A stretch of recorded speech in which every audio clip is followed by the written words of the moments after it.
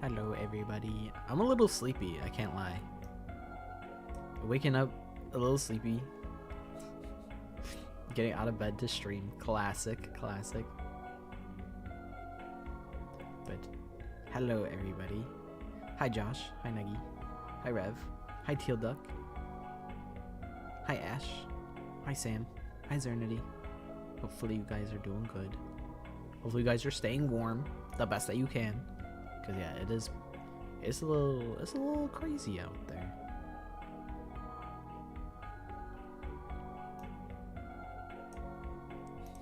To be fair, I wasn't talking for a while. It was just BGM for a while.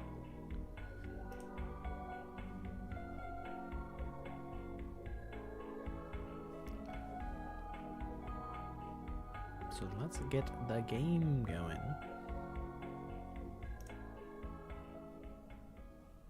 Probably too big. I was doing some recording. I was working on the next video. I finally am like being a productive human being again.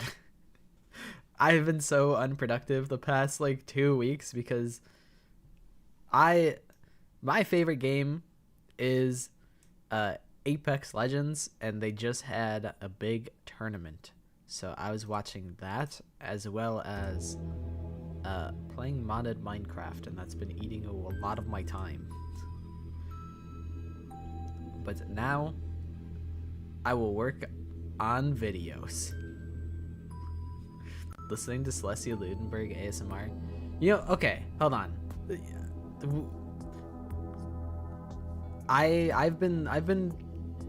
We've been talking about what if for Valentine's Day I do ASMR. Would it be a bad idea to do like Nagito ASMR? I feel like that's a bad idea, because like what if people start hitting me up like, do the Nagito voice, and I'd be like, I don't want to do the Nagito voice. It was just a one-time thing. So I'm like, is that a bad idea? It might be a bad idea.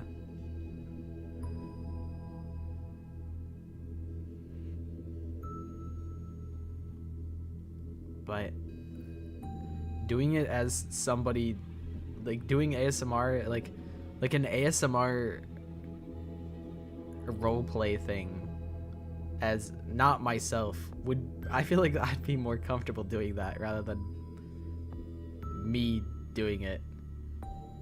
Like role playing as somebody else would probably make it easier, but also like I feel like I'd be stirring a bee's nest by doing Nagito ASMR.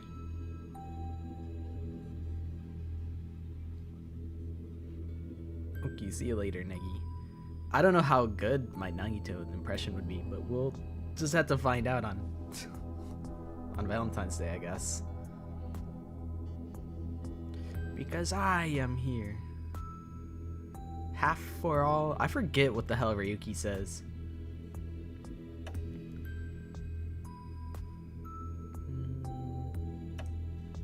Full screen in this joint.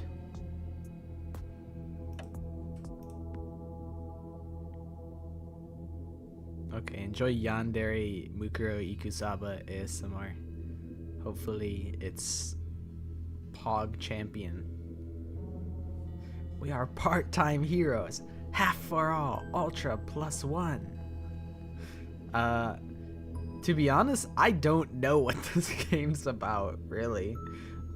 From what I've gathered, you're stuck in a location, I don't know what location specifically, with 2 to 3 anime girls, and there's a bunch of different endings.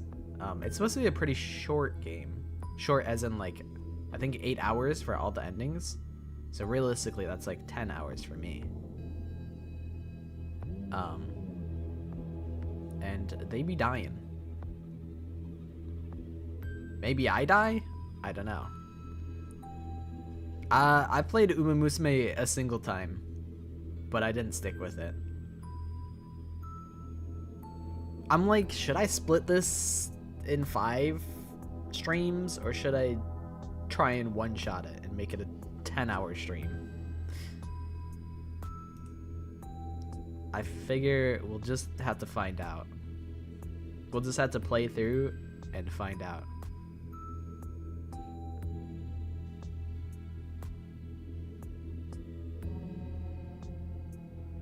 I know there's a whole bunch of different endings. That's what I'm saying. I'm like, I tend to get sidetracked pretty easily, so there's a good chance that this is either a long stream or 2 streams type of deal. But how about we find out what this game's about?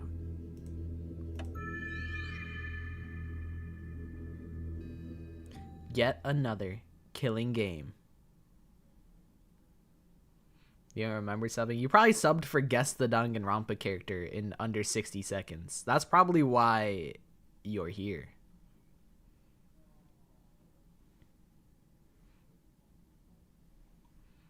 I do Danganronpa videos usually. Hi Dovermo, is that how you say your name? You're from the Greedra chat. How you doing? 1 hour, 1 12-hour stream was enough. I mean, it could happen again. It can always happen again.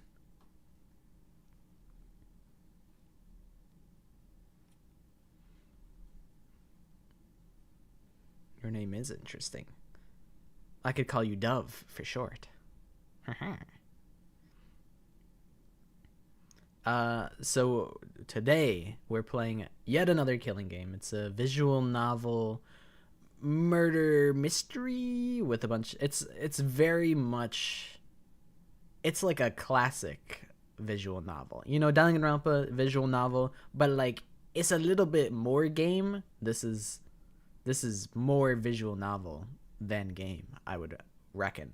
I mean, I'm going in pretty blind, so I don't really know exactly what's in store for us. But apparently this game contains mild language, suggestive themes, full-screen visual effects, disturbing sounds, blood, violent imagery, and textual descriptions of extreme violence, murder, and suicide. But it is a work of fiction, though, so any semblance to real-world events and people living or dead is entirely coincidental. Opinions expressed by the characters of this work are not necessarily shared by the author. The author, not a murderous psychopath, probably actually just a really nice person.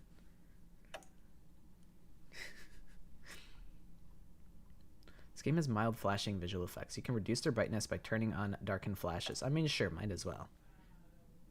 But I suppose if you have epilepsy or are affected by flashing lights, this might be your warning to dip on out of here. This is probably not a good stream for you to be at. I am the Guess the Danganronpa character in under 60 seconds guy. That is me. That's my whole shtick. After all that's happened, it comes down to this, after all. I think I missed a single crumb of dialogue. All I have to do is make one final choice. Choose who to kill. The red one or the blue one? Like right now, this seems kind of sudden. And like also artificial. Wait, what if I let the timer run out? We're absolutely letting the timer run out. I can't do it. I can't choose.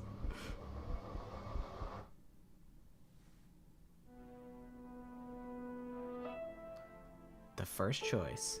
Part 1. Welcome to Killing Game.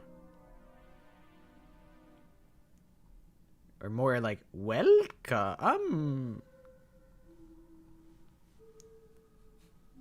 The blue pill or the red pill? Which will you choose?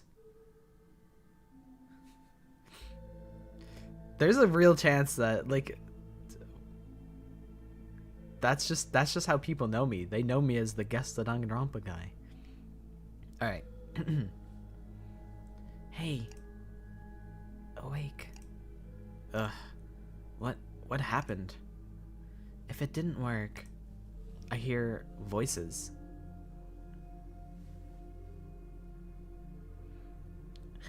Yeah. Oh, she's waking up. Wait, I'm woman?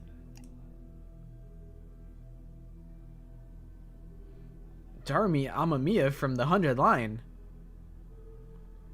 No, that's strange girl. Hey there, sleepyhead. Rise and shine. Ugh, my head. Where am I? Hatsune Miku? Oh my god, we're in the Shin Deathbearer estate. It's an old haunted manor.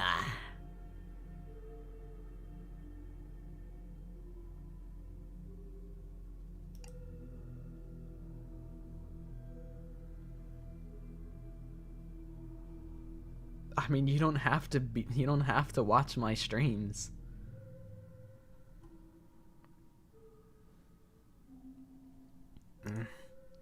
Who are you? My streams are like 4 to like 6 hours long. They're long johns, yeah. I don't usually stream for such short amount of times. Because I'm usually just playing through like a visual novel game. Who are you? I suppose we've never met before, huh? I need to figure out what voice I want to do for Red Lady. I've not played Eden's Garden, and I'm planning on saving myself until Eden's Garden is complete. But I might change my mind on that. I've thought about just playing through it. Deepest voice you can think of? Hold on, I gotta like warm it up. I gotta like try it. Hold on.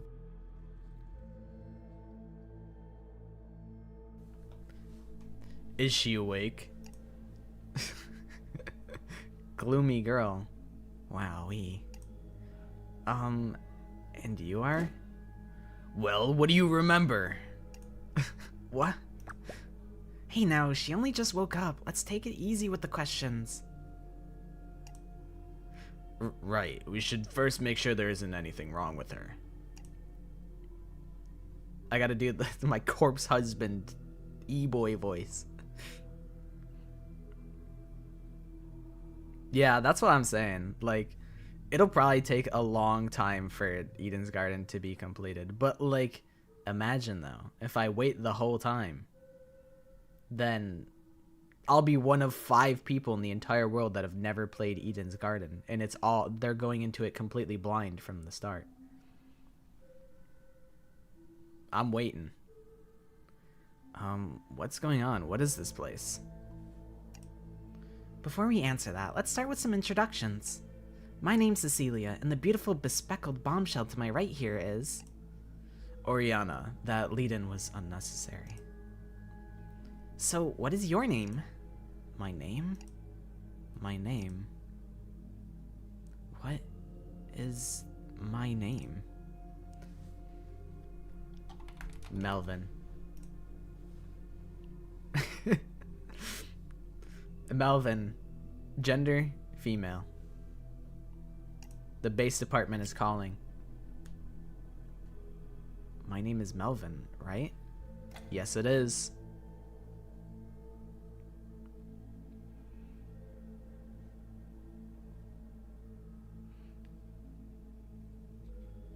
I've heard people say that, like, Tetro, what is it?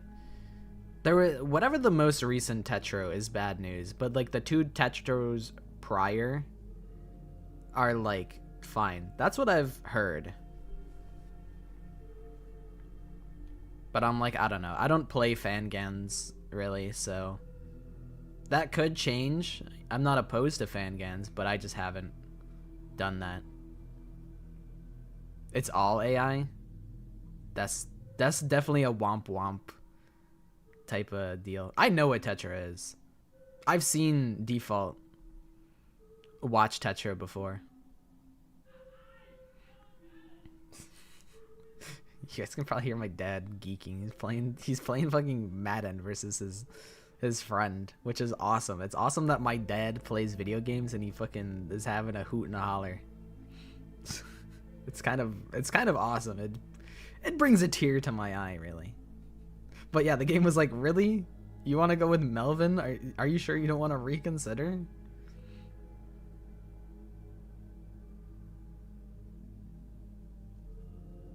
Oh, Jikarumpa is completed? I have seen that Star has been playing it. I haven't watched any playthroughs of it, but that is good to know. Might be on my radar. But I do think I am starting my Danganronpa replay through soon. The original games, full spoilers, just letting spoilers rip left and right.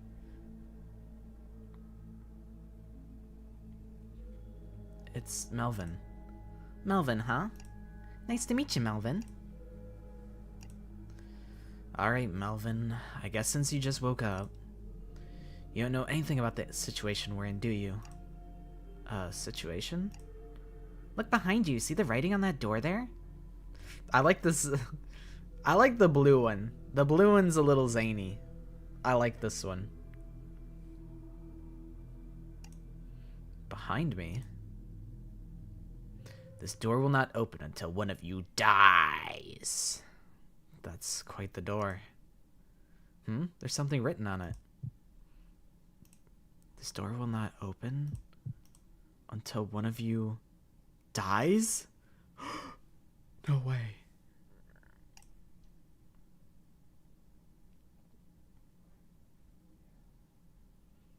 What? What is this? Are we trapped in here? Good to see you got the right idea. How can you laugh at something like this? Ignore her. Ever since she woke up, she's been all giddy like that. Ever since? So both of you woke up here without any explanation too? Pretty much. Spooky, isn't it? The most unsettling part is neither of us have any memory of being kidnapped or brought here. It's the strangest thing, right? Almost like we were spirited away. Come to think of it, I don't recall how I fell asleep in the first place. I think, like, if we're going mainline Dangan games, the first game is my favorite. Just because I think it sets itself up really, like, well. And the twists that the prior games use to jump off of are all, like, established in the first game, and I respect how they fleshed it out. I think the first game stands pretty tall on its own, and also I think as far as, like, creepy aesthetic goes, the first game is the strongest, and also I think the first execution is the best in the entire series. I think that one is the best execution of them all. I think Chapter 1, Dangan 1, is the best execution. Because they're all just right there watching it. Like, that's, like, so fucked up. I think Hope's Peak Academy, despite being a school for, like, super talented individuals, they make it look really creepy and hostile, and, like, it's not a fun place to actually be in, which is, like, the point. Whereas, like, Dangan 2, I mean, the setting makes sense, right? But it kind of takes a little bit of that edge off by being so bright and the soundtrack is so cheery. Like, I think the second game, you know, it makes sense, and I don't have any problems with the setting. I just like how suffocating the first game is, considering it really complements the theme of them being locked in Hope's Peak Academy. Like, they are trapped, and you feel trapped and uncomfortable to be in Hope Speak Academy. Big fan of Trigger Happy Havoc.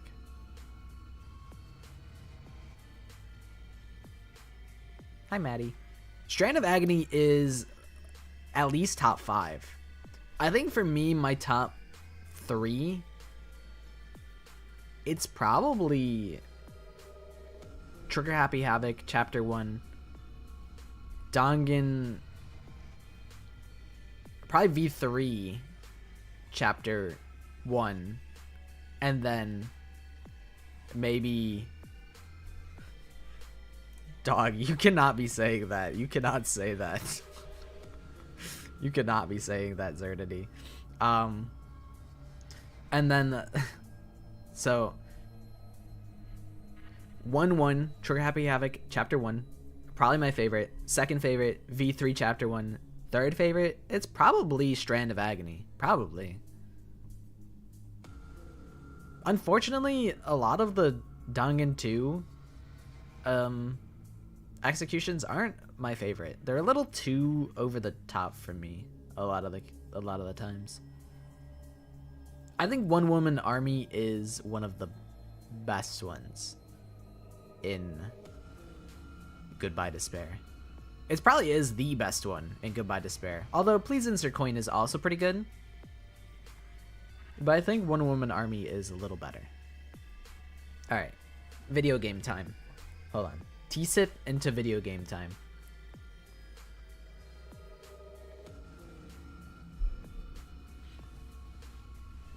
Come to think of it, I don't recall how I fell asleep in the first place.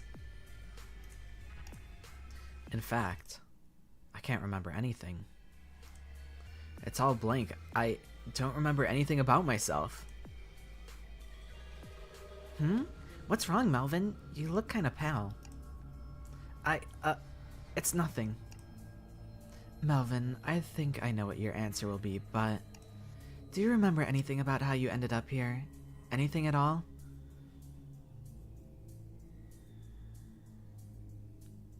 What if we just go, like...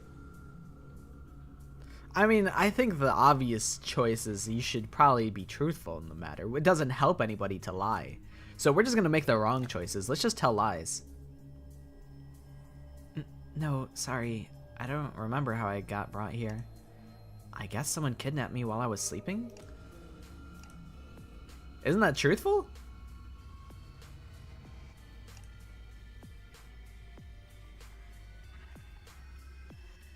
Well, that's unfortunate. I guess none of us have any clues as to how we ended up here. Melvin in all lowercase.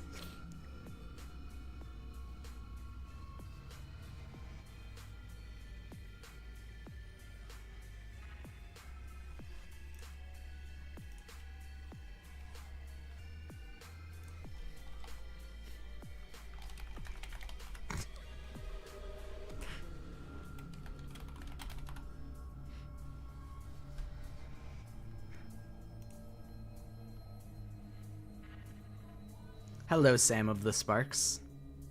How's it hanging? I also don't think I said... Maybe I said hi to Maddie. And I don't know if I said hi to Fanta. Hi, Fanta. I don't think I said hi to Casey. But I acknowledged Casey's existence earlier. The culprit responsible for trapping us here is a complete mystery. Good, I think they bought it. I feel bad, but it's probably safer if they don't know about my amnesia. Oh, that's what they lied about? Oh. Okay. I was like, aren't they just telling the truth?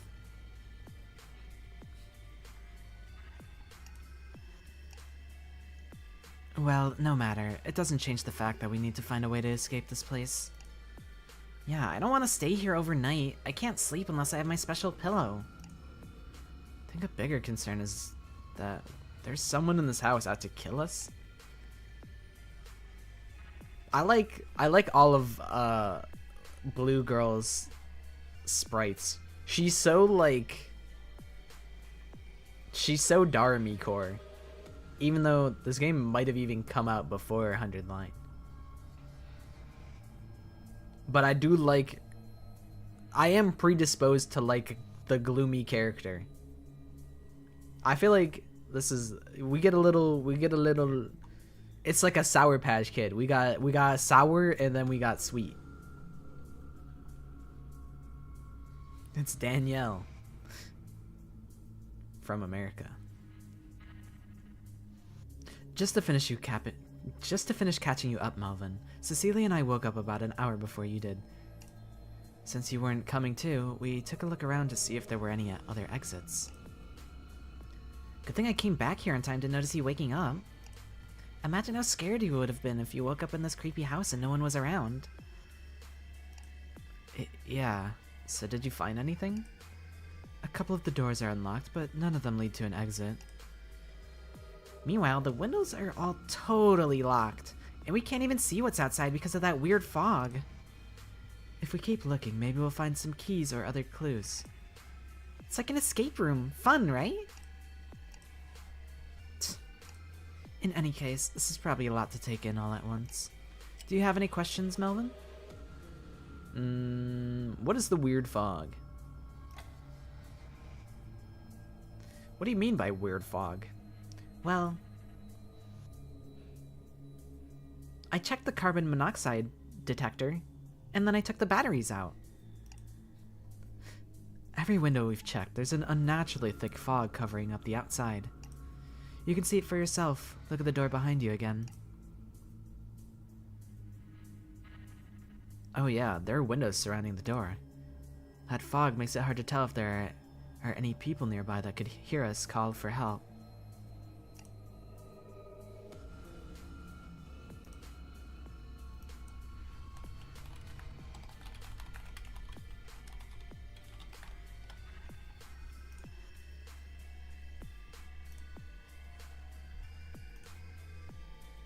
It's weirdly thick and bright. Why does it make me feel so uneasy?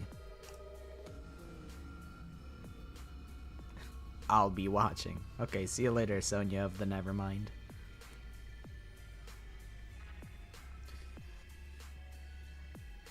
What's really strange is that the fog makes it hard to tell if it's day or night. At least we have the clock here by the door, even if it doesn't say if it's AM or PM.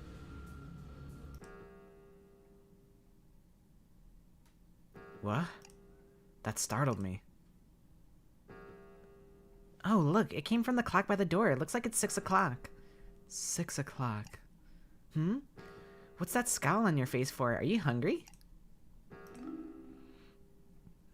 How much time do you think we have? How much? What do you mean?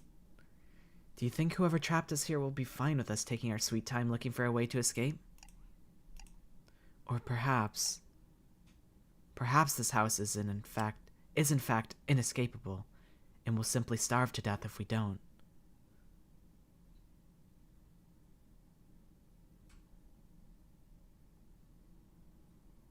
There was a gas leak? I remember one time when I was in school, there was a fucking one of like the sewer pipes like broke or something, and the whole house or the whole school smelled like absolute, like it just smelled like shit. And my fucking social studies teacher hit the greatest goddamn ever on, like, you know, you guys know home ec where they teach you how to sew, they teach you how to like cook. So my social studies teacher was like, "Oh, it smells like Miss Johnson's cooking." And I was like, "Damn, he really just said that to one of the other teachers, like just as a joke. It wasn't even like for any of the students. He just said the joke for the love of the game." And I'm like, I got some respect for you, because everyone thought that the home ec teacher was really mean, and she was really mean. She caught me lying on.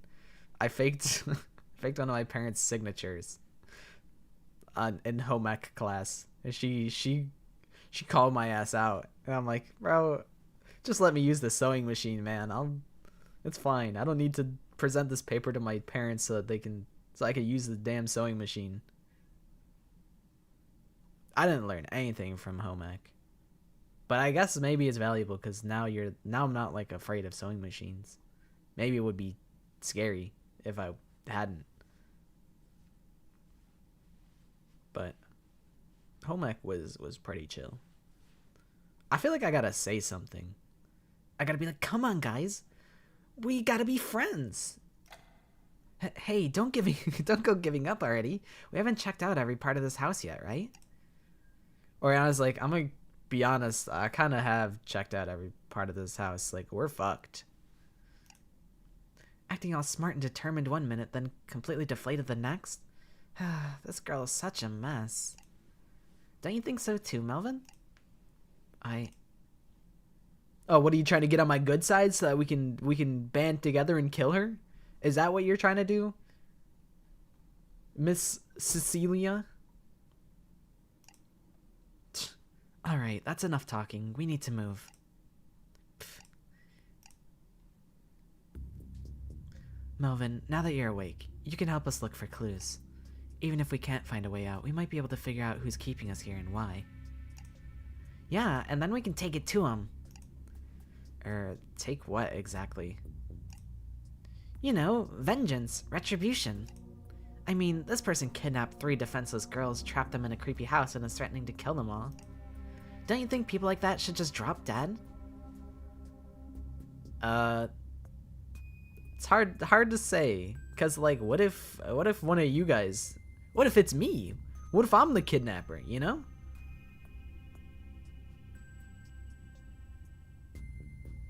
Hi, friend. Yeah, we're doing a little new, a little one time, a little new stimulus. You know, Cecilia, it's a little hard to say. Maybe we shouldn't kill them to death with hammers. Maybe that's a little extreme. You know, we are in a pretty extreme situation, but I mean, death might be a little harsh. You know, it's also like my birthday, so like I shouldn't die, because like you shouldn't kill me, because like that'd be a really bad birthday gift, I think. We can just turn them into the authorities, right? She's like, what? Absolutely not. What do you mean? So that's your answer, huh?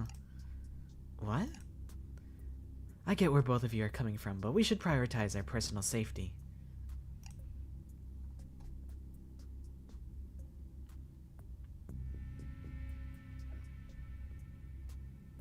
Catholic wasn't at school, is that a neighborhood?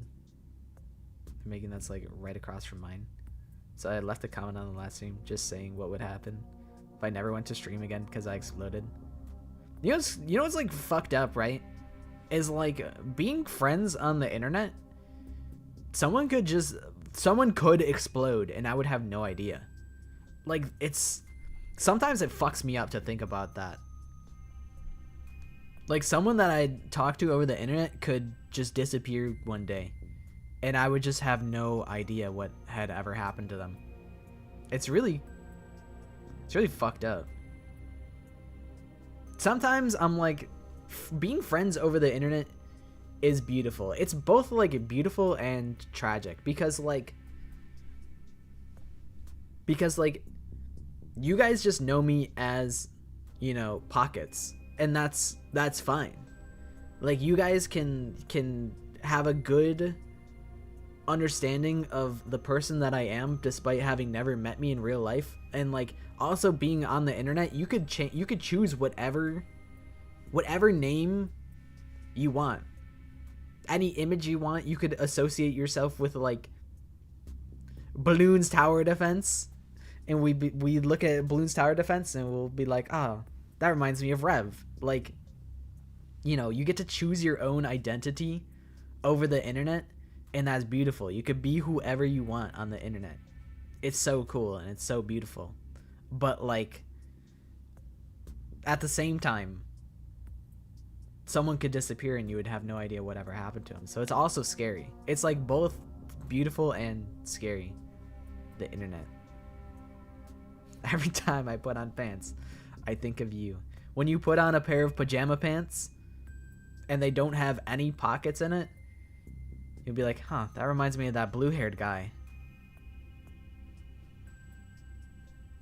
Being friends with everyone is definitely not easy. I feel like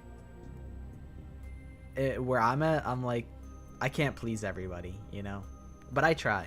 I try to do my best. Yeah, me and Teal Duck, we know each other IRL now.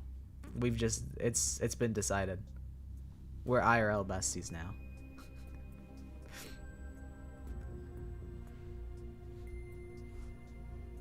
I take a little sip of tea. If I'm canonically female in this game, I feel like I should also be canonically female in model. I feel like that just makes sense, does it not?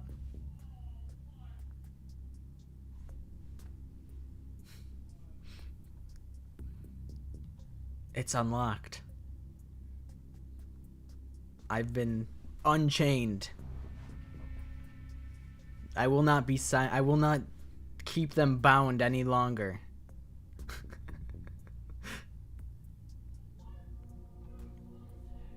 Melvin, if you run into anyone suspicious, run away immediately. Right. Cecilia, that goes for you too. Yeah. Again, we're focusing on collecting information. Let's split up and investigate every room in this house thoroughly. I was in the middle of checking out the kitchen, so I guess I'll go back there. Melvin, come join me if you get lonely.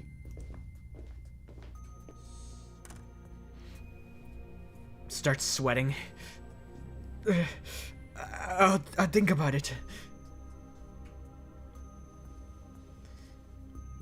In that case, I'll continue investigating the rooms upstairs. Based on what I've found so far, this seems to be an ordinary house, but I wonder if this place holds some dark secret.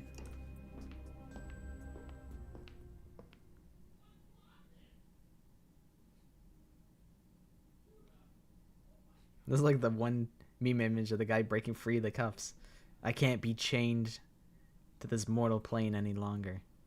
And just like that, they're both gone. I still have so many questions, though.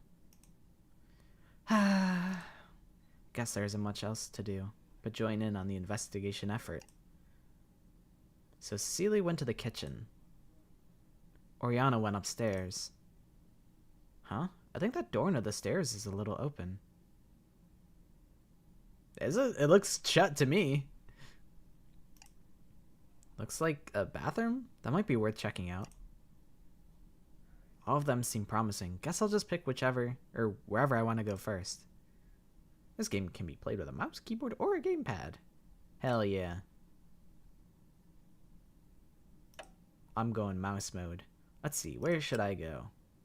I feel like I gotta investigate the bathroom.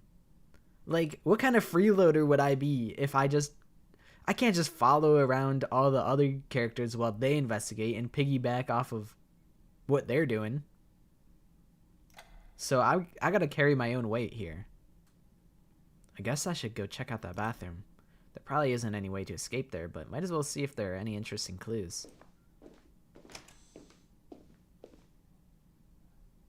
Oh no, we're out of toilet paper. It's so over. Oh god, no. It's smaller than I thought. Guess this is supposed to be a guest bathroom. There isn't much besides a sink and a toilet, but if I look carefully, I might find something interesting. Alright, investigation time. Move the cursor to find clues. The bathroom with. What clues can you discover in this tiny bathroom? Maybe some can only be found while you're alone. What's in the garbage?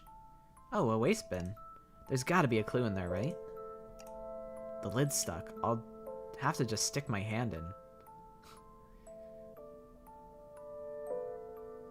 What is this? Fucking saw trap? Alright, I'm going in. Alright, let's see. A wadded up tissue. Looks about right. Oh. An empty roll of toilet paper. So inconsiderate leaving it like this. Well, it's not like there's anything I can do about this. I don't see any replacement rolls in here. Good thing I don't feel any urge to go right now. The winder.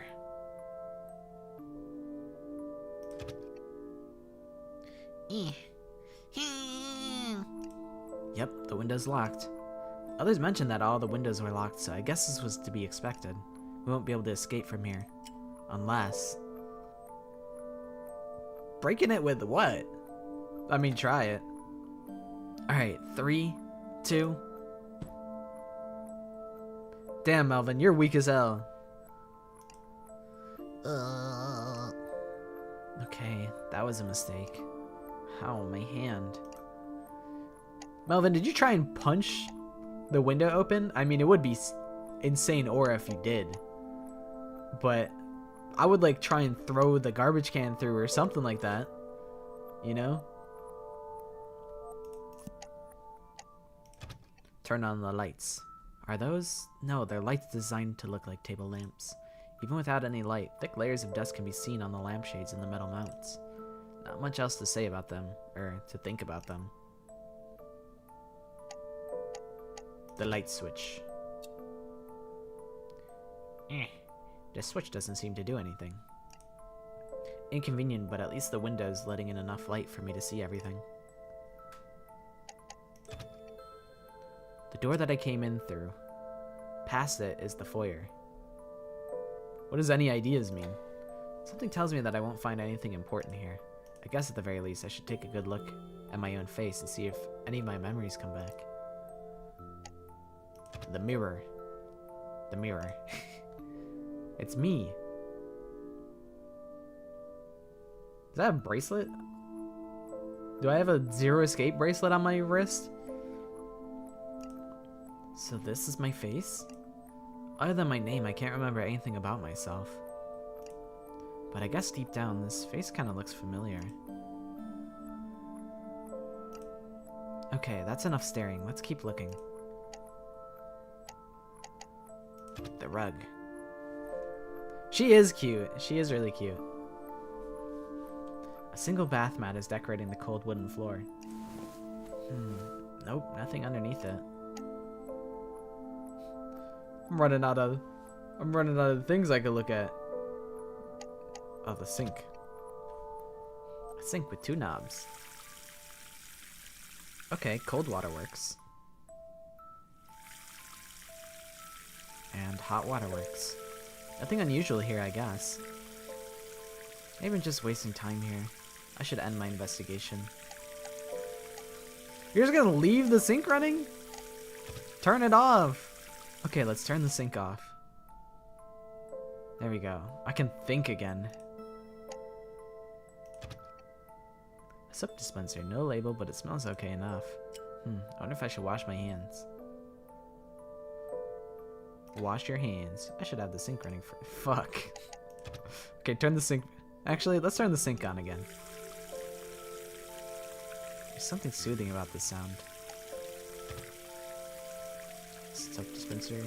Okay, wash your hands. Nice.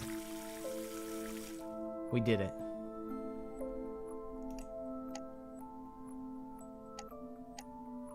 And now we gotta dry our hands naturally. Typical bathroom towel for drying hands. It's a little damp. Guess someone used it very recently. Not much else I can learn from this. So you're telling me somebody else... I'm gonna touch the toilets, I'm gonna touch the handle and flush the toilet after I just wash my hands. We're doing this so out of order. No problems with the toilet. Do I need to go? No. Thought of doing that right now feels wrong somehow. Okay, we checked everything. Hogging the bathroom, hell yeah. Should I wrap up my investigation here? Yeah. It's a small bathroom, so I guess that's all the clues I'm gonna be getting. Nothing useful came out of this. Well, can't say I didn't try. Alright, let's get out of... Whoa! Oh, I think I tripped over something. What was...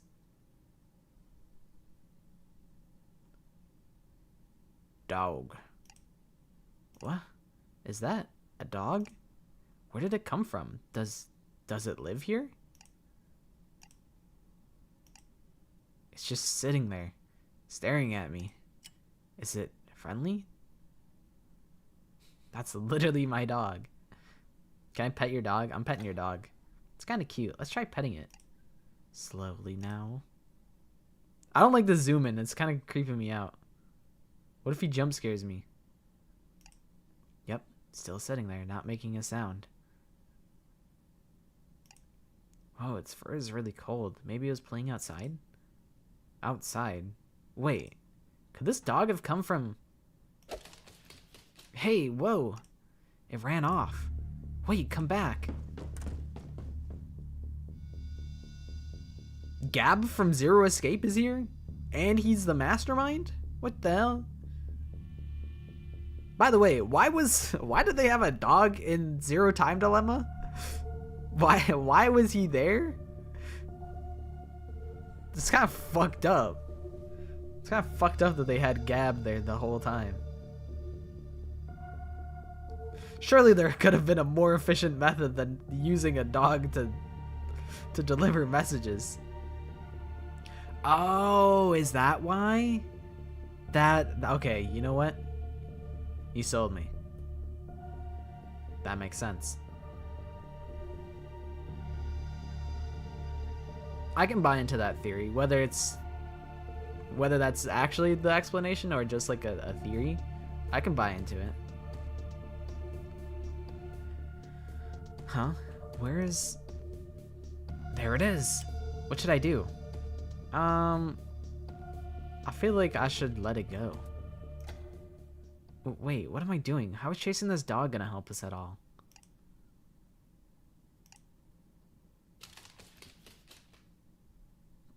And there it goes, gone without a trace.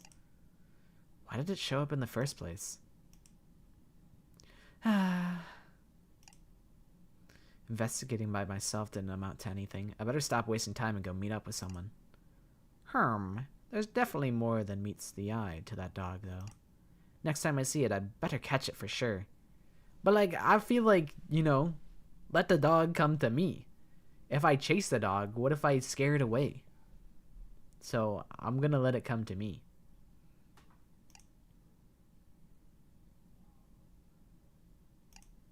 Guess I should investigate somewhere else now. Let's see, where should I go? I'd go upstairs. There's probably lots to check out upstairs. I should go give Oriana a hand with investigating all of that.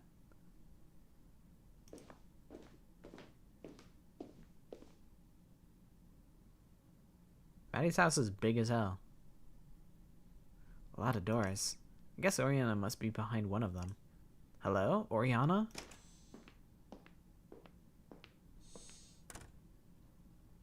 Oh, Melvin, what brings you here? I thought that you could use some help going through all these rooms. Is that so? Thank you. I already gave every room a quick glance, but I couldn't find anything that could help us escape. However, I think it's still worth examining each room carefully for any clues on the demon. Demon? The person responsible for trapping us here in the first place. Oh, the kidnapper, our culprit, the mastermind. I guess demon is now another label? Writing that horrible condition on the door to trick us into killing each other. Only a deranged psychopathic monster would do something like that. I have a bad feeling that it's me. That I'm the bad guy. That's my gut feeling.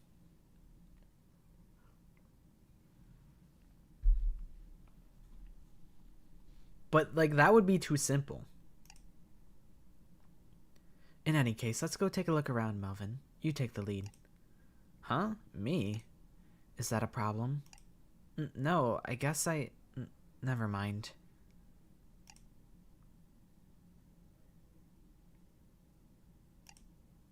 Is she testing me or something? Check out each room in the second floor with Oriana. Some rooms may have more clues than others.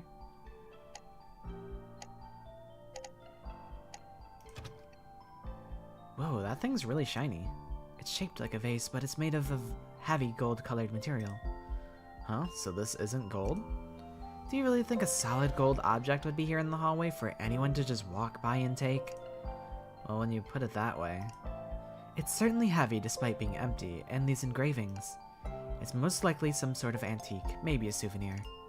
Wow, you really know your stuff.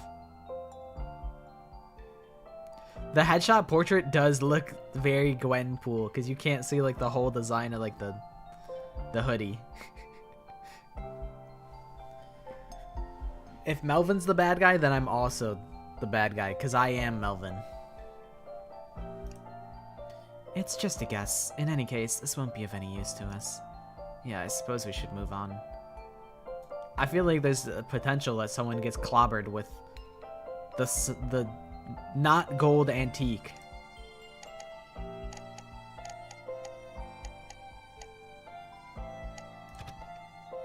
There's one painting on this wall. A field of flowers.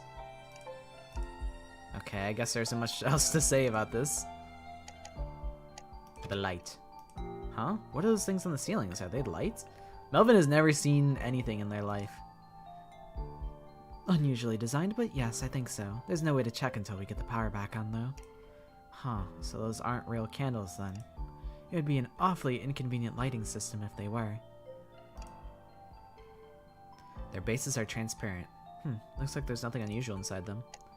Alright, I'm going in. What was in that room? The one you came out of when I arrived? It's a bathroom. I finished checking every square inch of it just before you came up. It's completely barren of any supplies besides a couple of towels. My guess is that no one really uses it. No one, huh? The sink and toilet are functional, but the shower in there is not. There must be some faulty piping that the owner of this house never got around to fix. Even more reason to believe that no one really uses that bathroom then. What's that middle room, between the other doors on this side? You might as well go and see for yourself. Okay. It was like a little kid's room. I like the fox plush, I think this is. It's like a child's bedroom. This was the first room I investigated up here. I thought I might be able to find some clues about the culprit. In a little kid's bedroom? Anyways, I investigated this room thoroughly, and there's nothing out of the ordinary. If you don't believe me, you can take a look around by yourself. She's weirdly on edge. I mean, I'll investigate here. Okay, I'll take a look around here. Fine. I'll be waiting outside. I don't think she's happy about that, but like... It's not that I doubt you, it's like, you know... We should probably just, you know, give it a second look over.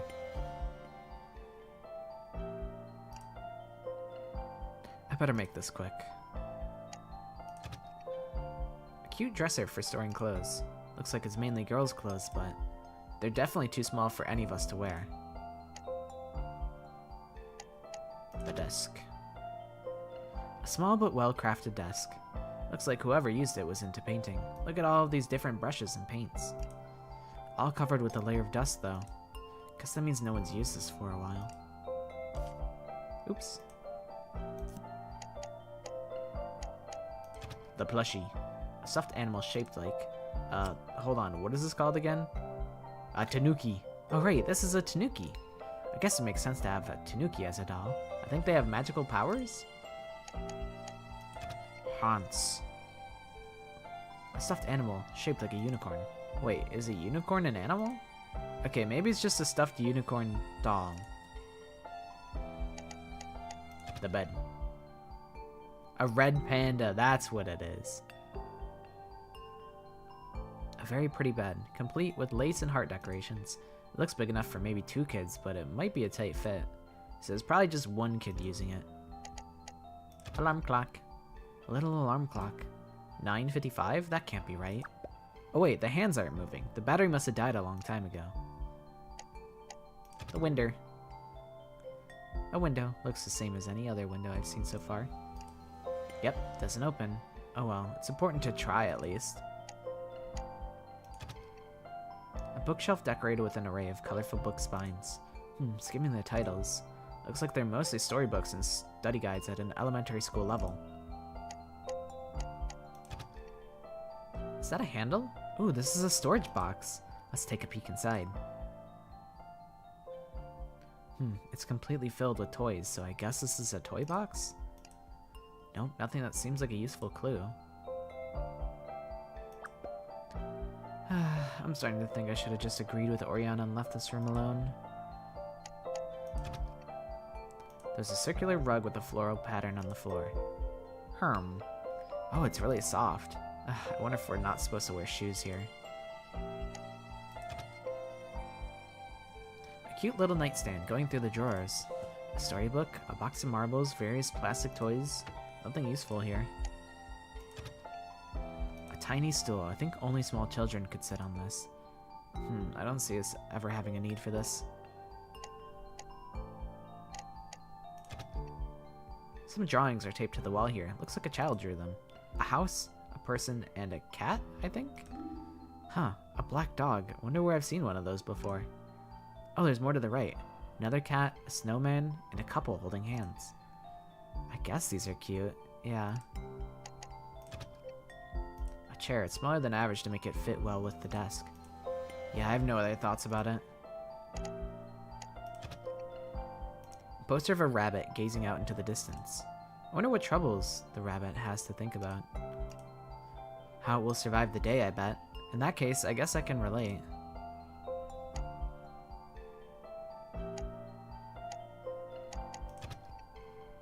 There's some plastic star decorations hanging along the wall. Considering the dust on them, I guess they're not intended for any particular holiday or event.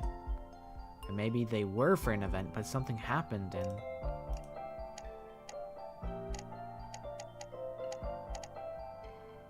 Okay, let's get out of here. Probably. Let me just double check. I feel like I've checked everything. Literally everything. Oh, lamp. Pretty table lamp. No electricity. Okay. Red panda. Wait. Oh, right. This is a red panda. Can't believe that slipped my mind. Glad it... Actually, how did I suddenly remember its name?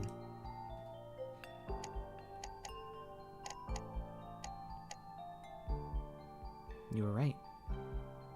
It was. It was, in fact, a red panda. For some reason, I thought it was like a fox.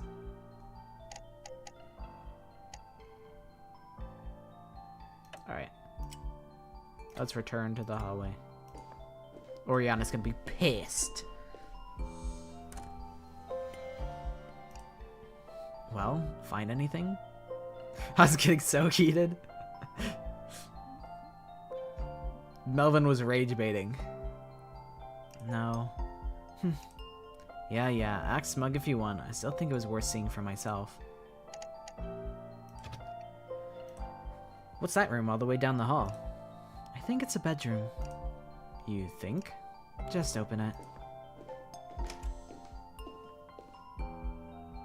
I see. What? It's basically empty. Yes, not a thing in here but a single bed. Just the frame and mattress, at that. It really is just this one barren bed.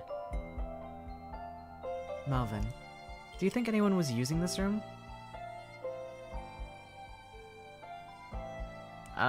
Let's just be wrong. Yeah, someone was living here. I mean, there's a bed there, so I'm guessing someone was using this room purely for sleeping. On just this, without any pillows or covers? Maybe those got moved to another room? Are you just making guesses?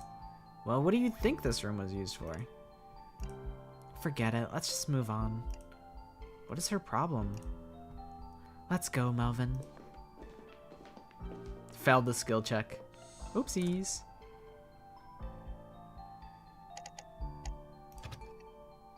A console table with what looks like a handle for a drawer. Nothing inside, huh? It shouldn't be a surprise that there are no worthwhile clues or tools in a hallway, Melvin. Guess not. Maybe I should be pulling on some doorknobs instead. What's this room here? There's only one door on this whole wall. It seems to be a master bedroom. I haven't given this one a good look yet. A master bedroom, so the owner of the house probably uses it. We may as well investigate it together, Melvin. Come on, I'm right behind you.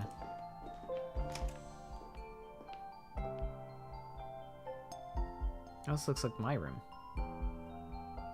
Just kidding. Yep, this is definitely a master bedroom. Really has that master feeling. It's tighter than I would have expected. We might have some trouble finding good clues here. Still, it's worth a shot. Let's look around.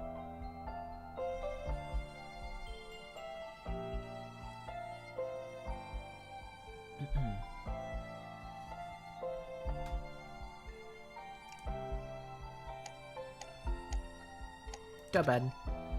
A large bed. Looks like it hasn't been used in a while. Gotta jump on it. Whoop. A bounce, a bounce, a bounce. Okay. That might have been a mistake. Are you a child? Can't you see all the dust on that bed?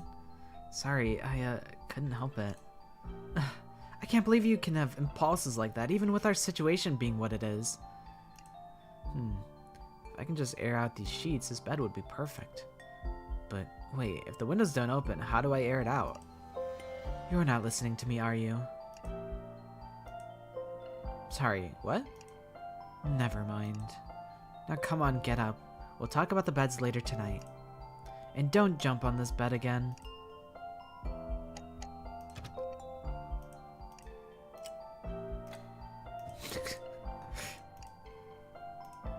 A mistake you already made earlier. What did I say about jumping on the bed? Do it? Don't do it.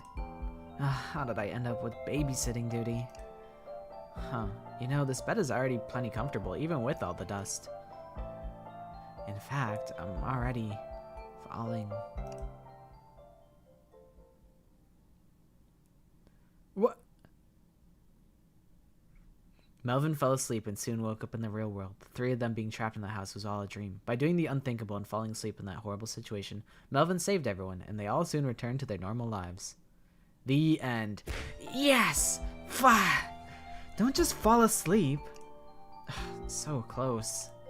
You're not going to accomplish anything by sleeping, Melvin. Come on, keep moving. I really thought I got a secret dumbass ending by accident. Well, almost. That's a wardrobe, right? For storing clothes? It appears so, yes. We should search it for clues. Alright, hang on. Clothes, and... Yep, more clothes. Seems like these are all men's clothes. Too big for any of us to use. Men's clothes. So does this mean our culprit is a man? It's too soon to say. All we know is that a man was living in this room. There's also a bedroom across the hall that looks like it belongs to a young girl. And of course, it's possible the culprit isn't someone who lived in this house, which might make this investigation pointless. Wait, back up. You think our culprit could actually be a little girl? It's not completely out of the question. I agree. I suppose it wouldn't be the strangest thing. But considering the three of us were kidnapped and brought here, I doubt a little girl could have done that alone. You think there might have been an accomplice? Yeah, if there's more than one person involved, a lot of this makes sense. Why was this ordinary house turned into the setting of some crazy escape game with our lives on the line? Huh? What's wrong? Nothing. It's just... I'm glad you're thinking hard about this, Melvin. Should I be happy to hear that? Window. The fog is so thick, it's like these aren't even windows, but just panes of glass painted white. Is anyone even outside? Hello? Is anyone out there? I've already tried that, Melvin. I don't think there's anyone nearby who can hear us. Just what is this place? A large dresser. Let's take a look through the drawers. And inside the top drawer is... drawers. Okay, I'm not proud of that one. But in all seriousness, it's mostly undershirts and undershorts in here. White and gray ones. And the other drawers? The others? Huh? They're both empty. Empty. Strange. So less than half of this drawer is in use.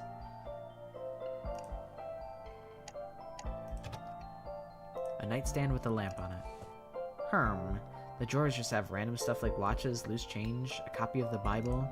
Oh look, there's a pair of reading glasses in here. Why are those glasses not stored inside a case? Anything in that drawer could break them. Don't ask me.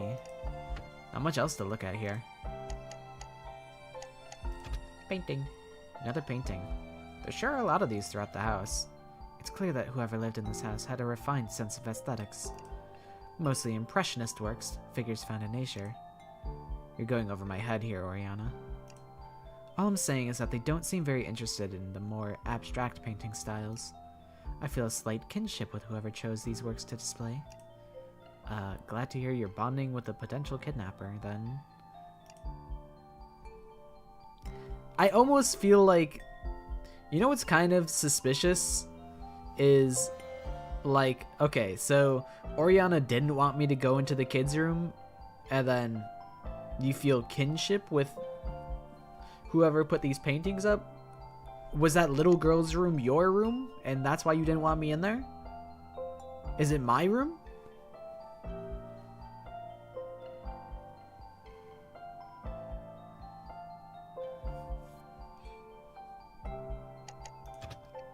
Lamp.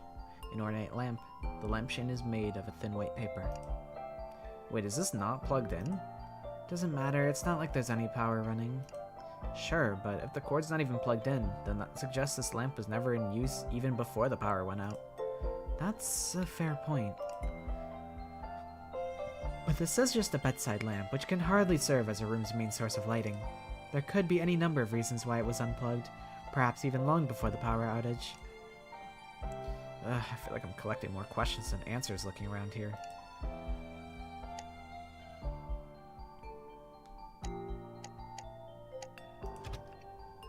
Oh, I thought there was a vase here, but looks like it's actually a vase-shaped figurine.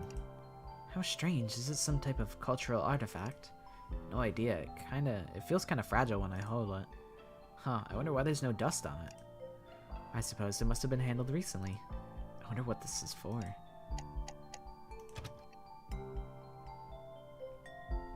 A 30 stream streak. That's like a month of streams. That's big.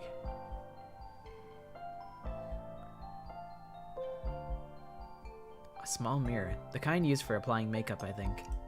Can't really see my reflection in this. The glass is really cloudy. It must be quite the historical artifact to get this bad. Huh, but there's also makeup stuff on the dresser. Doesn't that mean someone was using this mirror? Actually, considering the products here, it's not a very comprehensive set. I have a feeling this is an assortment of makeup lost or left behind. You say it so ominously. Come to think of it, we said earlier that a man must have been using this room, right? Are those products meant for men? They're certainly not branded for men, but of course that doesn't mean men can't use them. But again, since these are pretty random, I don't think even a man would seriously have this be his whole makeup kit. I wonder what the story is behind all these cosmetics. Gotta check the rug, gotta check for secret trapdoors. A simple green rug is keeping the bed or other furniture off the hardwood floor. Maybe there's something under the rug? Not a bad theory, let's take a look.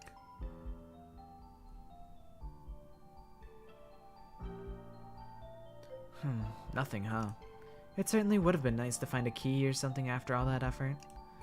Yeah, oh well, nothing ventured, nothing gained. Another door in this room? Considering this is a master bedroom, that door likely leads into a private bathroom. Let's go check it out. Bougie, huh? Bingo, it's a bathroom. Oh, there's a shower in here. I'll go see if it works. Overall, it's pretty clean. I wonder if the culprit was in here recently? Not a lot to look at here, so let's just give it a quick glance. Oh my god, there's no toilet paper here either? This kidnapper is truly, truly evil. Made hot chocolate but didn't read the instructions, so I put way too much water, so it's basically just warm water. The strat is, gotta go and you gotta do milk. Gotta do milk with the hot chocolate. It's so much better than hot water. I used to be hot chocolate drinker, But then I came around to milk. Oh, okay. That's fair. Milk is like, I don't know. I don't use milk for like anything, so I don't usually buy milk for myself. If I buy milk, it's like, I guess this was when I was living alone. I would buy almond milk because like it just lasts so much longer. And it's not like I put milk in my tea or like drink coffee or anything like that, or like even eat cereal with milk. So I would get almond milk. But the thing is, like, then it's like, okay, what do you want to make, mashed potatoes? What are you gonna put almond milk in it? Like, ew, disgusting. So it's like, it sucks to, I don't know. Milk is tough because it would always spoil for me. Water and milk for hot chocolate is probably not bad because you probably can like water down a little bit. Dude, Nekomaru would be pissed in this situation. Nekomaru, the D1 shitter, he'd be like, "What do you mean there's no toilet paper?"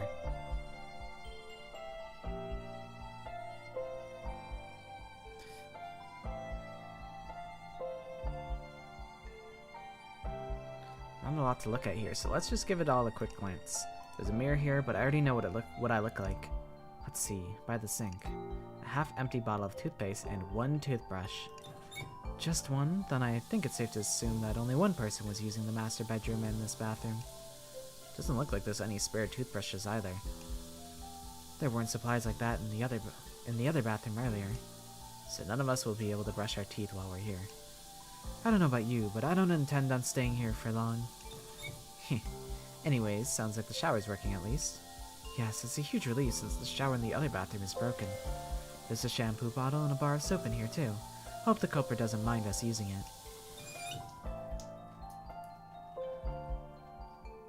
Guess nothing else looks particularly interesting. It makes sense that a bathroom wouldn't have anything useful for escaping this place. At least now we know that we could shower here. Alright, let's go outside now. She's like, alright, let's go. Go on, leave.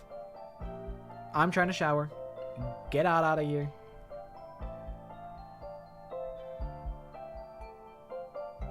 I don't know the last time I've had oat milk. But almond milk is kind of goated. Almond milk, like vanilla flavor, it's pretty good. Pretty yummy tasty.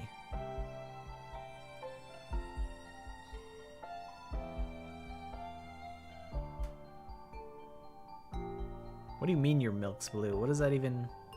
What are you talking about?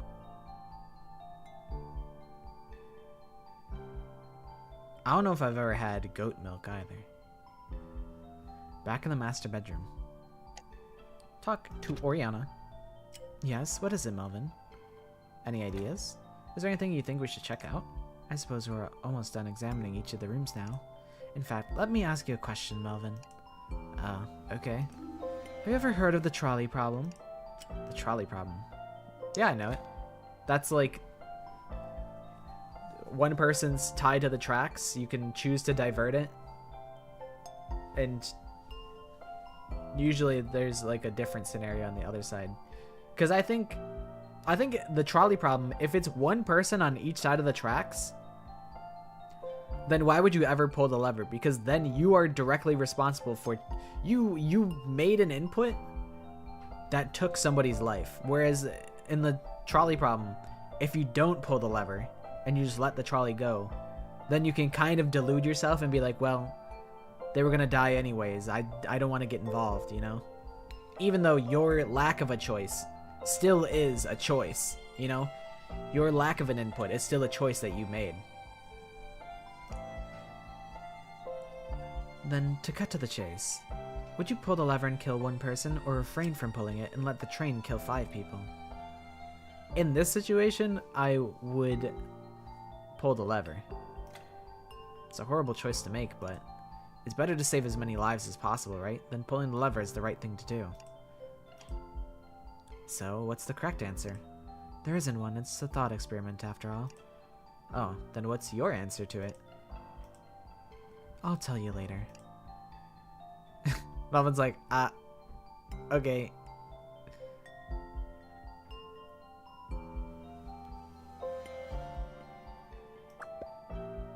That's not really fair. I feel like I've searched everything. I don't know what else I can search.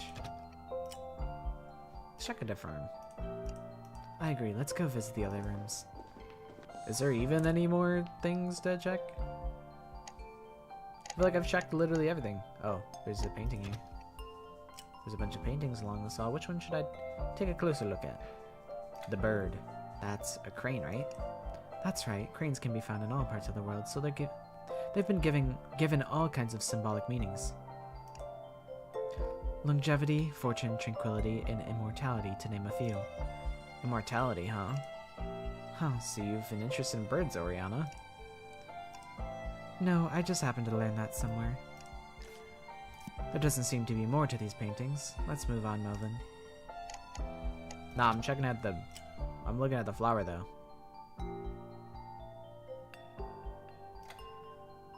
It's not composed of a ton of paint strokes, but that gives it a calming sleekness. The rest of the canvas being bare conveys a feeling of pure, untainted potential. Did you notice anything, Melvin? Yeah, just thinking about how I totally get art. I meant, did you notice anything that would be useful to our situation? No, I'm sorry. Please stop giving me that look. Yes, what is it, Melvin? Any ideas? Is there anything you think we should check out? I suppose we're almost done examining each of the rooms now. In fact, let me ask you a question. The trolley problem again?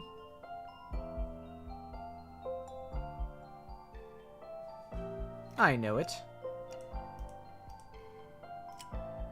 I don't have an answer. I don't know, I can't decide. This is a situation where you have to decide, Melvin. Why would a situation like that ever happen? Who tied up those people and left them on a train track in the first place? So what I'm hearing is, you can't make a decision until you know more about the specific circumstances. I guess so, yeah.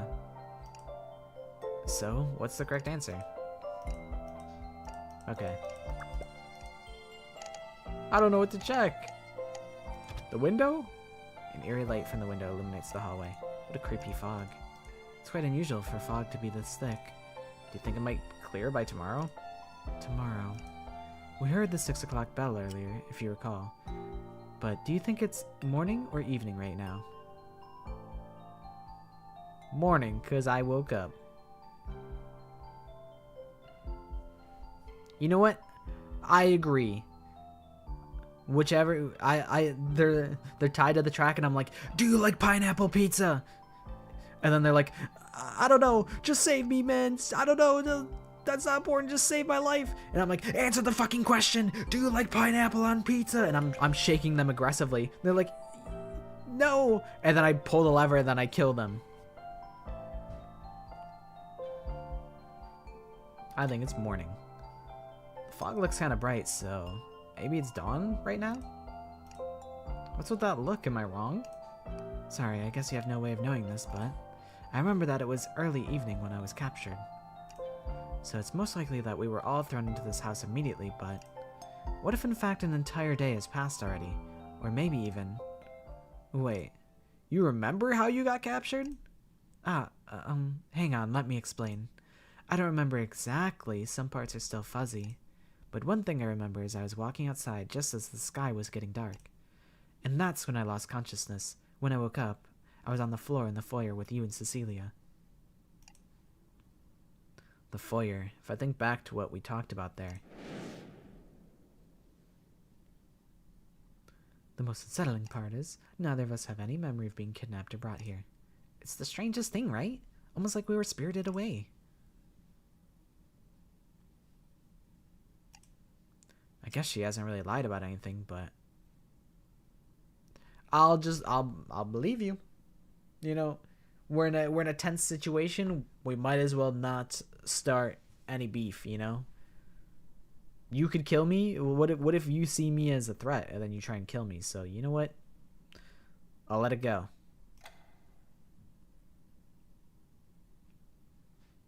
All right, let me know if you remembered anything else. Thank you, Melvin. Anyway, circling back, I wanted to say that since it's likely evening right now, we should turn in for the night later. You mean sleep here, in this house, that we're trapped in? I know it's not ideal, but if anyone's feeling drained, it's important to sleep at least a little bit.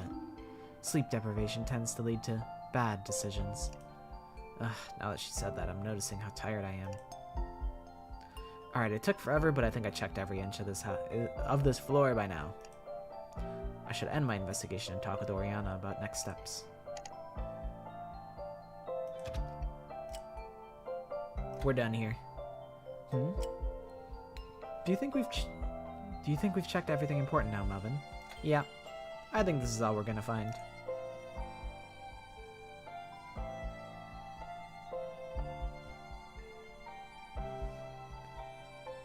I feel like when I was a kid, I preferred cheese and pepper, or just cheese on my pizza, but over time I've come to appreciate pepperoni.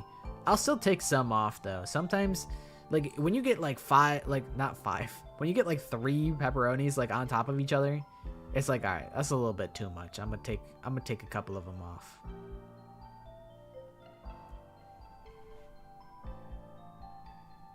We've checked out every room on this floor now, haven't we? Yes, it took some time, but at least now we have a few clues gathered. And one conclusion we can make for sure is that there were 2 people living in this house. The man in the master bedroom and the little girl in the bedroom across the hall. Oh wait, at the end of the hall, what's around the corner over there? Just a dead end. Come on, you should go take a look.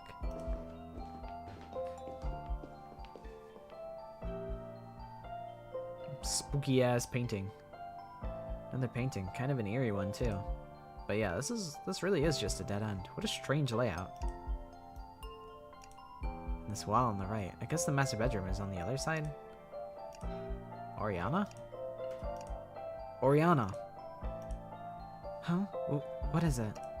You went all quiet and spaced out there. What's wrong? Oh, I'm sorry. I mean, it's nothing you need to apologize for. I was just thinking about the writing on that door downstairs. This door will not open until one of you dies. Yeah? Why was that the extent of the information?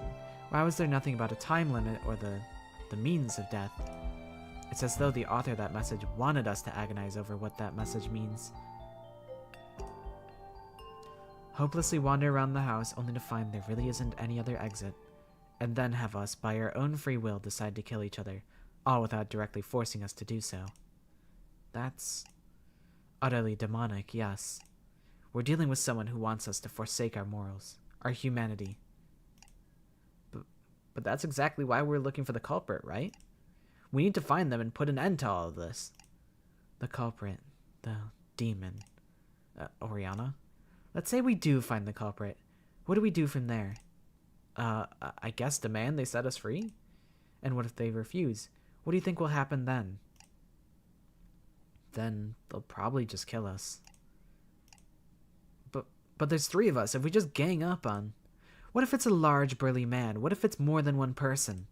Do you honestly think the 3 of us are going to be any good in a fight? Don't you get it, Melvin? There's no way out of this. One of us will have to die. Oriana, why were we brought here? What did we do to deserve this? Why can't they just kill us instead of making us turn on each other? Tell me something, Melvin. Are you thinking of killing someone? What? You don't know me or Cecilia. Why should it matter to you if one of us dies, right?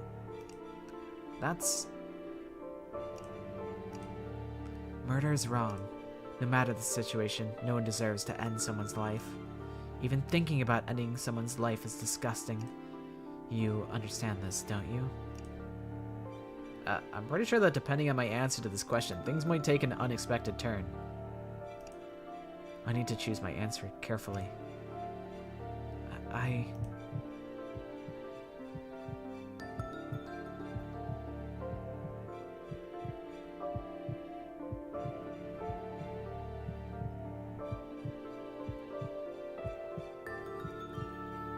I'm like, is she just gonna keep getting closer and is she gonna kill me or is she gonna stop at some point?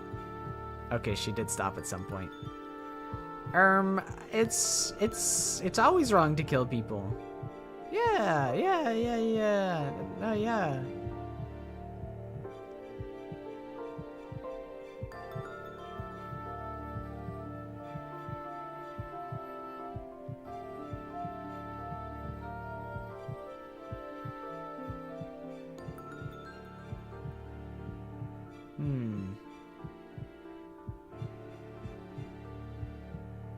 Yeah, we could take this to a poll. What is everyone else feeling here? This is also definitely a save angle. A sangle, if you would.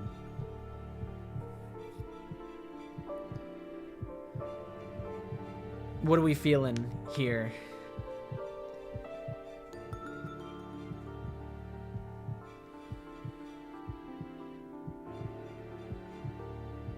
I feel like number 2 fits with the trolley problem answer I gave.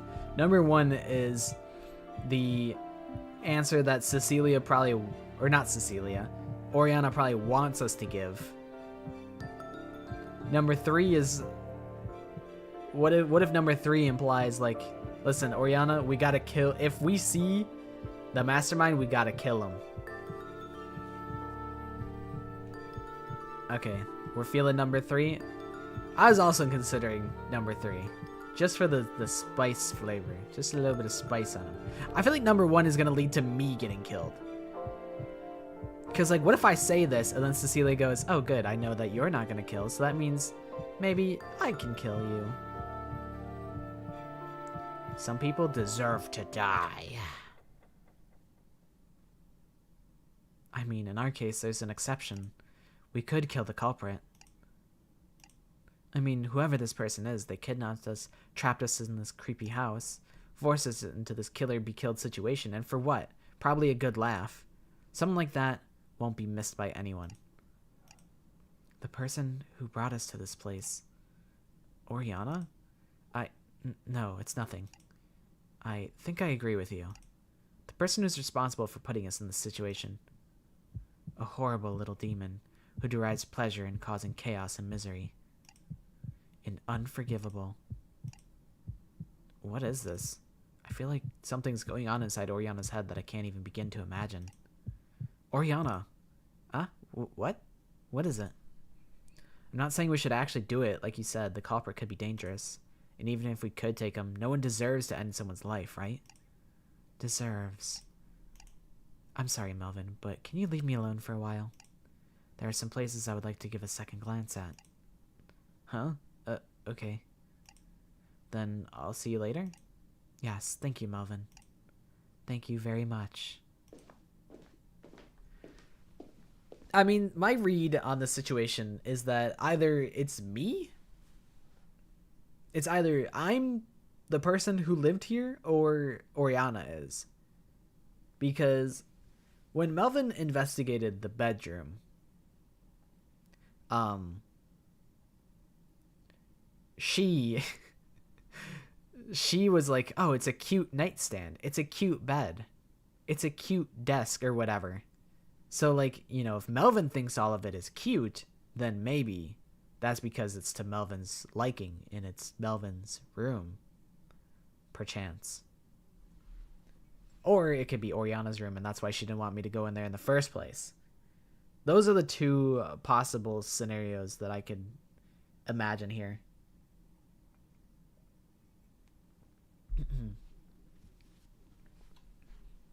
I might need a refill on tea because I'm talking so much.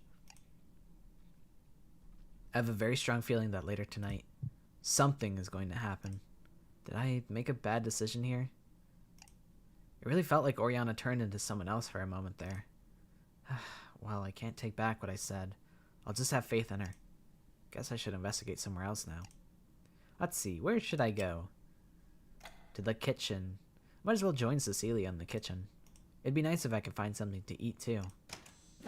Holy shit, Cecilia jump scare. Ah! Whoa. I almost ran right into her. Oh, Melvin, sorry, did I scare you? Fucking, yeah, you did. I'm fine. How about you? I knew it. Melvin, look at the clock. Huh? See? It's a little past 8. We heard a loud chime when it was 6 o'clock.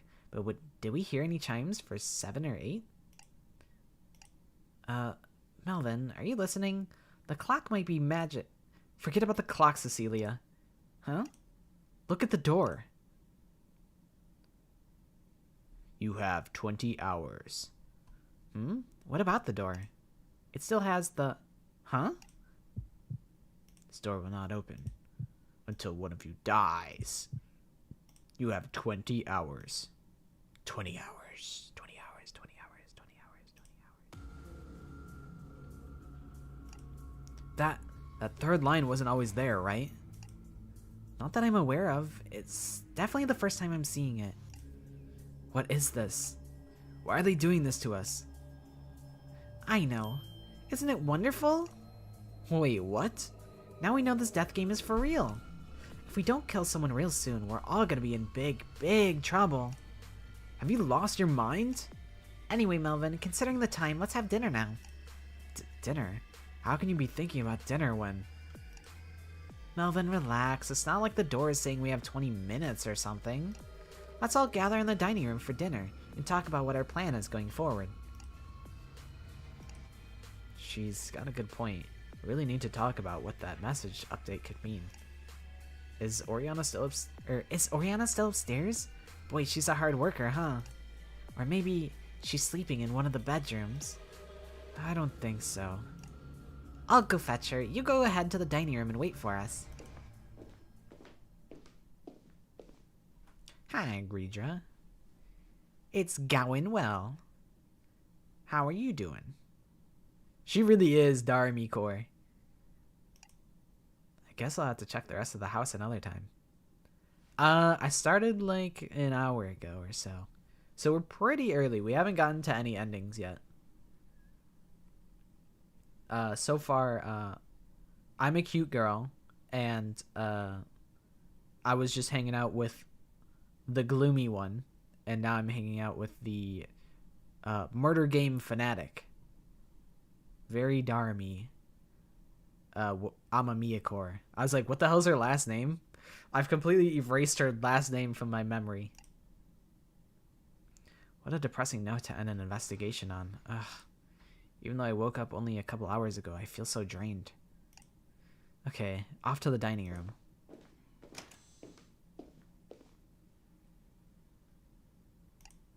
What is that? Something wooden got smashed out. A broken chair? What happened here? They probably tried to throw the chair at the window, which is smart. That's like a smart thing to do. Never mind this. Let's see what the food situation is. I guess the kitchen is further back? Oh, so this is what the kitchen looks like. There's cut up cans of food on the counter. Is that our dinner? Why does it look like they've been stabbed open? Melvin. What? Ah! Oriana, you surprised me. Right back at you. What do you think you're doing? I was just looking at the food. Huh? Where's Cecilia? I thought she was right behind me. I guess something upstairs must have caught her attention. Oh. Awkward. So I saw the door. Yeah. It wasn't you, right? Of course not. I figured as much. Then that means... Also, care to explain that broken pile of wood in the other room? Oh yeah, the broken chair? That was Cecilia's doing, wasn't it? I don't know, probably.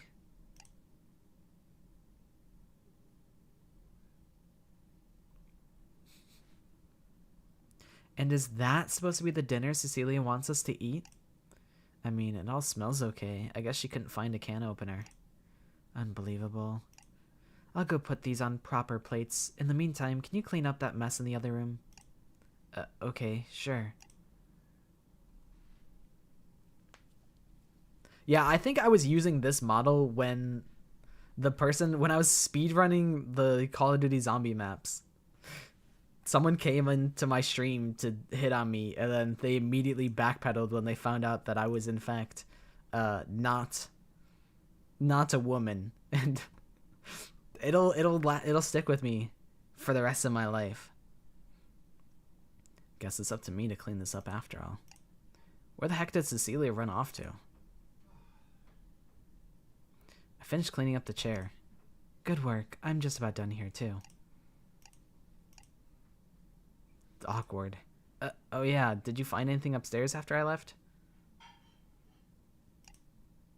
Yes, actually, I managed to find this in the pocket of one of the coats in the wardrobe. Is that a key? Most likely, but I don't know what it's for. It doesn't fit any of the remaining locked doors. A hidden key. I wonder what this will do for us. Wait, remaining? So you were able to unlock some of the doors? Right, that was before you woke up. There was a key behind the clock by the entrance and... I'm back! You guys didn't start without me, right? Another scare, my poor heart. Wow, everything's all tidied up too. Where have you been? And what are you holding? Looks like... Wait, isn't that the gold vase in the upstairs hallway? Oh, don't mind this. I'm just borrowing it for a bit. It looked pretty heavy and good for smashing windows, so I gave it a shot, whipping this at all the ones upstairs. You were what? And? Any luck? Nope, not a single one would break. It's super weird. Oriana, she said she was upstairs trying to smash windows. Don't you have any issues with that? Why would I? It's not like this is my house. That's not what I meant. Relax, Melvin. It's only throwing things. I grew up playing softball, I'll have you know. If you put up your hoodie, I could whip this thing and knock it clean off without even grazing your hair. Please don't. Just put the face down and sit. We have a lot to discuss.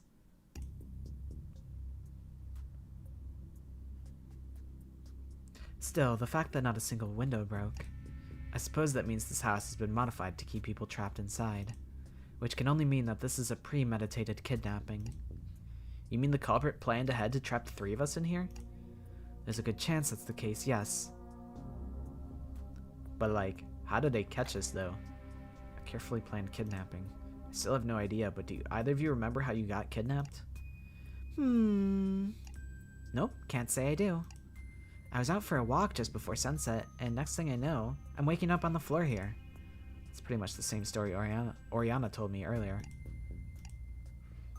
Since the clock was around 5 when we woke up, I guess we got brought to this house right away? Or maybe a day passed, or maybe just 12 hours. We still can't really tell if it's morning or night with that fog. Sorry, Melvin. Looks like that's pretty much all we can say. No, that can't be all. Let's try a more specific question. Were you alone? Were you taking a walk by yourself? And there weren't any other people nearby? Well... I'm sorry, Melvin, but Cecilia and I talked about that before you woke up. And all we remember is that we were both outside in the early evening when we were kidnapped. Yeah, the last day's just a big blur in my head. I know it was a day off, but... I honestly can't remember what I was doing the whole day. Was I in the city? On my way home? I guess whatever the culprit used to put us to sleep did a number on my head. I see. I'm still wondering how they managed to put us to sleep so quickly and without our noticing. For example, if they knocked us out with blunt force, our heads would be aching, but they're not. If they used tranquilizer darts, we would feel some numbness wherever they hit. Or if they had used some type of sleep-inducing gas, there's no way we would forget something that sudden and unusual. You've certainly thought this through. And yet here we are without any injury or memory of how we came to be here. Well, in my case, I just don't remember anything at all. Anyways, it's safe to say that the culprit put each of us to sleep using the same mysterious method. The culprit. Is this the culprit's house? If this house was modified, that means the culprit is the owner of this house, right? Not necessarily. I mean, this place looks like a typical family's home. Our culprit could be someone else in that family. What if I double down and say, no, that can't be it? No, it couldn't have been anyone else but the owner. Considering what Oriana and I found upstairs, only the owner and a small child could have been living here. Good, you remember that. A child? So, what? You think that a child couldn't possibly be our culprit? I don't know, kids can be crafty. But we're talking about who modified the house. It's impossible for a child to replace the windows with unbreakable glass, both physically and financially. Alright, can't argue with that. So that narrows it down to just one other person. The owner of this house. I'm not saying that either. Oh, then who do you think the culprit is? Oh, detective, you have the scowl of someone who really, really wants to say something. No, I'm sorry, I don't know who it could be.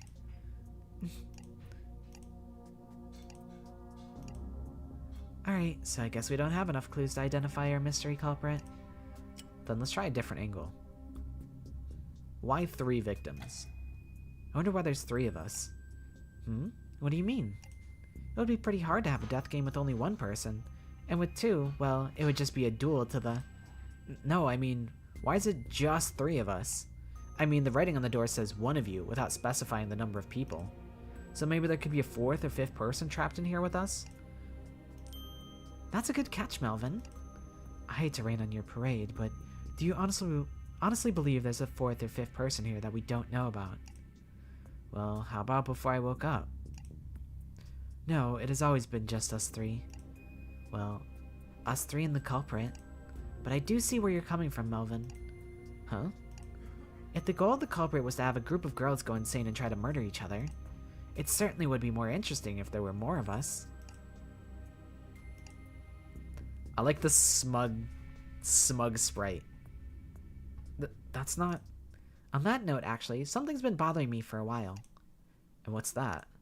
The fact that this all ends when just one of us dies. Why only one of us? Why isn't a last one standing gets to leave kind of game? What are you... Isn't it obvious? There's something that can only happen with that rule. And exactly 3 people. 2 of us could collude and kill the 3rd person in order to escape. That's... Don't tell me you didn't realize that until now, Melvin. I mean, that's crazy. Yeah, it's crazy. Like, where's the fun in that? At least with the free-for-all, everyone has a fair shot at winning. That's not what I... But if only one of us has to die, this can all end pretty quickly. How about it, Melvin? Care to take a stab at it? Cecilia, please. But sheesh, now that we got that out in the open, doesn't it feel way more tense here? We can't split up anymore. 2 of us could rendezvous and agree to kill the loner. Heck, there doesn't even need to be collusion. Any of us could just straight up murder someone right now. After all, only one of us needs to die, so whoever doesn't get killed only needs to benefit from... Enough! Even if you're only saying the truth, there are some things you just don't say, Cecilia. And then she looks so proud of herself. She's like, hee, I've stirred the pot. You're right, that wasn't fair. There's enough stress as it is, right, Melvin? Yeah. Anyways, phew, we've been talking for a while. What do you guys think? Have we covered everything? I think I'm afraid to ask anything more. We've been talking a lot about our culprit for the most part, but let's be real here. Does it really matter who the culprit is? There are no other exits besides that door, and now we have a 20-hour clock literally counting down to our doom. Why don't we stop wasting time and cut to the chase? Melvin? What? Weren't you listening? I said let's cut to the chase. Who do you think should die here?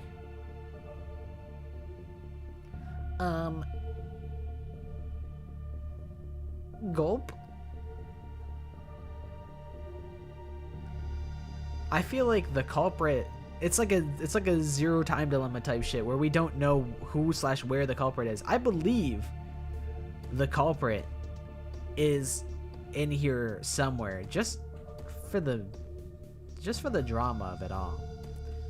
I imagine once we go on a bunch of different routes and get a bunch of different info, we can actually deduce where the culprit is hiding and who the culprit is, and then we can kill him. But I don't think we can figure that out yet. Nobody should die. I think we should all live and be friends forever. I'm so dead. They're so gonna kill me. They're all totally gonna kill me for this shit.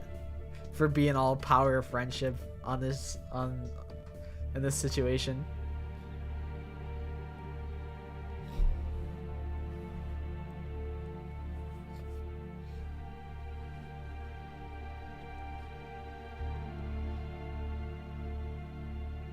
Nobody needs to die. We all need to get out of this alive. Oh, Melvin, you're just as stubborn as someone I know. We're boxed in, Melvin. There's literally no way to escape. None of the windows will even crack, and we can't call for help. Honestly, where's that optimism coming from?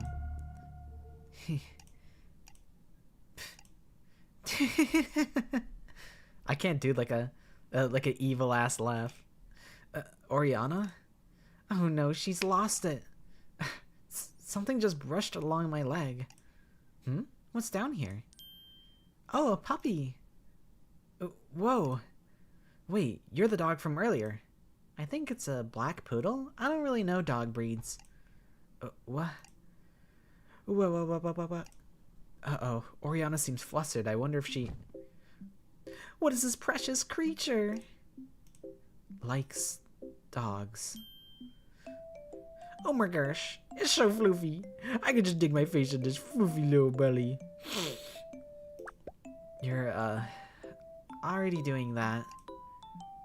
Oriana, you're suddenly acting very out of character. Meh, it's fine, isn't it? Might as well let her relieve some stress. It's even got the cutest little paw pads. Squishy, squish, squish. Anyways, Melvin, have you seen this dog before? Yeah, when I was searching the bathroom. It ran off and disappeared before I could get a good look at it. Oh, he can stand up. And from a glance below, he's a healthy little baby boy. Yes, we see it. Yeah. I didn't read the whole text log. I don't know what the hell she got whacked in the head for. She's really having fun down there. I guess that dog's right here right now because it's looking for food. The pet bowl is right over there after all. Which means the dog probably lives here. Does it belong to the owner of this house? Probably not. A lot of clues indicate no one's lived here for a while. Right, a dog wouldn't be able to live in a house alone. Wait, but then why would the dog know to come here for food? It probably smelled their dinner, right? But you had the cans cut open since long before we came in, so why would it wait until now? Ooh, good point. This dog actually raises a lot of questions. We were all pretty sure this was a premeditated kidnapping, but... yeah, it's hard to believe the culprit would just leave a dog wandering around here. But you know, it's possible there's a simple explanation for it. Maybe the dog snuck in from the outside. Wait, but that would mean... Excuse me? Well, she's back. You two have been going on and on about this dog. But isn't it rude to keep calling him the dog and not use his name? We don't know his name. It looks like his collar doesn't have a name tag. Ooh, what a neat collar. So I guess we should just give him a name for now? Alright. So, something to note. Are they both in on it? Are both of these two in on it and it's just a means of fucking with me? Because I have a bracelet. And it's very much the same bracelet as the collar that the dog has. So if it's anything like Zero Escape, there's a possibility. So, I mean, Oriana could have a bracelet beneath her sleeves, but I think we would see Cecilia's bracelet because we can see her wrists pretty easily. And then, I don't know. We don't see the bracelets that presumably kill us if we don't commit murder on these two. So, like, are they both in cahoots with this shit? I don't know. So I guess we should just give him a name for now? Ooh, how about Cerberus? He looks like a powerful little guard dog, don't you think? That might be a little cringy. What kind of a cringy name is that? That's unacceptable for a cutie patootie like him. A creature with such magnificent floofy fur should be given a name befitting its charm and elegance. That's why his name can only be Shaggy. Not that I'm one to judge, but both of these two are awful at picking names. Just awful. Where's the elegance in that name? Did rubbing your face on that dog's belly rub out your brain cells? It's more elegant than what you came up with. Why is your head only filled with violence? At least I'm being consistent with my aesthetic. How does a single dog regress your mental age to 5 in an instant? Oh, please. If anyone's mental age is 5, it'd be you, you blue dwarf. Ah, you went there. You made fun of my height, didn't you? Guys, is a dog's name really worth getting so heated over? Melvin, you be the tiebreaker. Which name do you like? Yeah, Melvin, you decide. Come on, Melvin, just pick one. Yeah, pick one. Both of them are pretty bad. It's too much of a pain to come up with a better one right now. Fine, let's go with... I would love to call him Gab if I could.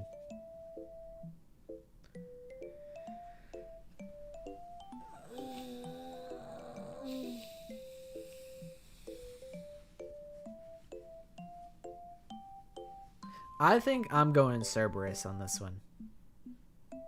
That's good that they fixed the heat. It's good that you didn't have to go the whole shift without any heat. I'm going Cerberus in this one. I think once I get my first ending, I'm going to take a quick break and get some more tea. Because the voice gets scratchy.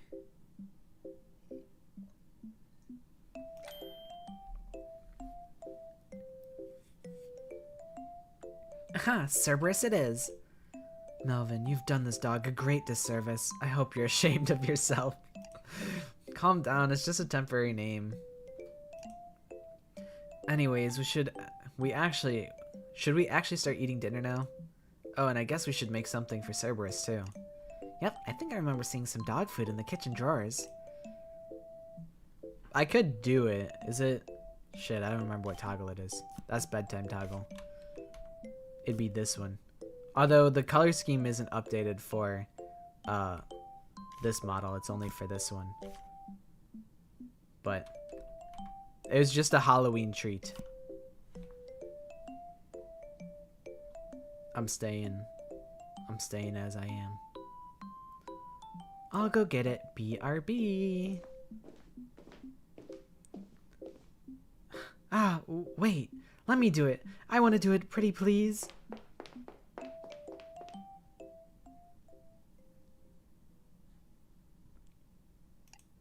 It's a relief that Cerberus came in when he did, but we never really landed on what we're going to do about this situation.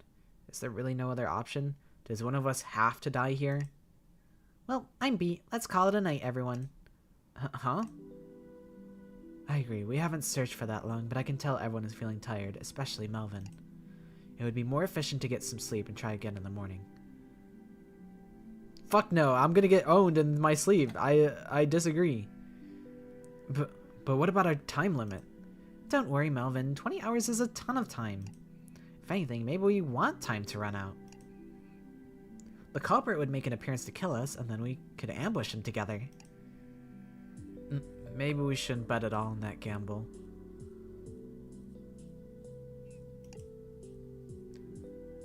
Let's see. 8 hours should be more than enough sleep. We'll resume our investigation at 6 in the morning. 6 o'clock. Oh yeah, the clock in the foyer. It still hasn't gone off since 6. Huh? Now that you mention it.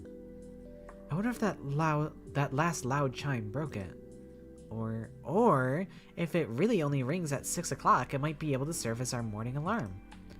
If it wakes everyone up on time, I won't complain. Melvin, you should go to sleep right away. You don't look well. Okay. These two are plotting.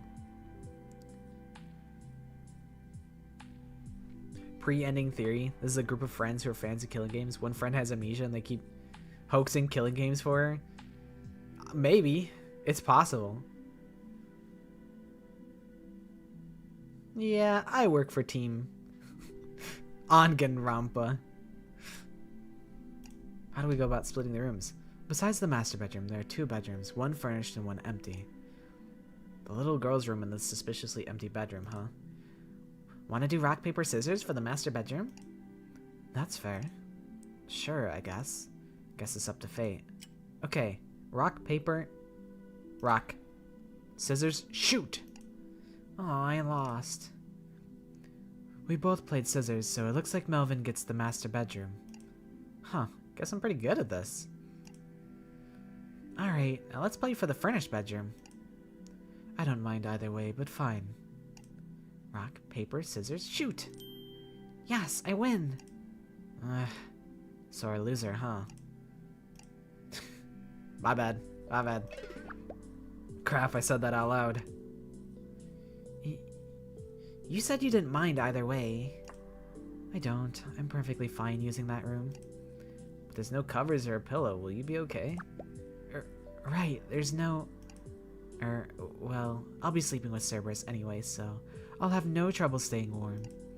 He's not very big, you know. Plus, he's cold to the touch. I mean, his cute and cuddliness will keep me all worked up and warm. Wait, that sounded kind of... Don't laugh. Alright, let's get ready for bed.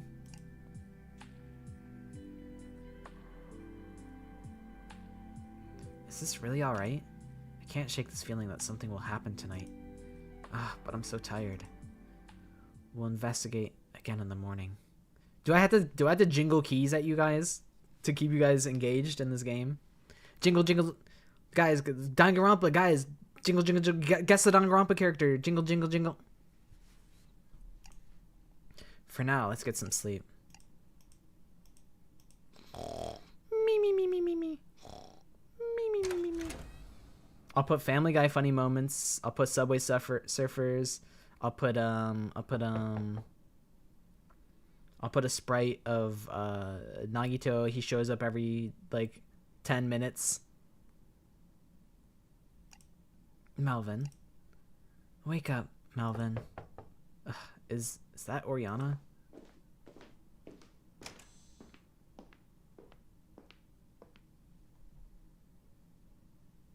I was just messing with Fanta. Good, you're awake. Oriana? Sorry, did I miss the clock chime? No, it's still the middle of the night. Then, what's up? It's done. Huh? What's done? We can leave now. What do you mean? Is the front door open? Come on, just get up and follow me. She's tugging my arm. Why is she so eager? I did hear that Deadlock got an update. I don't know what they changed, though. This is Cecilia's room. Go ahead, open it. What if I just didn't, you know? What if I'll just take your word for it, you know? Why inflict trauma on myself, you know? Like, is that really necessary? There's no way, right?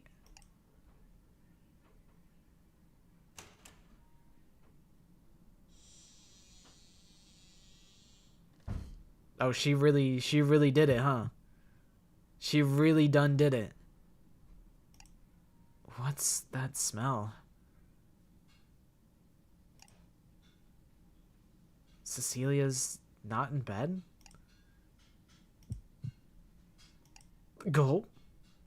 She's on the floor? Oh, that sleepyhead Cecilia. She must have rolled out of bed. Hey. What are you doing, Cecilia? Your bed's right...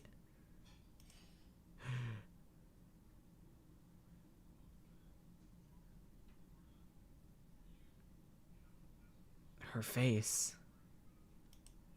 She's... dead? No. No, no, no, no, no, no. It looks like she's crying too, which is like the saddest part. looks like she spent her final moments in complete agony, crawling towards the door to get help. Like a snake. How fitting. This isn't what I think it is. It's not, right, Oriana? And what do you think this is, Melvin?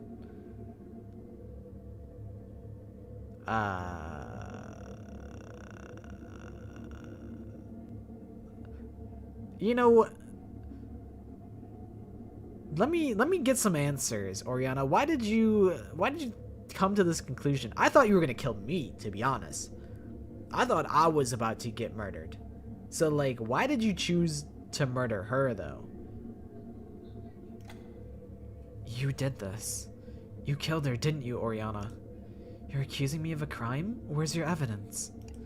Who else could it possibly be? There's only 3 of us in this whole house. Exactly. Huh? I remembered something, you see, earlier when we were talking in the hallway. It was Cecilia. She's the reason we're all here. She's the demon we were looking for. Cecilia's the...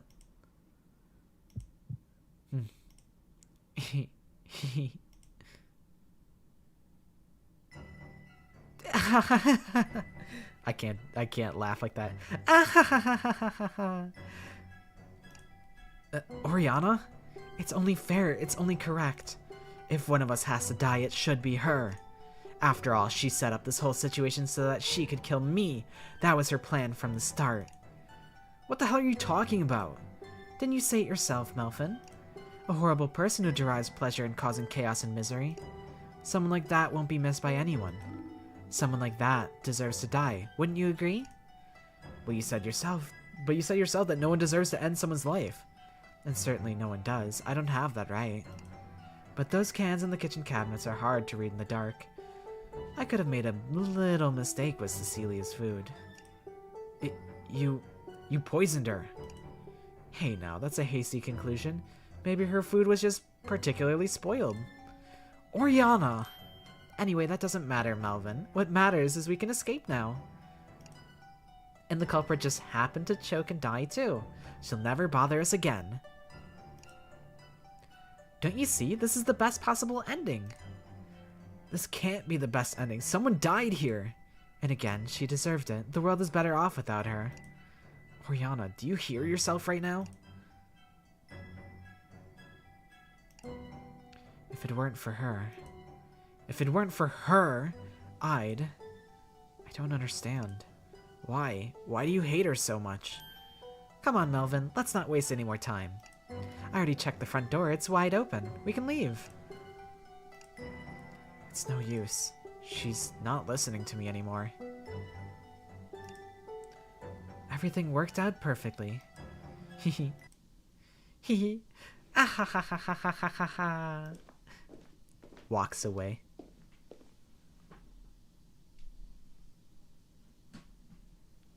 Her ass was flattened. Although, the question is... So she got up to the... If she was poisoned, she got out of bed and then just, like, threw up blood all over the window, potentially, and then it dripped down the alarm clock, and then she fell to the floor and started crawling. Like, the crime scene doesn't read like poison to me, to be honest. I think if I was trying to not be in a high register, I could probably do a better evil laugh.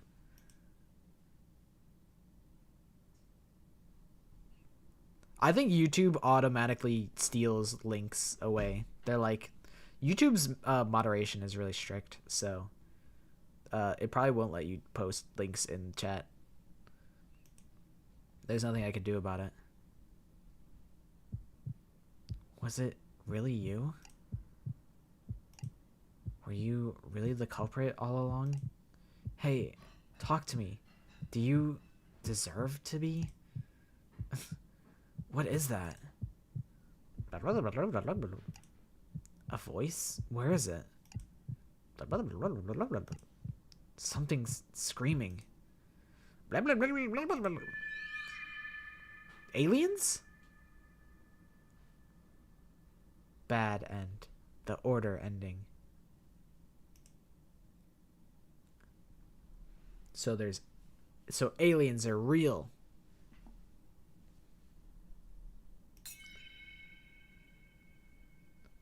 see. So I must get all the other bad endings first. Yet another killing game.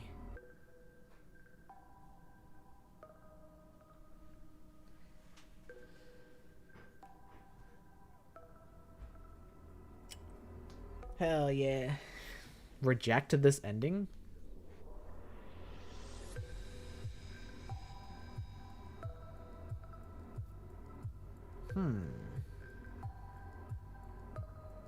I mean, I gotta get the other endings.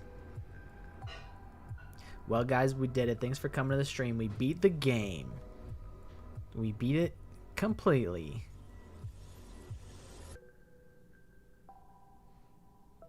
Shout out to Google Fonts.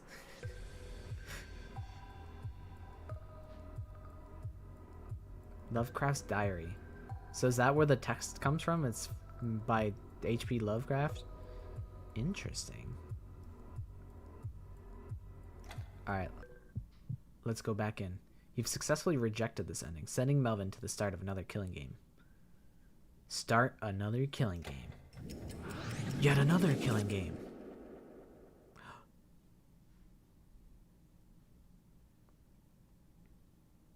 By rejecting a bloody fate, you've started another killing game. Witness every fate on a single save file to uncover the truth. Okay, so we gotta get 2 more bad endings. Probably one where I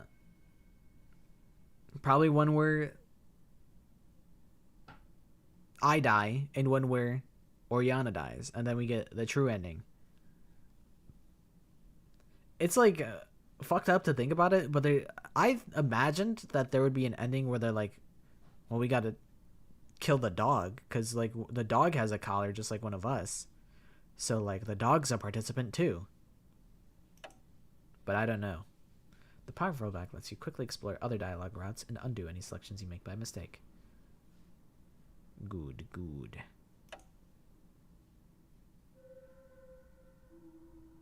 Okay. It's like killing the baby in Squid Game. Is that in season 2? I only watched season 1 of Squid Game. I will take this opportunity to get more tea though, because the throat demands liquid. Whatever. I'll be right back.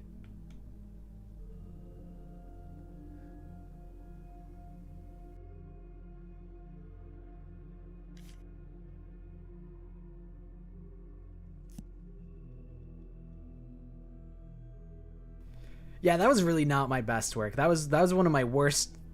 That was one of my worst works with that one. That one was pretty bad.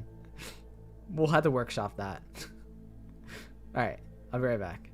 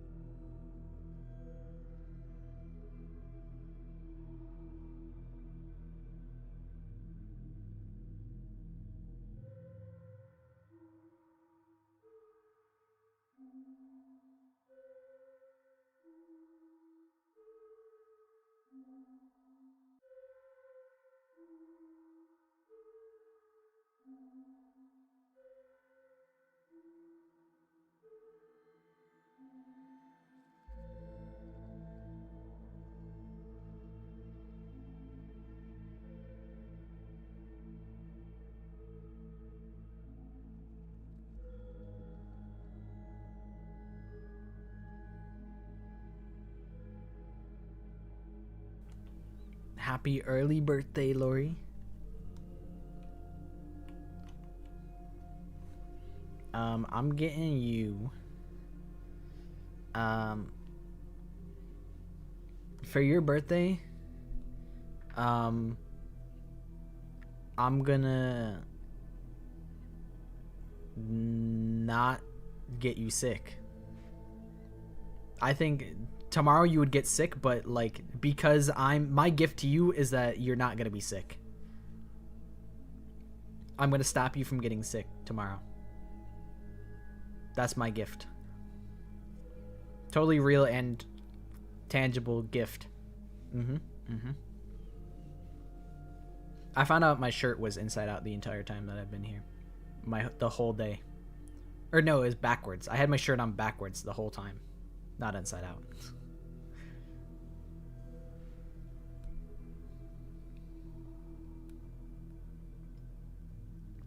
What kind of cake are you getting tomorrow? I guess you probably don't know. Because I feel like usually you don't buy your own cake. Someone else gets you the cake. I won't destroy you, and I wouldn't be one as your gift. All of us are getting you something like that you can't prove that we have done, but you also can't prove that we haven't done. Like tomorrow, like Fanta is gonna get you. You're not gonna be snowed into your house tomorrow, and that's Fanta's gift. Oh yeah, I think you were telling me about it. We were talking about it last stream because we were on a cake kick. You were telling me about cookies and cream cake. I've never had one of those. Is it like cookies and cream ice cream, or like it's like a cookie cake?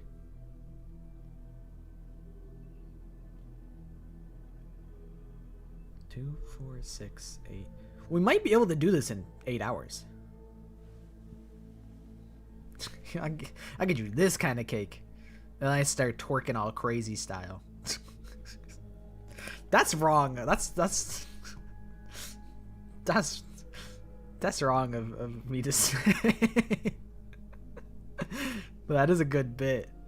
That's a good bit. I like that bit. Yeah. For your birthday, I'm gonna make sure that You don't get carrot cake. Because I'm gonna be honest, I hate carrot cake. That shit sucks. I'm sure there's people that ride for carrot cake, but I never liked it.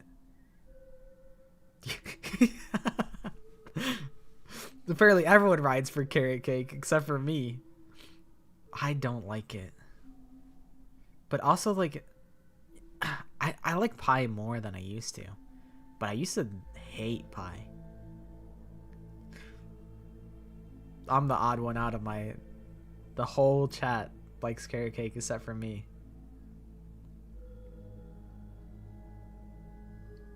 I'm dressed like carrot cake. I feel like I gotta look.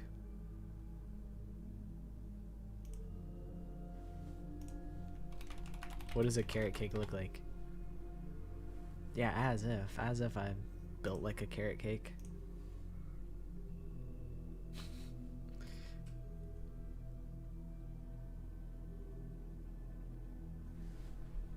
I want my glasses on. Actually, no, I don't. I'm keeping the glasses off.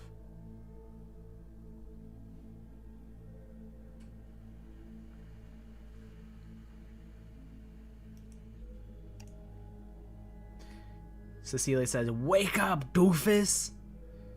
Wake your lazy ass up!" Wait, hold on. Run that back. What? Hey, wake. Ugh. What happened? If it didn't work, I hear voices.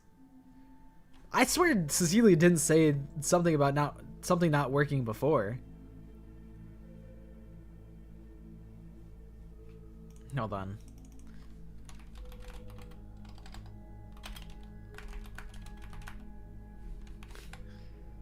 I'm about to get you. You're about to be whipping one of these. Actually, holy shit, these are fucking expensive. What the hell?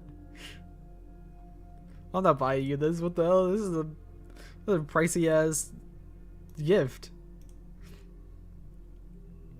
What the hell is a VIF? What the hell is in a VIF file? Hold on, I'll show you what you're getting for your birthday. This is the car that you're getting. Of course it didn't work, because what the fuck is in a VIF file? Fake ass file format. This. You're getting one of these. This is your car. You're about to be whipping the Hummer.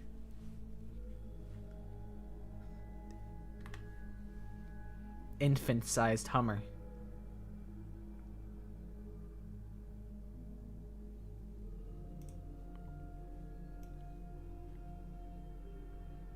Oi, mate, you got a license for that Hummer?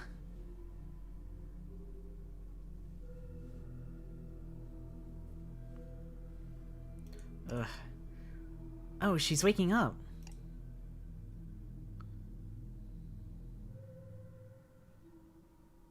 Hey there, sleepyhead. Rise and shine.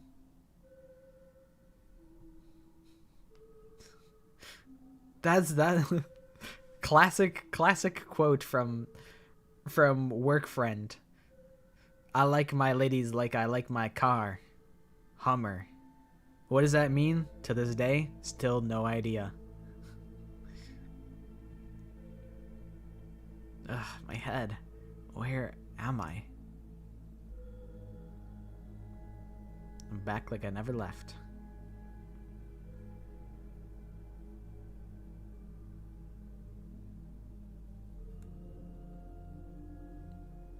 Are you okay? Does anything hurt?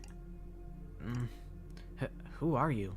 You know what's interesting is my appearance is not silhouetted this time. So does that mean I remember what I look like now? Because previously I didn't, but now I do. But apparently I don't remember who she is. Who are you? Huh? I suppose we've never met before, huh? Is she awake? And you are? Well, what do you remember? What? Hey now, she only just woke up. Let's take it easy with the questions. Right, we should first make sure there isn't anything wrong with her. I don't remember if she did this last time. What's going on? What is this place? Before we answer that, let's start with some introductions. My name's Cecilia, and the beautiful bespectacled bombshell to my right here is... Oriana. That lead-in was unnecessary. So what is your name? My name? My name. It's Melvin. Melvin, huh? Nice to meet you, Melvin. Alright, Melvin. I guess since you just woke up, you don't know anything about the situation we're in, do you? Situation? Look behind you. See the writing on that door there? Behind me? Maybe. Maybe it is, for player experience. Because I already did make my name. That's quite the door. There's something written on it. This door will not open until one of you dies. Death, death, death, death, death. What? What is this? Are we trapped in here? Good to see you got the right idea. How can you laugh at something like this? Ignore her. Ever since she woke up, she's been all giddy like that. Ever since? So both of you woke up here without any explanation too? Pretty much. Spooky, isn't it? The most unsettling part is, neither of us have any memory of being kidnapped or brought here. It's the strangest thing, right? Almost like we were spirited away. Come to think of it, I don't recall how I fell asleep in the first place. In fact, I can't remember anything. It's all blank. I don't remember anything about myself. I'm trying to like go fast because we've kind of seen this dialogue before, but also... I mean, I could skip, but like...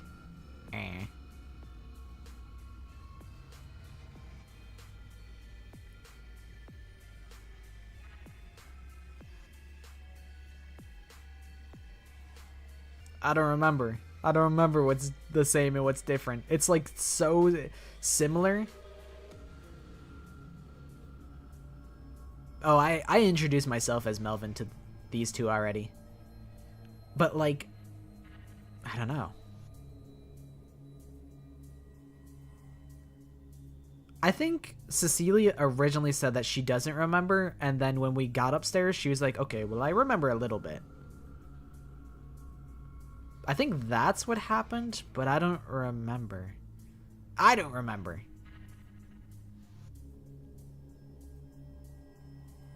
What's wrong, Melvin? You look kind of pale. It's nothing. Melvin, I think I know what your answer will be, but do you remember anything about how you ended up here? I'm gonna tell the truth this time. Well, the truth is, I don't seem to have any memory about myself at all. None at all?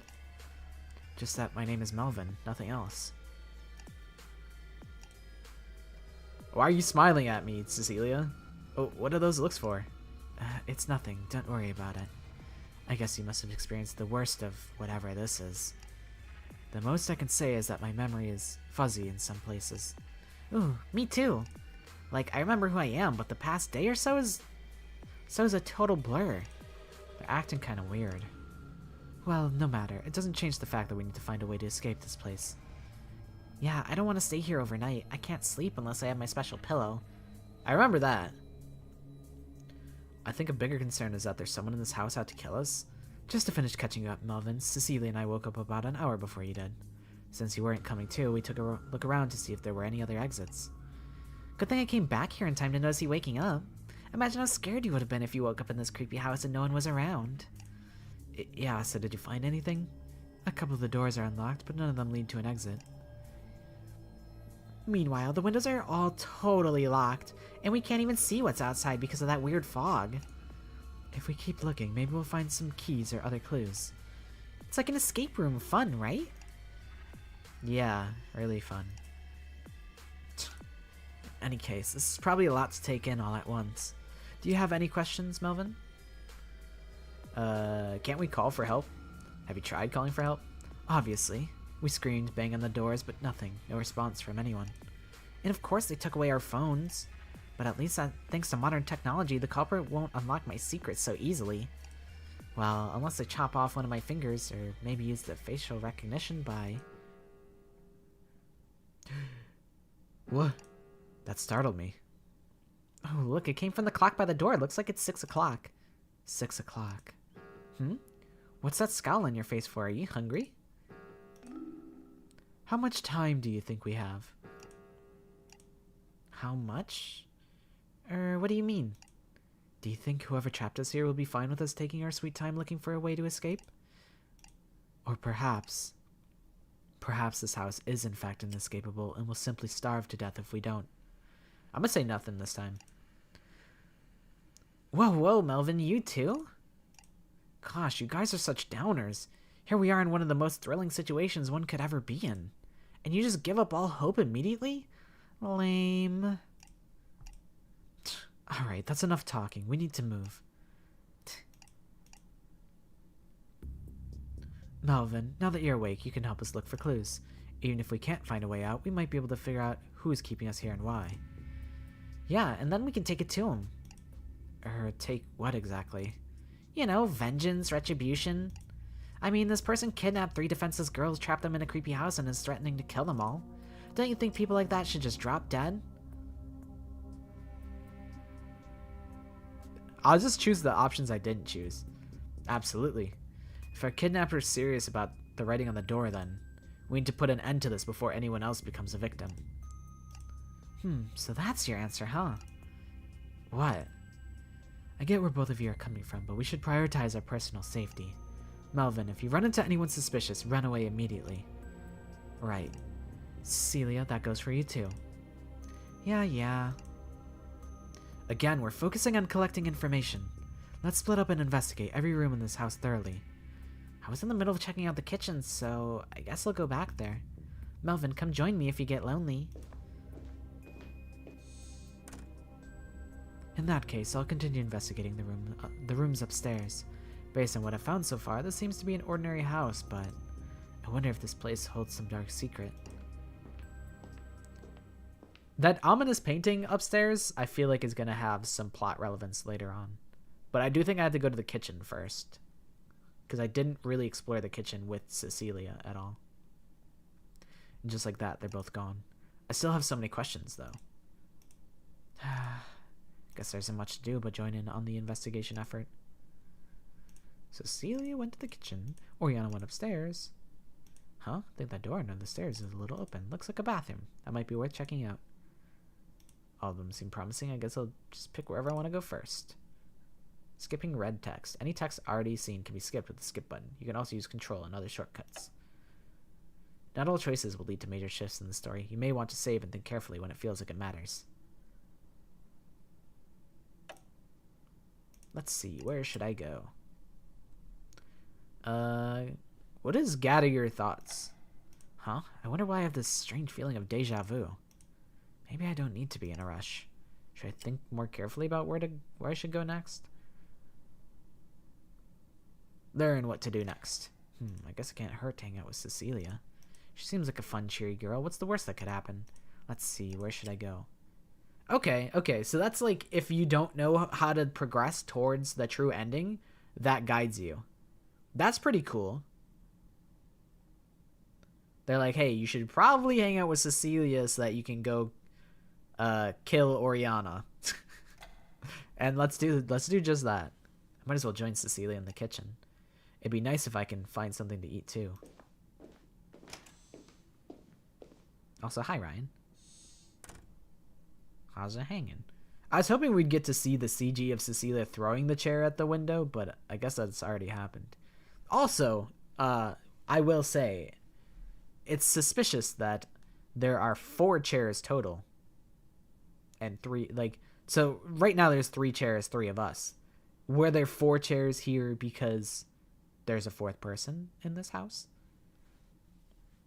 Or is it, I mean, I think a dining table with 4 chairs is pretty standard, but could it potentially mean something?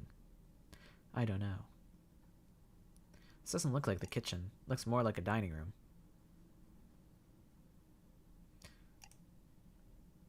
Oh, I think the kitchen is further back. What's that mess over there? A broken chair? Cecilia? Oh, Melvin, I'm over here. Yep, she's in the kitchen. Let's just walk around this mess, I guess. Yeah, that's why I imagine, dining chairs with sets of 4 is pretty standard. But also at the same time, the fact that one of them is broken and there's only 3 of us is pretty convenient. It kind of makes me it makes me ponder the ability, the possibility of a fourth person here. Hi, did you come to see little old me? Yeah, I guess. I just thought it might be good to help you investigate this room and see if I can get something to eat. That's really sweet of you, Melvin. Truth be told, I haven't really looked around this kitchen yet. I was in the dining room trying to see if I could break open any of the windows. They're made of glass, right? So I figured swinging a chair at it would definitely do the trick. You swung that chair? Like a rioter, yep. But it's so strange. The chair fell apart, and yet there's not even a crack on that glass. Just how strong is this girl? Maybe if I could find something heavier, something metal. I think before we try breaking more things, maybe we can take a look around for some clues first. Okay, sounds like a plan. Hello, Spooky. We're playing, it is literally called Yet Another Killing Game. It's a indie game created by, oh gosh, what was his name? Or I guess it's their name. I don't know if their gender, but I think it's named Yoon Kakaru. I believe that's their name. It's a neat little game so far. Oh, that's a very the knife set is just chilling there, right front and center. It may also be worth it to check out the dining room I passed through. Guess I have my work cut out for me. Better get started? Wait, what did she say? I thought there was another thing. Is there something on my face? Oh, don't mind me. Just look around to your heart's content. And if you need any help, just give me a little poke. I had a feeling, but now I'm sure about it. This girl is a little scary. Oh, that's... huh. There was definitely 4 knives there a moment ago. And now there's 3. Wow. Huh. Ain't that something? She stood in front of me and grabbed a knife behind her back and then huh. Fascinating.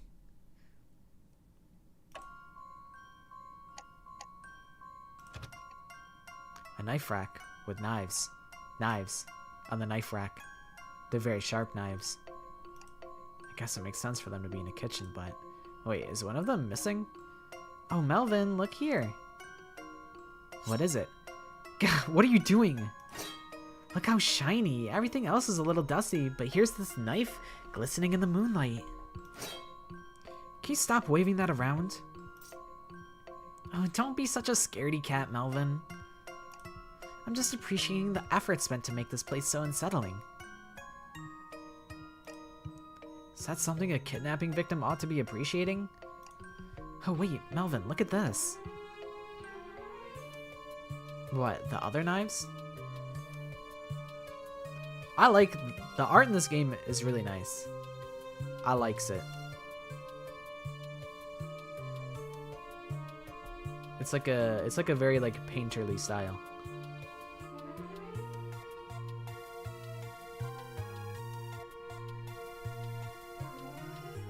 I really like all the sprites for everybody.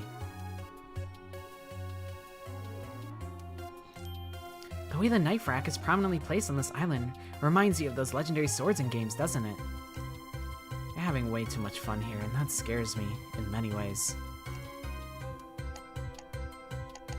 What's in the microwave? Huh? That's a... Oh, it's a microwave. Isn't that a microwave oven? What's the difference? I don't know, I always thought those two were different. Huh, maybe they are. But I don't know, Melvin. At the end of the day, language is just a tool for communication. As long as everyone knows what's being talked about, who cares about the little details? Yeah, this certainly isn't worth having more than one dispute over. Yes, it's a microwave. Moving on.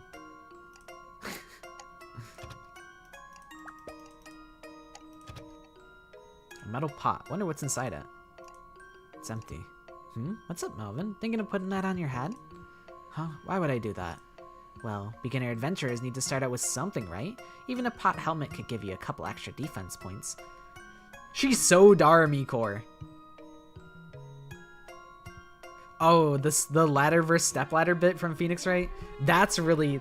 That's really clever. That's really clever. It's crazy how, like, I think unintentionally they 100 Line and Just Another Killing Game ended up making the same fucking character. That's so funny. They had like parallel thoughts. They're like, what if we make a blue-haired Twin Tails girl with murderous tendencies and be really dumb and endearing? And she's got pink eyes.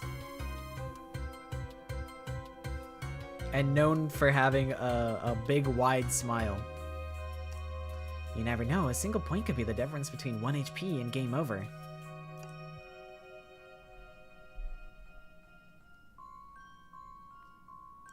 She is also, she was creaming about a killing game. She was absolutely cheese. She's like, oh, this is one of the most thrilling positions we could possibly be in. How can you be a Debbie Downer right now?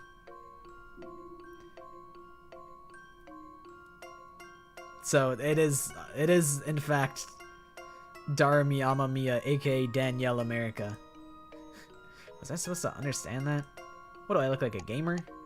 What the hell? Cabinets. There's so many drawers down here. Guess there's no getting around having to open each of these. Are we opening drawers, Marilyn? Cecilia, why are you all up in my shit? Like, she's just following me around just like, what you doing? What you doing? What you doing? Yeah, could you give me a hand? It's all just boring kitchen supplies and cooking tools, Melvin. Yeah, I expected as much. Still, we had to be sure, you know? I get it. Sometimes things can jump out of unexpected places. Don't jump scare. Don't jump scare me. She's gonna do it. Okay, let's just close all these again. Probably wasn't the best use of our time. Oh, don't look so disappointed, Melvin. Let's keep our chins up. We'll definitely find something interesting here. Chins up? I guess we only checked out the cabinets by the floor so far. Some overhead cabinets. There's probably food up there. It's pretty high up, but I think I should be able to reach it. This probably doesn't come as a surprise, but I couldn't check what's up there. You couldn't... Oh, because of your height. You don't have to say it. Guess that's a bit of a sore spot for her. Yep, looks like I can barely reach it.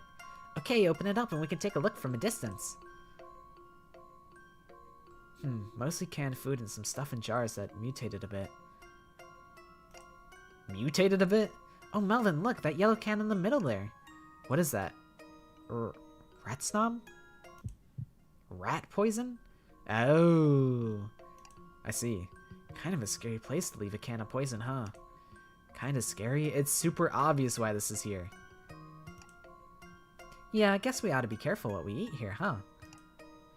Don't even go there. I guess these cans should be enough food for 3 of us. Yeah, I think so. You're sure about leaving the rat poison up there? I'm very sure, yes. Let's hope it stays up there forever.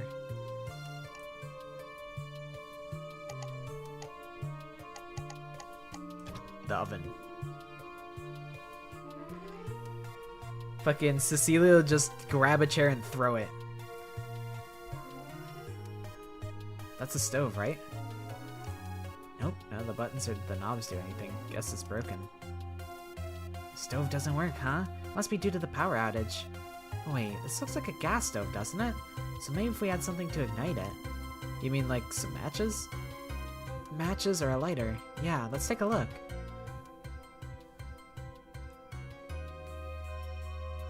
No luck, huh? Darn. Yeah, I guess dinner will have to be a little cold tonight. No chance of us using fire as a murder weapon, then. That's what you're upset about? What, we're gonna light someone on fire? Seems a little barbaric, is it not? I guess it's always gonna be barbaric. If you stab someone, that's kind of barbaric. But I feel like setting someone on fire is a little even more inhumane than stabbing someone. Huh? Why is there a single pepper shaker on this counter? Cecilia, was this always here? Hmm? Oh, no, I pulled that out of one of the drawers. Why? Well, if you must know, I wanted to see if it's actually possible to force a sneeze with it. Why does that not surprise me? I fumbled and dropped it before I could give it a shot, though. That's why there isn't much left.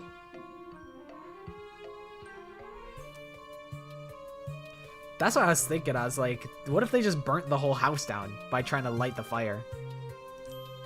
Oh, come to think of it, you know how they say spilling salt is bad luck. I wonder if it's the opposite for pepper. The way I'm feeling right now, probably not. New phone, who dis?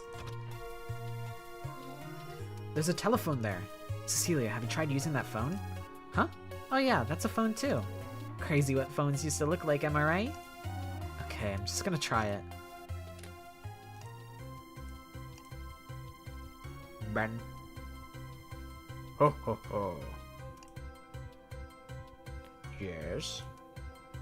Any luck? No, I think the line is cut. Makes sense, they took away our cell phones too, after all. I don't think we'll have any luck trying to call for help.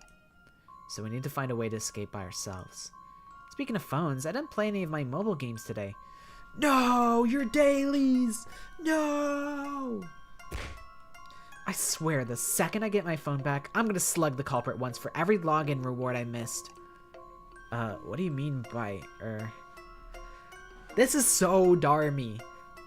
Gamer, killing game fanatic, murderous tendencies, blue hair, pink eyes. They created Darmy on complete accident.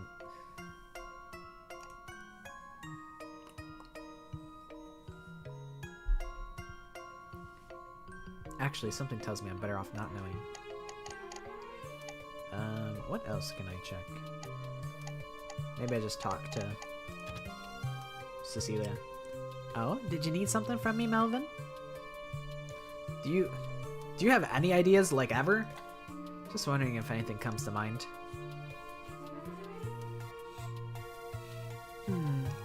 I suppose there's one thing I'm curious about. Oh, and what's that? If you don't want to use the knife, what's your preferred murder weapon of choice? I don't know. We'll just say my bare hands, because, like, I think Cecilia would like that.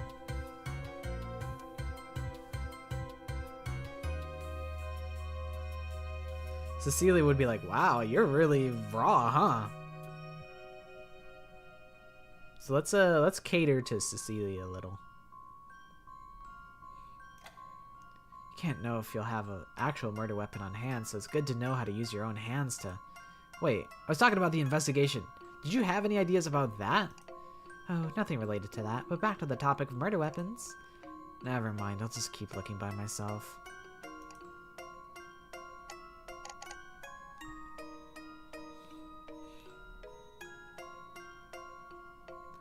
I feel like murder weapon of choice, gun.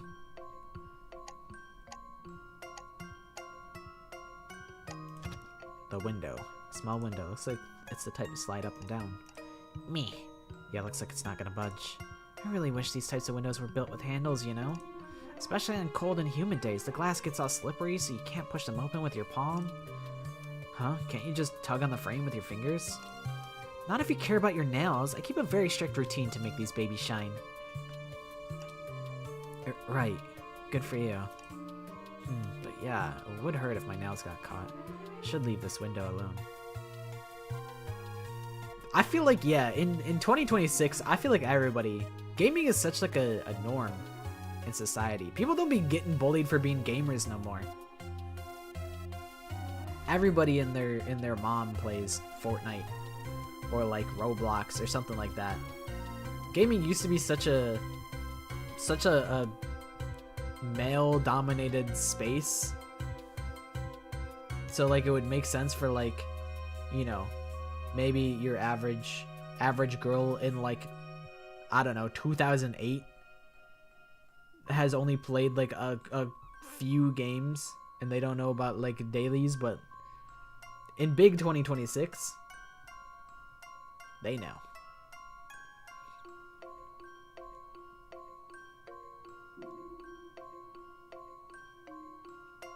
I feel like it's kind of on sometimes I'm like, I wish gaming and anime were more niche.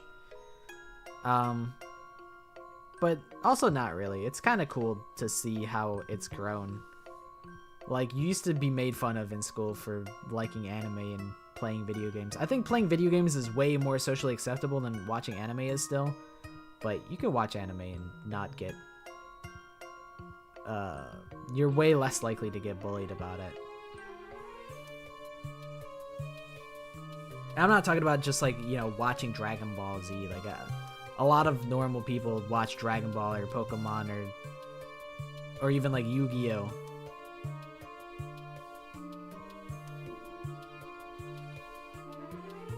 But it's way more normal now.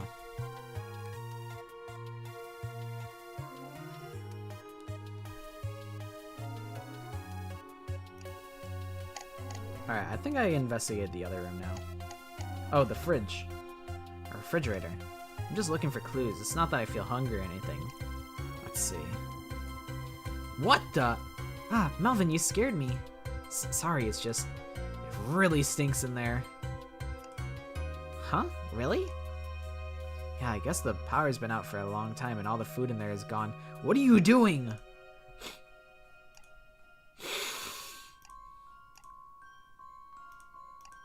Yeah, it's really bad. She's tearing up hard. I told you it stinks in there. I know, but if someone tells you that something is really, really bad, don't you kind of get an urge to check it out? No, she's 100% right in that. I'm glad that she didn't say, wow, it stinks so good. I'd be like, no, please don't be a girl failure like Darami.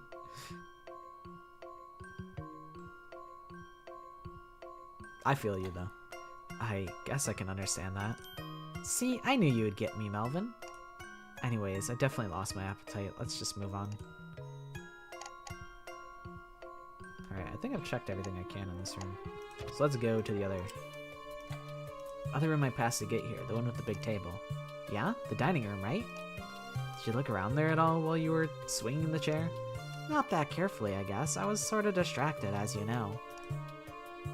Yes, you sure were. It's a pretty clean room overall, though. I don't recall anything interesting sticking out at me. But if you really wanna, we can check it out. Yeah, let's go take a look. Take a closer look.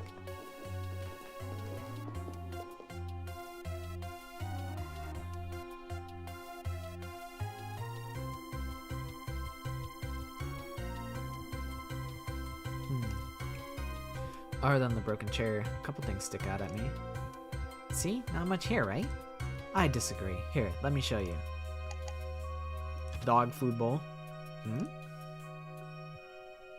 Melvin, did you find something? Yeah, some small bowl. Oh, that's a pet bowl. There must have been a cat or a dog living here. A cat or dog, huh? Hey, Melvin, would you say you're a cat person or a dog person? Huh? Where's this coming from? Just curious, come on. If I had to choose. Dogs. I guess dogs? They're always really eager to spend time with you. Plus, it's cute how you can always tell how they're feeling for the most part. Oh, so that sort of thing is important to you, huh? I mean, I wouldn't know. I don't have any of my memories. What about you, Cecilia? Cats or dogs? Me? I guess neither. I'm more of a porcupine gal. What's that look for? You've never seen a porcupine's nose before, have you? Plus, they're born with quills all over that are soft at first, but as they mature, the quills turn into prickly spikes. Kind of like us humans, right? So soft and growing up to be so prickly, so guarded. There's nothing cuter. Okay, good talk. Let's get back to work, porcupine gal. Yeah, she's not like a puppy girl like fucking Darami is. Which is good. So they don't remember how they got here, These two do remember, like, their backstory, but I have, like, complete amnesia.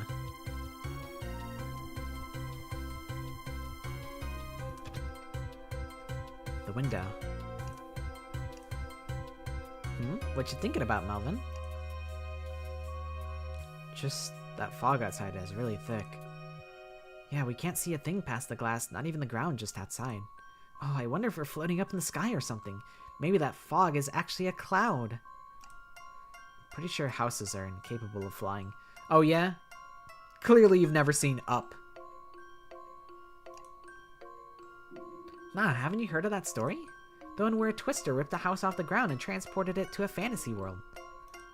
A twister picked a house off the ground and transported it somewhere? It's even more unbelievable. Is that what happens in, fucking The Wizard of Oz? Is it a twister? Because doesn't the Wicked Witch of the West get crushed by a house? So is that Wizard of Oz? I couldn't remember if it was a twister that made that happen. At least with the flying house, there are more realistic ways it could take flight.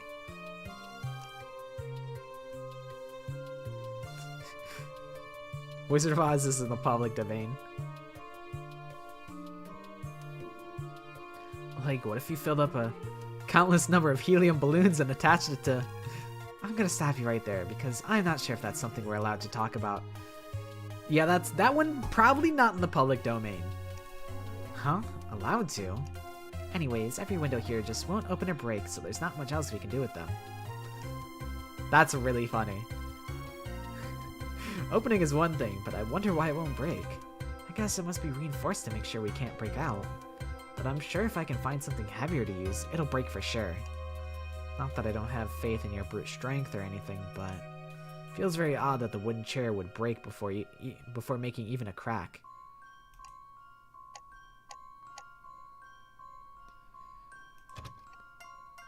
It's some metal fixture holding these candles. Or holding 3 candles. Wow, a real-life candelabra is how I always pronounce it, but I feel like that's not right. I always call it the candelabra. But I feel like it's like...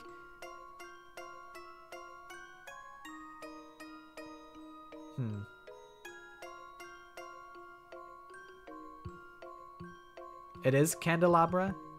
I'm like, could it be like candelabra?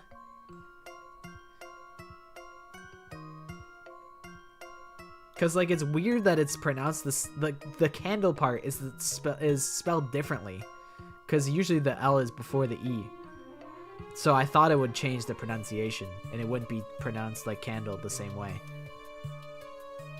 So fancy. A candle what? It's basically a classy decoration nowadays. You light these candles and enjoy the ambiance with your meal. Huh, yeah, I can see that being relaxing. And then once the candles melt off, you can use the spikes to make a distinct 3-hole stab wound on someone. Now I'm less relaxed. The wilting flower emoji. A small flower vase. The flower in it is wilting. Wait a second. This flower is artificial. Huh? Oh, you're right. If they're gonna put an artificial flower in here, why pick one that's shaped like it's wilting? Don't ask me. The table. A big table. Wouldn't be a good dining room without it. So this table has 4 chairs total? Yep, well, 3 now. No other chairs from where I could see. Guess this means there must have been a family of 4 living here. Something wrong, Melvin? You're giving a simple table quite the detailed inspection. I think I mentioned this before, but there's really not that much to check out here. But isn't that strange? What is? I mean, there are plenty of signs that indicate there was a big family living here, but everything here is just barren. Nothing out in the open, and a layer of dust is on the table. It's like no one's lived here for a long time. Ooh, wow, you're a smart cookie, Melvin. Thanks, but that's all you have to say? I mean, what else do you want me to say? If no one's lived here for a long time, that just means we're probably alone in this house with the culprit. We can't bank on the family that lived here to come to our rescue. Who knows, they might even be in on it. So that observation you made isn't exactly a shimmering ray of hope now, is it? Don't worry, Melvin. I still think you're a smart cookie. Now I'm bummed out. Maybe I should have just stayed quiet. Okay, let's look for clues that might help us get out of here. I think I've checked everything that really stuck out to me. Maybe I can start wrapping this up.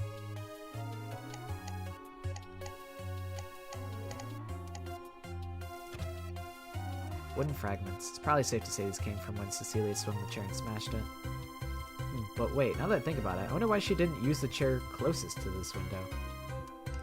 Maybe she tossed it aside over there in a fit of frustration, or swapped the chairs around afterwards for some reason. Both of those are scary images. Maybe I should let this go. Ken the lab, bruh? The broken chair. Hard to imagine Cecilia swinging this around. Maybe we should clean this up. Ah, Melvin, it's okay. I can take care of that later. But it's sort of dangerous. Shouldn't we at least move it somewhere out of the way?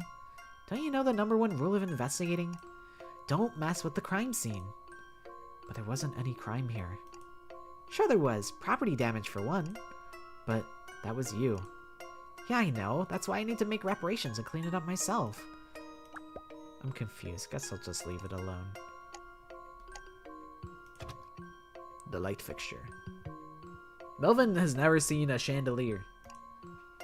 You've never seen a chandelier before? It's like the fanciest form of overhead lighting. I bet it's real pretty if we turn it on. So that's definitely not going to come crashing down? I didn't think you were the type to worry about that, Melvin. Although, it does look pretty old. Might be wise to avoid touching it. Things people do just for aesthetic. Large painting of something.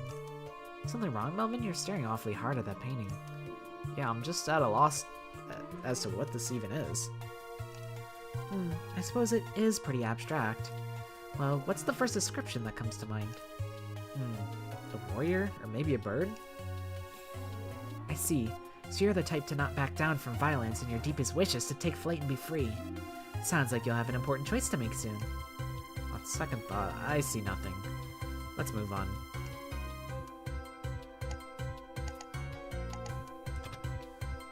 Oh, did you need something from me, Melvin?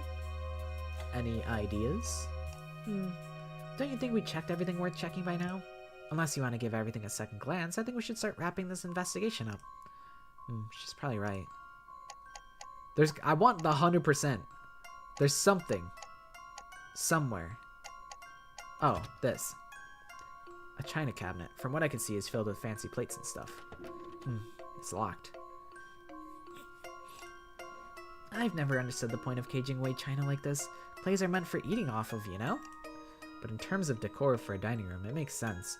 Food-related objects to adorn a room meant for eating food? Oh, I never thought of that. But if that's the case, couldn't you get by with using paper plates as decorations? Oh, especially if you jazz them up with some illustrations. Maybe some lace and glitter and stick them to the walls. Yeah, this could work. A paper plate themed dinner party. Creative, fun for kids, and easy on the wallet. Now's not the time to be planning dinner parties, Cecilia. Fuck, I'm missing one thing?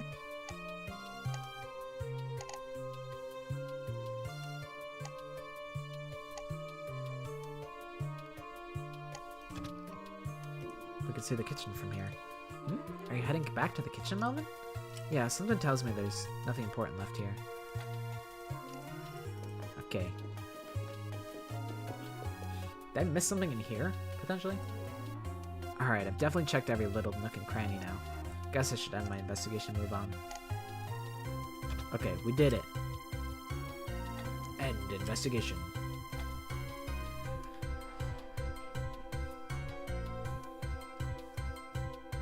Tea time.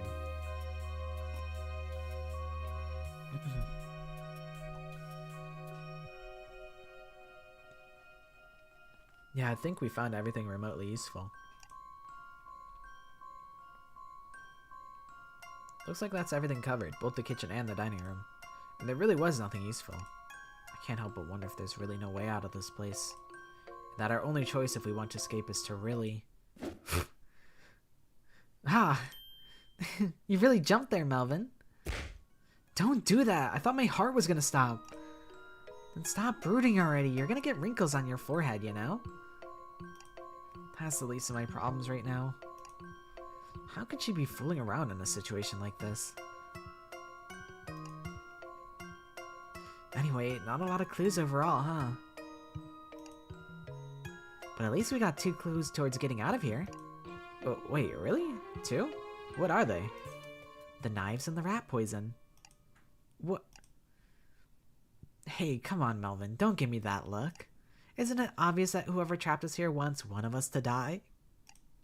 So, since we've been given at least 2 possible murder weapons, it sure seems like they'll actually let us go if we do what they say. You're talking about killing someone here. Ending someone's life. Yeah, duh. You know, I'm starting to think you don't fully understand the situation here. I don't? Melvin, think about it. There's exactly 3 of us in this house. Only one of us needs to die. That means all it takes is for 2 people to agree that the 3rd person should, well, give up on escaping, I suppose. Afterwards, those 2 people can go home safe and sound, and if anyone asks what happened, a crazy kidnapper abducted 3 innocent girls, murdered one of them, and the other 2, traumatized from the event, are unable to remember exactly what went down. The kidnapper and potential murderer remains at large to this day. And the truth behind that one girl's murder never comes to light. The end. You're not suggesting that you and I kill Oriana? Who knows? I'm just exploring a very plausible sequence of events that could occur. Do you find it interesting? If I think about it, it's a tempting idea. Nobody would find out what we'd done, but more importantly, what would happen if I refuse her offer? What should I do? What should I say? This is a save angle, as many would say.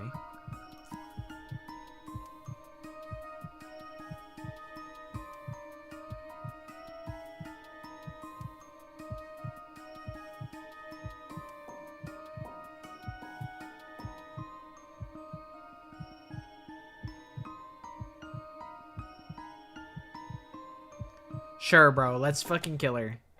Just straight up, let's kill her. She's gonna have to die at some point. Alright, I'm in. I think we should do it. Do what? What are you talking about? What do you mean? Weren't you saying that we should... I was just exploring possibilities. It's important to consider all of them when you're investigating mysteries, you know? So, you were just... But that's what you think we should do, huh? Melvin. Huh? Well, I think that about wraps up this conversation. Just leave the rest here to me. I'll clean up this busted chair and start getting dinner ready. Well, if you're still hungry, of course. I know the refrigerator might have spoiled your appetite. Cecilia, you're not allowed to touch the food. You should not be allowed to... You should not be allowed to, you know, make dinner. You know, I'm really not hungry. Yeah, I think I'm still good for a while. I'll go look around the rest of the house until it's time to eat. Sure thing. I'll go look for you once I figure out how I'm gonna open the canned food. Stay safe, Melvin.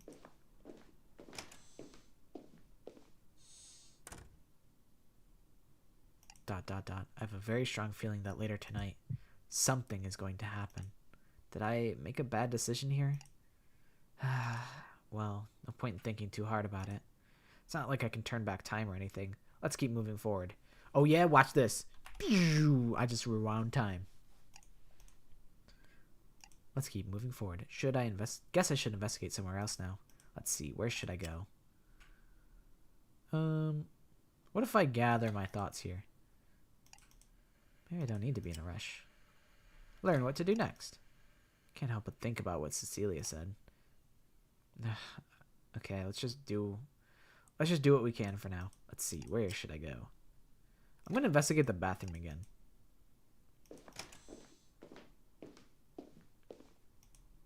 Classic bathroom. It's smaller than I thought. I have seen all this before. I wonder if I could skip the investigation. I can. Alright, that's really convenient. Why does this room feel familiar? Like, as if I already checked everything here. Maybe I should just stop here and save some time. Big. Yeah, something tells me it really won't be worth it to search around here anymore. I should try checking out another place. Alright, let's get out of... Whoa! Doggy. I think I tripped over something. What was... What? Is that a dog? Where did it come from? Does it live here? No, it's just sitting there staring at me. Don't pet the dog. I think I'll just stare back at it and keep my guard up.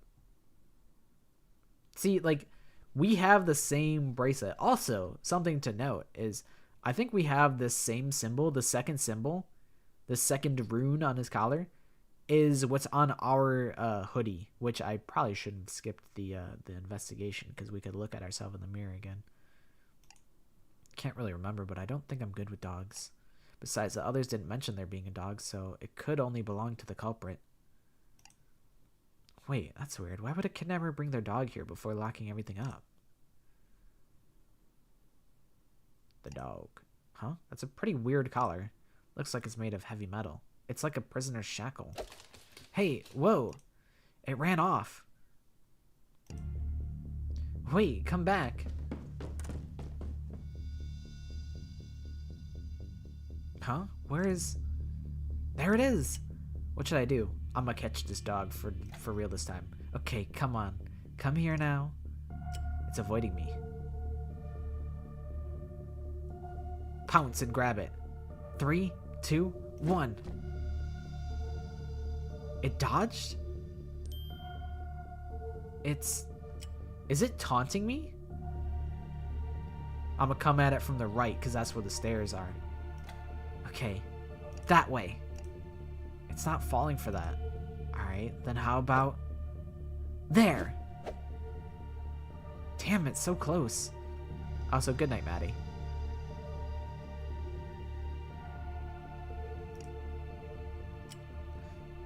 I'm not done yet. I'm gonna match its movements. Alright, you're not fooling me anymore. If I do this... Yeah. And next... Now! What the heck? I'm gonna grab the wrong one. The right one, actually. Ah, okay, that one. What is this thing?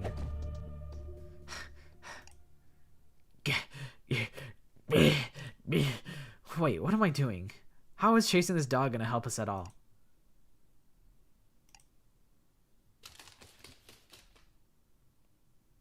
And there it goes, gone without a trace. Why did it show up in the first place? Investigating by myself didn't amount to anything. I better stop wasting time and go meet up with someone. There's definitely more than meets the eye to that dog, though. Next time I see it, I better catch it for sure. Guess I should investigate somewhere else now.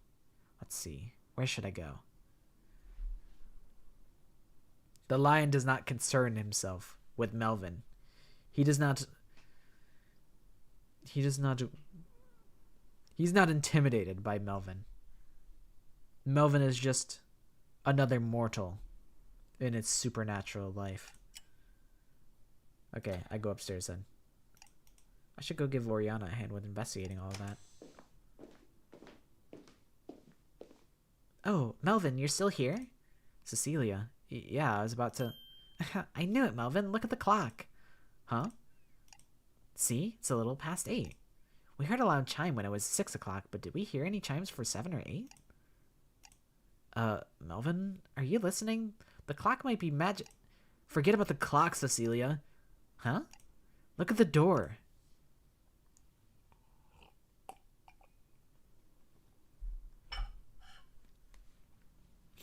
What about the door? It still has the... Huh?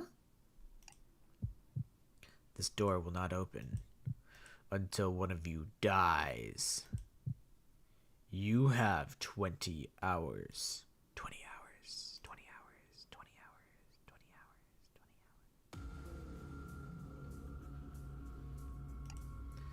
20 hours. That third line wasn't always there, right? Not that I'm aware of. It's definitely the first time I'm seeing it. What do you mean? Are you implying that I've seen this before? Because I have. What is this? Why are they doing this to us? I know. Isn't it wonderful? Wait, what? King Phonetic.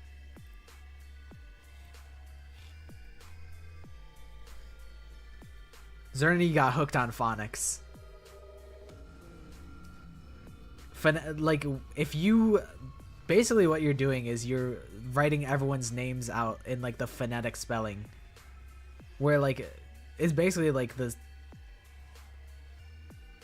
Like, this I don't know. More science... Not scientific. Just, like, the literal name of the process of spelling things out. Or, like, sounding things out. Now we know this death game is for real. If we don't kill someone real soon, we're all gonna be in big, big trouble. Have you lost your mind? Anyways, Melvin, considering the time, let's have dinner now. Dinner? How can you be thinking about dinner when... Melvin, relax. It's not like the door is saying we have 20 minutes or something. Let's all gather in the dining room for dinner and talk about what our plan is going forward. She's got a good point. We really need to talk about what that message update could mean. Is Oriana still upstairs? Boy, she's a hard worker, huh? Or maybe she's sleeping in one of the bedrooms. Wouldn't be able to tell you. I haven't checked upstairs yet. I'll go fetch her. You go ahead to the dining room and wait for us.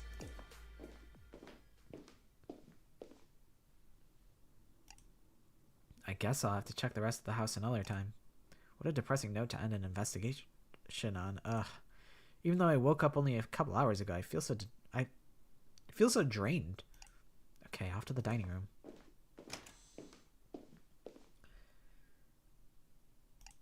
She still hasn't cleaned up that chair. I acted all responsible about it too. Let's see how she planned on handling dinner. Well, at least it looks like she got the canned food open. Wait, did she just stab them repeatedly with a knife? Melvin. Wah! Ah! Oriana, you surprised me. Right back at you. What do you think you're doing? I was just looking at the food. Huh? Where's Cecilia? I thought she was right behind me. I guess something upstairs must have caught her attention. Oh. So, I saw the door. Yeah. It wasn't you, right? Of course not. I figured as much. Then that means... Also, care to explain that broken pile of wood in the other room? Oh, yeah, the broken chair? That was Cecilia's doing, wasn't it? Yeah, good guess.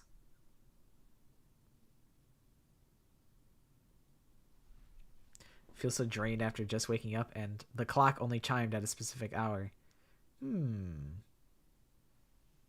Maybe they just, you know, had a very restless sleep or something. Sometimes when you sleep for a long time, you wake up and you're still kind of drowsy. There was no guesswork needed. Ugh, that little imp. And is that supposed to be the dinner Cecilia wants us to eat? I mean, it all smells okay. I guess she couldn't find a can opener. Unbelievable. I'll go put these on proper plates. In the meantime, can you clean up the mess in the other room? Yeah, man. Yeah, sure. Yeah, I'll trust you alone with the food. Yeah. We know how that went last time. You can be trusted. Okay, sure. Alright. Heater, please don't go sicko mode. It's probably gonna go sicko mode. It's going sicko mode. Guess it's up to me to clean this up after all. Alright. Maybe we'll get to the point where it's playing BGM. Where the heck did Cecilia run off to? I finished cleaning up the chair. Good work. I'm just about done here too. This is awkward.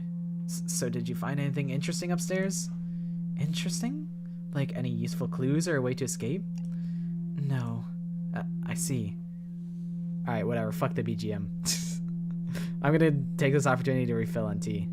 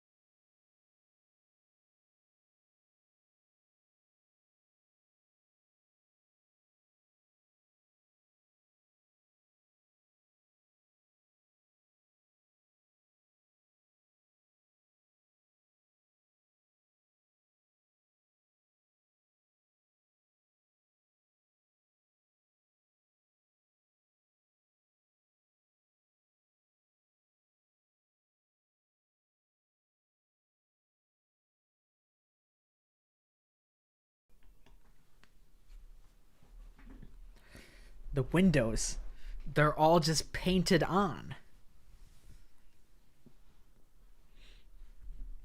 I see.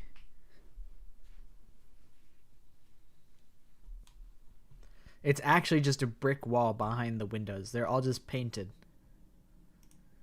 I see. She's really wary of me, but I guess we are strangers to each other. I'm back. You guys didn't start without me, right? Another scare, my poor heart. That one, not so scary. You didn't scare me, Cecilia. I would never be afraid of you. Wow, everything's all tidied up, too. Where have you been, and what are you holding? Looks like... Wait, isn't that the gold vase in the upstairs hallway? Oh, don't mind this. I'm just borrowing it for a bit. It looks pretty heavy and good for smashing windows, so I gave it a shot whipping this at all the ones upstairs. You really went rampaging off screen again. Again? Oh, well, I guess, yeah, she did do it in here as well. And, any luck? Nope. Not a single one would break. It's super weird. Oriana, she said she was upstairs trying to smash windows. Don't you have any issues with that? Why would I? It's not like this is my house. That's not what I meant. Relax, Melvin. It's only throwing things. I grew up playing softball, I'll have you know. If you put up your hoodie, I could whip this thing and knock it clean off without even grazing your hair. Please don't. Just put the vase down and sit. We have a lot to discuss.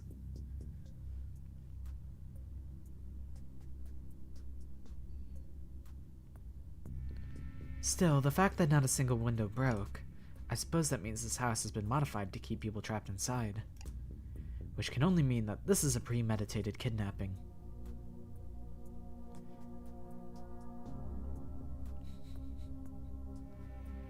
I'm surprised that you had ice cream despite being cold all day. That you went for ice cream. Mint chocolate chip is aight. It's not my first choice. It's probably not even like my 15th choice. But it is ice cream and it is tasty, so I'd eat it anyway.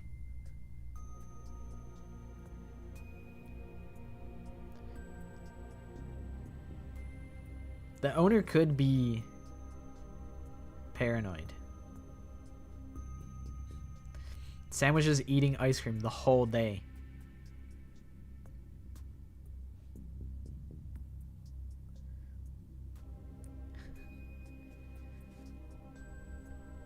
Sometimes it's worth it. I could still eat ice cream in the winter. It's too good to like not.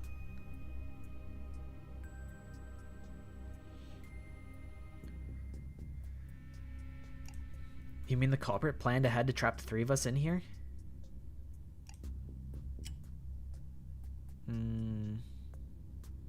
Why are they doing this? Trapping us in this modified house, writing that on the door. They clearly want us to turn on each other, but why? What do they get from making us do this? Huh? You don't know about death games? Death games? Melvin doesn't know anything about anything. You know, I guess to be fair, Melvin does have amnesia, so maybe that's why Melvin doesn't actually know about gacha games. You know, like the Battle Royale genre, stories where people compete for survival. Sometimes they do it for a big prize, and other times they're just forced into it at the whims of a mastermind. Usually the contestants try to kill each other, but other times they play games where losing means death. It's a very popular form of entertainment these days. Entertainment? This is all just a game to someone? Is this a game to you guys? This is your guys' fault. It's your fault that Cecilia and Oriana have to kill each other.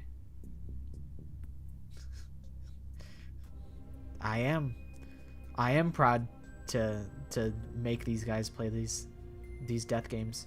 And I'm tired of pretending that I'm not proud. Yeah, I just wanted to guilt trip you guys to divert blame from myself. I don't believe this situation is for someone's entertainment. Oh? And why is that? Because there's no electricity running through this house. What does that have to do with? Aha! I see what you're saying. What is it? What is she saying? Well, there's no power, right? That means there's no way for any surveillance cameras to work. Not that we found any from looking around. Without cameras, there are no means to watch or record us trying to kill each other. Which means the only way the culprit could be enjoying this killing game is if they were watching us directly. Perhaps in plain sight? The culprit. Who is our culprit? There's 2 different kinds of chocolate oranges, and the actual fruit seems like it'd be disgusting.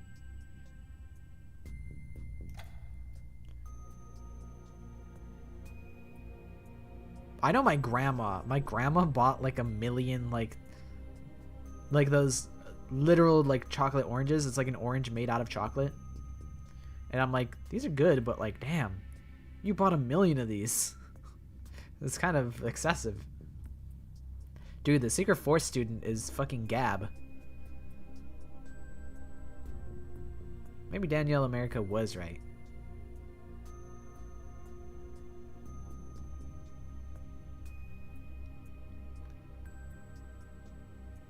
I mean, it is possible that, I mean, they could see the aftermath, and maybe that's just entertaining enough to just come back, and then they do a little housekeeping, they clean up. Who do you think it is, the person that brought us here? Guys? Oriana was looking for clues regarding that, right? Yes, my current theory is that there are at least 2 people involved. One culprit and an accomplice. An accomplice? I see, that would make the most sense considering how they caught 3 people all at once. All at once? I mean, they could have captured us. I mean, who's to say that we all got kidnapped on the same day? But did you find any clues about the identities of this evil duo? No. Really? Even though you're so sure that there are 2 people involved? I'm gonna say nothing. Keep beefing. You already mentioned how the 3 of us were brought here all at once. Anyone would have trouble doing something like that alone. I guess I did say that. But come to think of it, Melvin, you posed the initial question, so let's hear your thoughts. Who do you think the culprit could be? Huh? Me? Yeah, show us your detective skills. Alright, let's take a shot in the dark. I have no idea who it could be, but I guess something I noticed is there's a lot of dust around here, on top of other signs that no one's been living here for a while. That means there's a chance that the culprit just happened to find this house and modified it for trapping people. In other words, I don't think anything we find in this house is guaranteed to be related to the culprit's identity. Boy, that's a bleak conclusion. Melvin makes a good point, though. If the culprit simply repurposed this house, it'd be hard to believe they would leave any clues that point to their identity. So no matter what we learn about the people who lived here, it won't do us any good?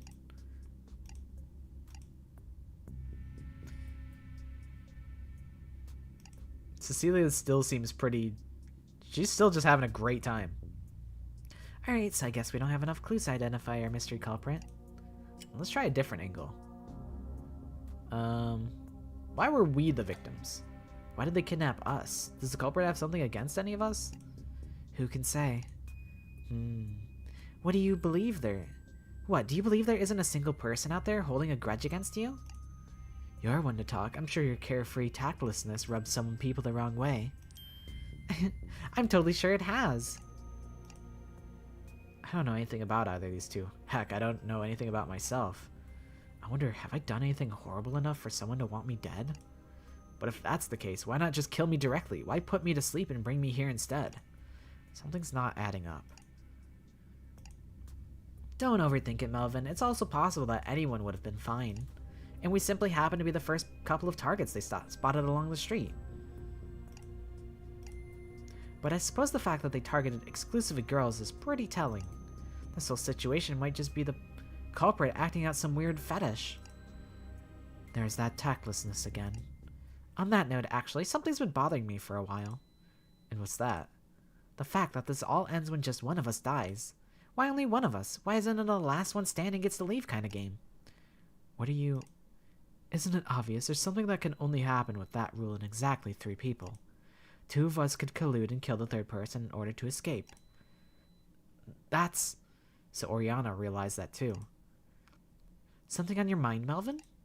No, I was just... Don't tell me you didn't realize that until now, Melvin. Coconut flavored things are like okay. It's not my favorite, but I could eat like, you know, a coconut flavored like chocolate or something. But overall, I think I would rather the coconut not be involved.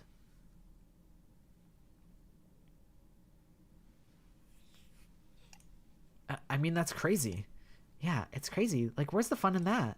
At least with the free-for-all, everyone has a fair shot at winning. Ugh, that's not what I... What if only one of us has to die? This can all end pretty quickly.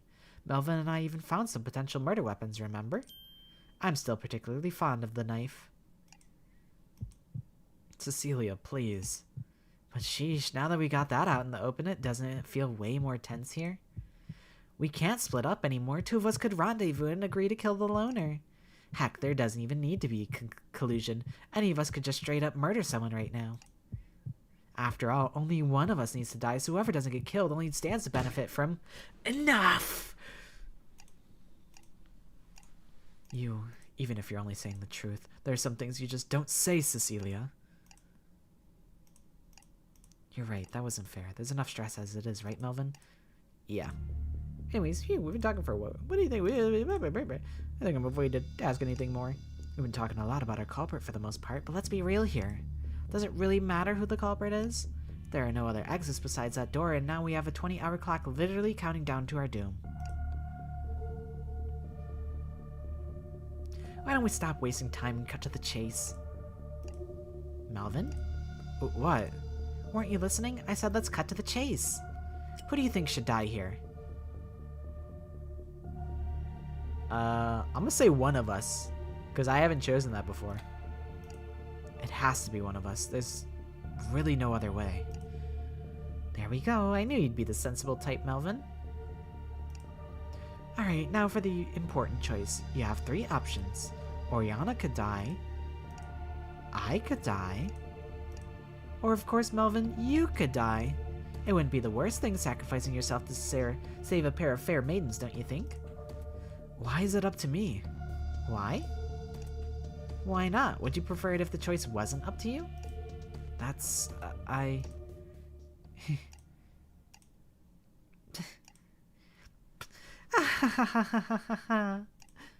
Oriana? Oh no, she's lost it. It's the dog again. Something just brushed along my leg. What's down here? Oh, a puppy. Whoa. These girls are idiots. Cecilia is definitely an idiot.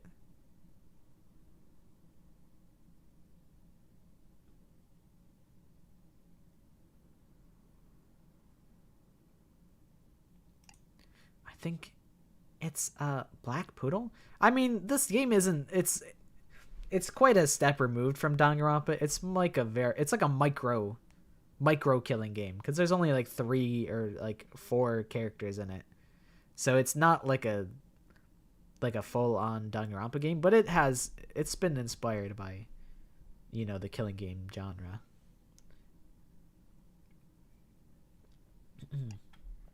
What? Whoa. Uh-oh, Oriana seems flustered. I wonder if she... What is this precious creature? Likes dogs. Oh my gosh, she's so floofy. I could just dig my face in this floofy little belly. You're, already doing that. Oriana, you're suddenly acting very out of character. Meh, it's fine, isn't it? Might as well let her relieve some stress. It's got the cutest little paw pads. Squishy, squish, squish. Anyways, Melvin, have you seen this dog before? Yeah, when I was searching the bathroom. It ran off and disappeared before I could get a good look at it. Oh, it could stand up, and from a glance below... he's a healthy little baby boy. Yes, we see it. Yeah. She's really having fun down there. I guess that dog's here right now because it's looking for food. The pet bowl is right over there, after all. Which means the dog probably lives here.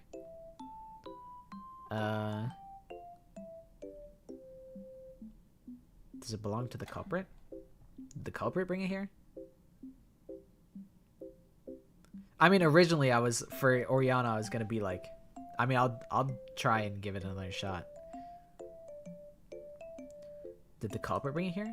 That's my best guess, yep. Who knows, this dog might lead us to the culprit. But isn't that strange? If the culprit was planning on using this house for a crazy death game, why would they leave their dog here? Oh, good point. Huh, this dog actually raises a lot of questions. We were all pretty sure this was a premeditated kidnapping, but... yeah, it's hard to believe the culprit would just leave a dog wandering around here. But you know, it's possible there's a simple explanation for it. Maybe the dog snuck in from the outside. Wait, but that would mean... Excuse me. Wow, she's back. Hold on, I gotta pretend to be the corpse husband. You two have been going on and on about this dog. But isn't it rude to keep calling him the dog and not use his name?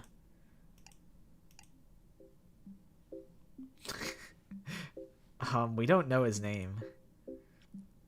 Looks like his collar doesn't have a name tag. Ooh, what a neat collar. So I guess we should just give him a name for now? Ooh, how about Cerberus? He looks like a powerful little guard dog, don't you think? That might be a little cringy. What kind of a cringy name is that? That's unacceptable for a cutie patootie like him. A creature with such magnificence, floofy fur should be given a name befitting its charm and elegance. That's why his name can only be Shaggy. Choke me like you hate me, low-key you wanna date me. Not that I'm one to judge, but both these two are awful at picking names. Just awful. Where's the elegance in that name? Did rubbing your face in that dog's belly rub out your brain cells? It's more elegant than what you came up with. Why is your head only filled with violence? At least I'm being consistent with my aesthetic. How does a single dog regress your mental age to 5 in an instant? Oh, please. If anyone's mental age is 5, it'd be you, you blue dwarf. Ah, you went there. You made fun of my height, didn't you? Guys, is the dog's name really worth getting so heated over? Melvin, you be the tiebreaker. Which name do you like? Yeah, Melvin, you decide. Come on, Melvin, just pick one. Yeah, pick one. Both of them are pretty bad. It's too much of a pain to come up with a better one right now. Fine, let's go with Shaggy.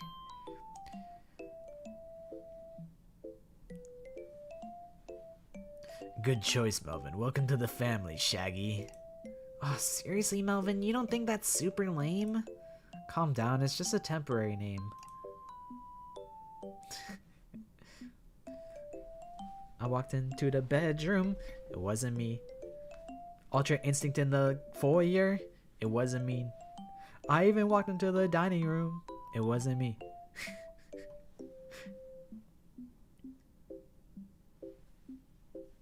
Anyways, should we actually start eating dinner now?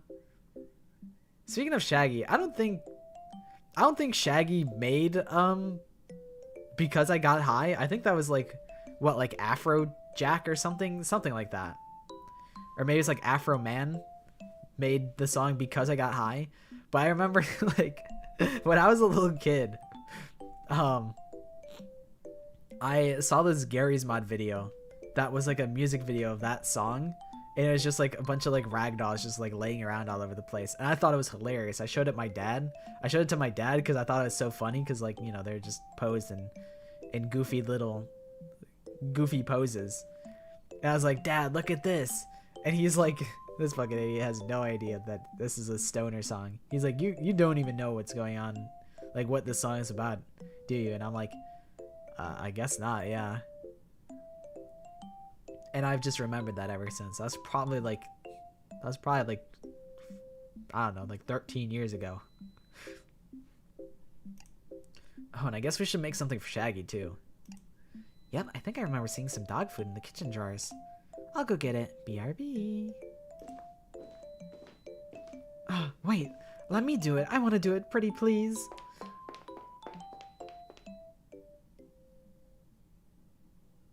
I love Gary's Mod. Gary's Mod is probably like one of my... It's in my top 5 games. I even make dumb Gary's Mod stuff for the fucking Danganronpa videos.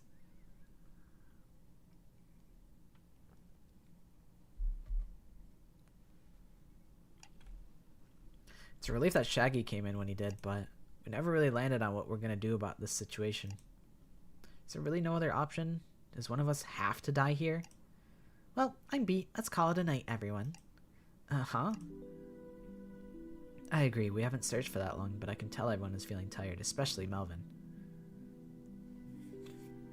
The corpse party recap things were some of my best bits, really.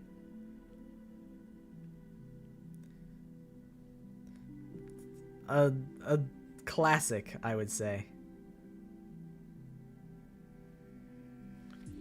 Used to watch My Little Pony on my iPad when my mom was at home as a little kid.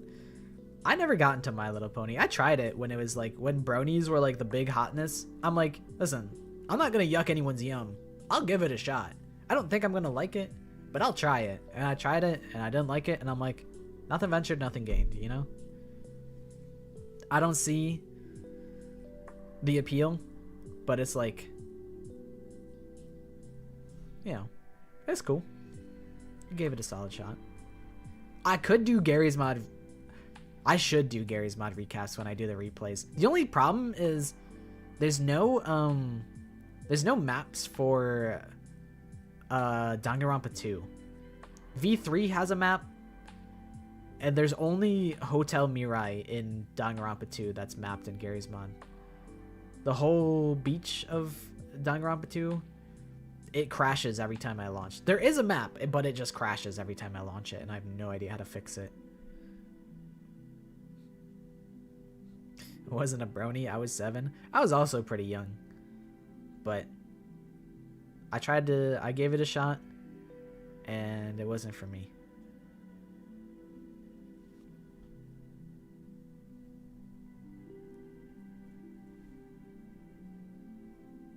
That's true. I don't actually need Host Pika Cat or Jabberwock Island specifically. I could just find a sufficient beach map or like a sufficient setting. Let's see. Like it's really just like an ornate house, like an ornate room for 2-2. 2-3 takes place. Oh, the funhouse does work actually. Fuck the funhouse. That map is horrifying. The funhouse map actually scared the shit out of me. The stupid fucking funhouse. So luckily, the funhouse is very accessible. I forgot that there's a funhouse map. But that should be doable. Let's see. 3-3. What is the setting of 3-3? Why am I blanking? The Titty Typhoon.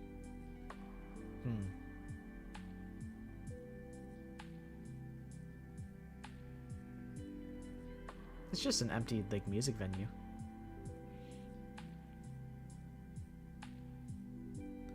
And then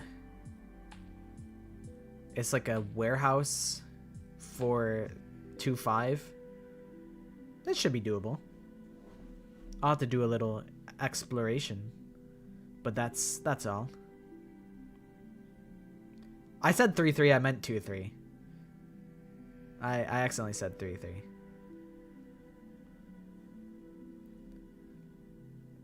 But luckily there is a funhouse map. I don't know what kind of sick twisted individual said, I want to make the funhouse map in Gary's mod.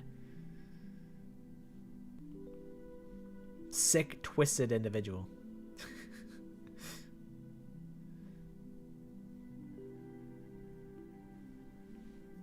I imagine like if it's just like a recap, I probably just only need to showcase who's dieted.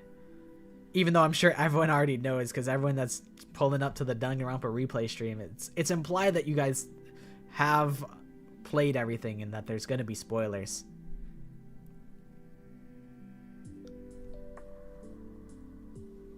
But it still could be fun to make them anyway, just for the fuck of it. Just so they know. Yeah, it's just for love of the game. Just because it was fun to make them, and also it's like You know, so you know that where we're starting from in the stream. Although I can't lie, there was a point where I was making the corpse party recaps and I'm like, this is kind of making me feel ill, because I'm like, when you take a step back, I'm like, wow, I really was like laughing at the idea of this little kid getting thrown so hard by the ghost that she fucking splattered on the wall. I'm like, when you think about it and put it in that context and say it out loud, it's actually like nauseating to think about.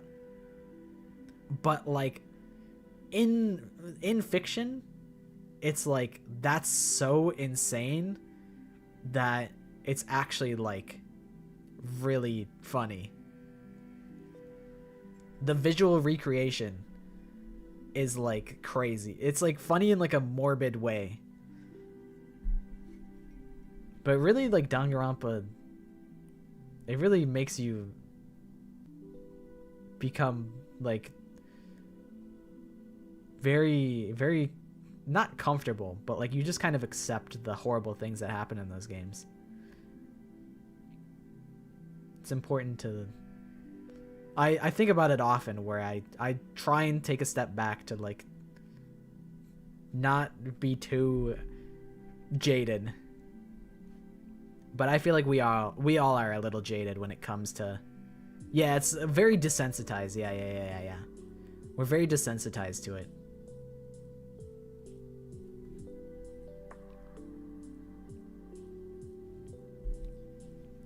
That's what I'm saying, Ryan. I love 1-1. Because like they're all just right there, like it's right in their face, they're watching it happen. It does get a lot of benefit, like it gets a lot of bonus points for being the first. It also gets bonus points by being like, you know, it's pretty out there, but it's like it's top tier irony because it's specifically like incredibly talent related. Whereas something like, you know, Strand of Agony is really good, and it's a good showcase of who the character that execution relates to. It shows their character really well, and it's ironic in the sense that it's very obvious, like the execution is created for that character because they know, hey, they're gonna go through all of this torment in order to get to the end, just to have that rug pulled out underneath them. Like that's why that's where the irony of V3 Chapter 2 execution comes in. Whereas 1-1, it's like, you know, it just is ironic because it's what they were known for, you know, it's very specific to their talent. And it's like the setting is something believable. It's just like, and also I think the animations of the first victim being like pulled away, everyone's like looking at them, they're like, uh-oh, you're fucked, bro, you're so fucked. And then they get snagged away, dragged along the ground. I don't think they do that for like every character. I think maybe it's like the first character of every game, but not so much. After like the first execution, they kind of are like, yeah, you kind of get the gist. They get hooked and pulled away and then dragged along the floor. Like, I don't know. You really get to see the struggle and the pain, and it's like, I don't know. 1-1 is actually like the peak execution for me.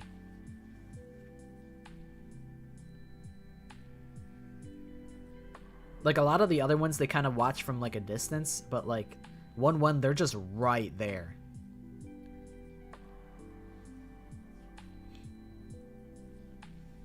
All right, let us progress.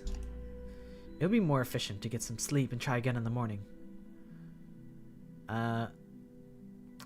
You know, let me object. Or actually, let me agree. I think I objected last time. I mean, if you're both okay with that. That's my dishwasher beeping, by the way.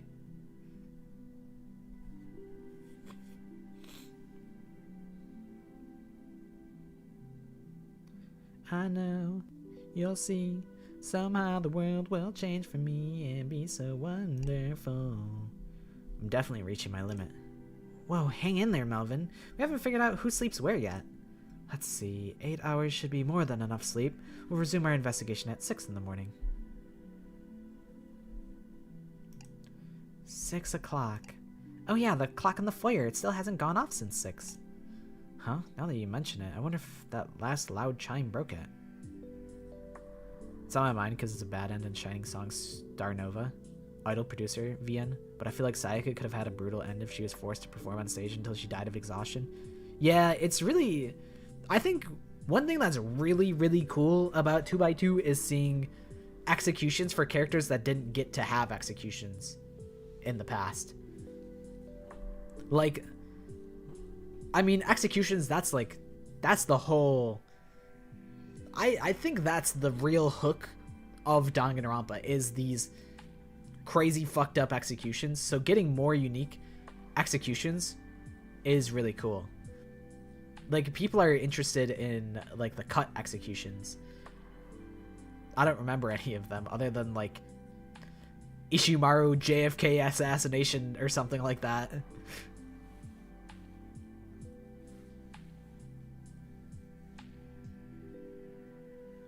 But I am excited for 2x2 brand new executions for characters that didn't get to have one before. There's a lot of characters that could have had really cool executions. And I do think if there is a repeat murderer, like if I won't say. I've already been trying to dance around spoilers anywhere, even though, like, we all know. But I just am avoiding spoilers just because I probably should. I'll try and do my best. But, you know, a character that's already been executed could get a brand new, different execution, and that's pretty interesting too.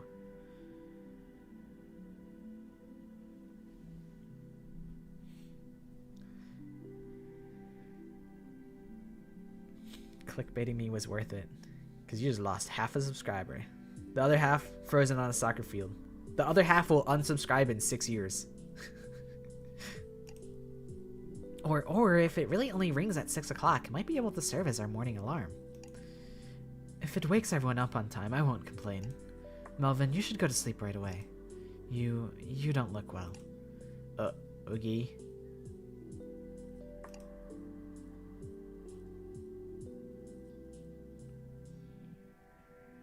So how do we go about splitting the rooms?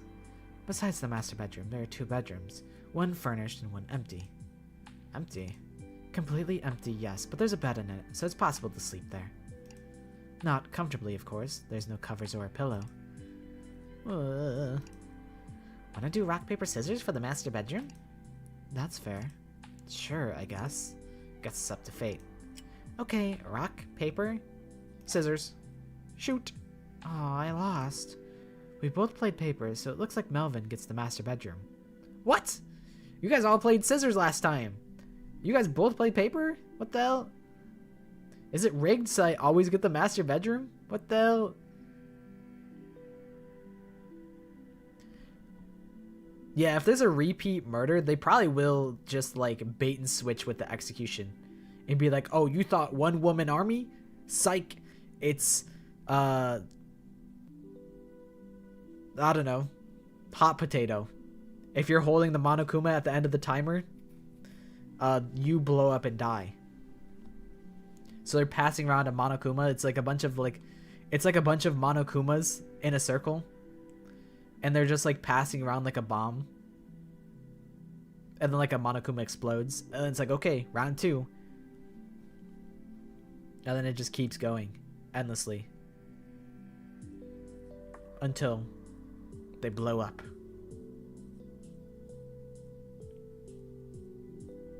It's Monokuma arm wrestling competition where Monokuma just slams them through the table and they fall directly into hell. Huh? Guess I'm pretty good at this. Alright, now let's play for the furnished bedroom. I don't mind either way, but fine. Rock, paper, scissors, shoot! Yes, I win! Sore loser, huh? Crap, I said that out loud. You said you didn't mind either way. I don't. I'm perfectly fine using that room. But there's no covers or a pillow. Will you be okay? Right, there's no... well, I'll be sleeping with Shaggy anyway, so I'll have no trouble staying warm. He's not very big, you know. Plus, he's cold to the touch. I mean, his cute and cuddliness will keep me all worked up and warm. Wait, that sounded kinda... Don't laugh. Alright, let's get ready for bed. I wonder what will happen. If anyone in 2 gets a repeat murder, I hope it's Chapter 3's killer. That could be cool. I agree with that. I think Chapter 3's killer deserved better, especially because of, like, you know, there's so much medical malpractice that you can do that, like, I don't know. It could be like, imagine it's like an operation or something, but like more lethal, you know? Like the game Operation. Because she is pretty clumsy. You know? And like, she'll like, you know, every time you fuck up and hit like the buzzer or whatever, you, I don't know, get stabbed or something. So the more difficult medical matter. Oopsie. I mean, there was no way around the idea. I agree that she's not a surgeon, but like, you know.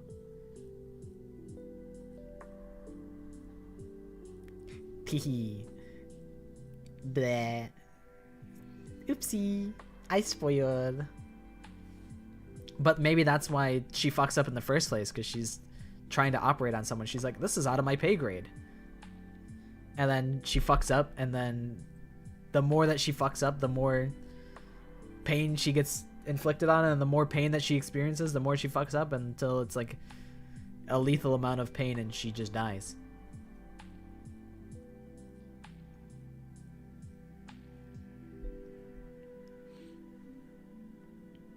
On some real shit, do you think I could survive Danganronpa? I'm not delusional.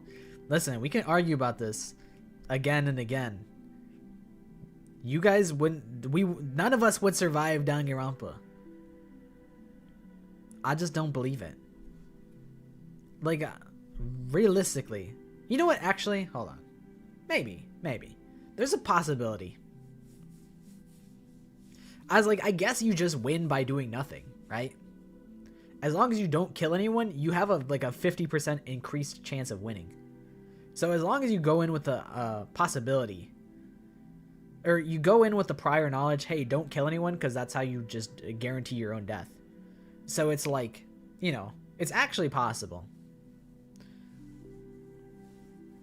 But I don't know. I just feel like if Monokuma wanted you dead, he could just kill you.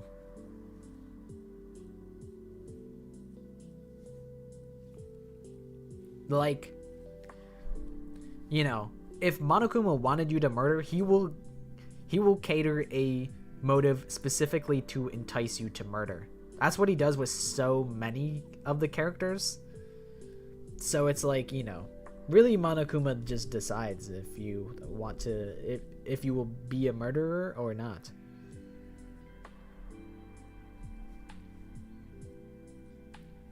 But I don't know. I still think logically, like, as far as like a numbers game goes, like, I don't know. In V3, you got what percentage is 3 out of 18? Oh shit, I typed it wrong.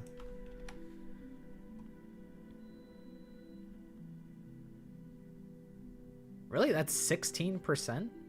That feels kind of high, all things considered. But I mean, still, it's not great. It's not great odds.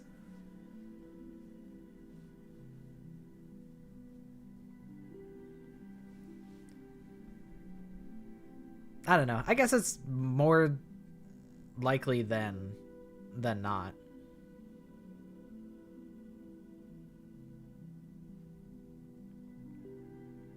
And I guess in reality, all the members of Danganronpa 2 did live, except for one character, RIP that character.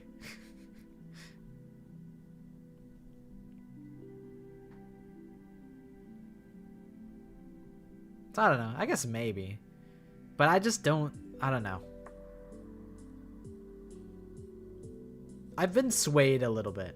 I was hard on the side of, let's be real, like, I'm not surviving. Saying they all... yeah. Well, they don't know. They don't know what I mean by that. You don't even find that out in Danganronpa 2. You don't even know.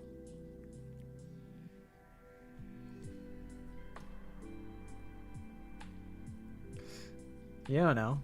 Maybe I'm lying. Can't shake this feeling that something will happen tonight. But I'm so tired. We'll investigate again in the morning. Right, they don't know. This is spoiler free? Not really. I was just challenging myself to try and not say spoilers, even though everyone here has played. Everyone has played Danganronpa.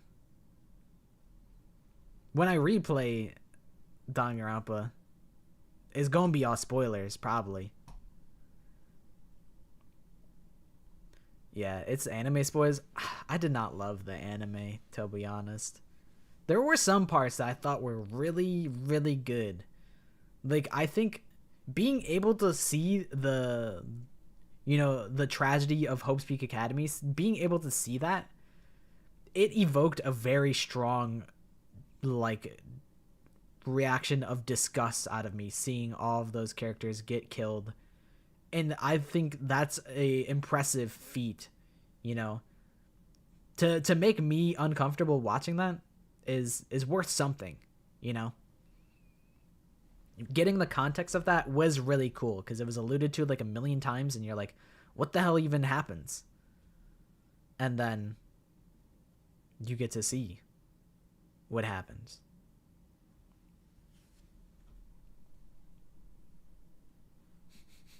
Teal the ultimate hater. That's so awesome. That's so fucking awesome. Just getting into Danganronpa to spoil the ending is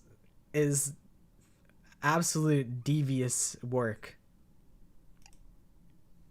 The slice of life part of the anime was cute. The DR3 killing game, I'm like, I don't care about any of these characters. It just doesn't work in an anime format because you don't really get to spend any time with any of the characters. And you're like, oh, character I know nothing about is dead? Well, I don't have any... This has no emotional weight. Like, it doesn't... I didn't give a shit about that character at all, so, like, whatevs.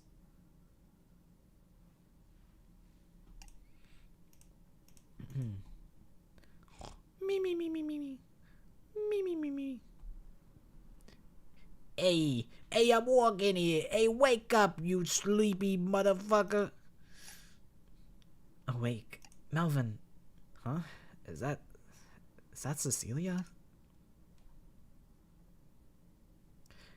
There we go. Melvin, hi. How do you feel? How do I... is it 6 o'clock? Nope, it's still the middle of the night, but I just thought you should know. We can escape now. What? Well, I guess not right now, but very, very soon.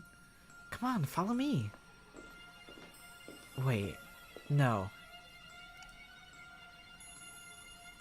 Is this what I think it is?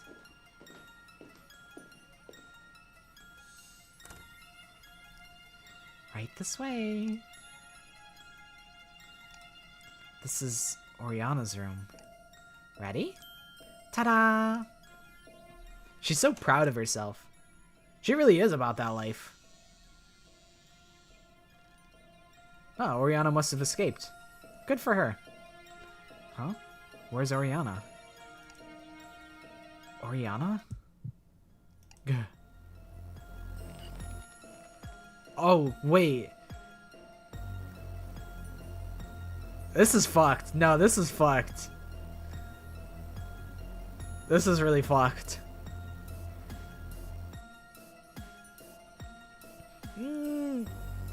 Oriana, she's tied up and a gag? A towel? A knife? I was actually planning to finish this quickly, but then I figured that you should be a part of it. A part of it? Yeah, you know, killing Oriana. I mean, come on, this is so simple. We just play by the rules and we get to escape. Easy peasy. Easy peasy? What's wrong, Melvin? Didn't you already agree that we'd do this? All I did was save you most of the dirty work. Getting her to settle down while I tied her up was not easy. But I thought you were just exploring possibilities. And you gave me an answer. You said that you were in and that we should do it.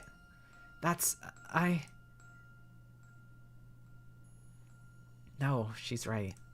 I chose this path. The scene in front of me, it's happening. Because of me. That's right, this is all because of you. You made the decision that brought us here. So now it's time for you to make one more decision. A decision? Yep, I'm gonna ask you to choose one of two options. The first option is to turn away and let me kill Oriana. The second option is you take this knife and kill her yourself. Well, what do you think, Melvin? You have no idea how excited I am to hear your answer. Come on, Melvin, don't keep me in suspense. Oriana, what will you choose?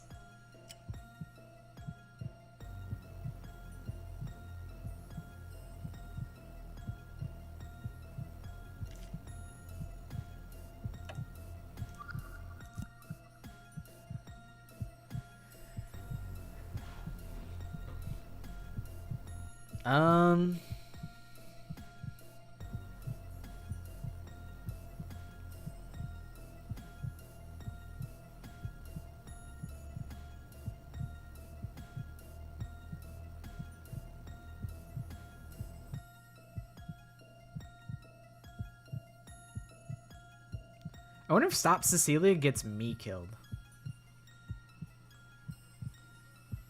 The thing is, if I let Cecilia kill her, I don't know if she'll do it in front of me. I think I walk away and she kills Cecilia. I'm like so curious. All of these are enticing options. I feel like Stop Cecilia could potentially be me dying. If I try and fight with Cecilia, maybe she'll just kill me instead. You know? I think watching, like, I think the most content thing to do is kill Oriana myself. That would be the most gruesome thing to do. I think it'd be cool to watch Cecilia do it. But, like, I'm also curious. We will just explore all of these.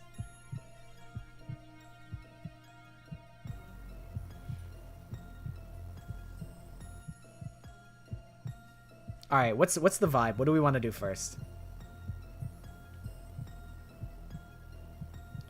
I don't know if loading my save is gonna count. I'm a nerd. I'm kind of tweaking.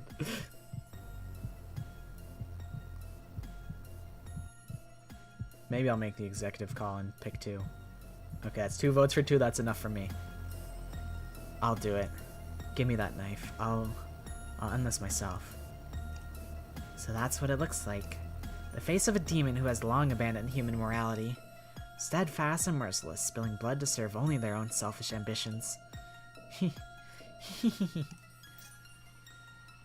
You're super interesting, Melvin. I'm so incredibly happy I met you. To think it would be this easy.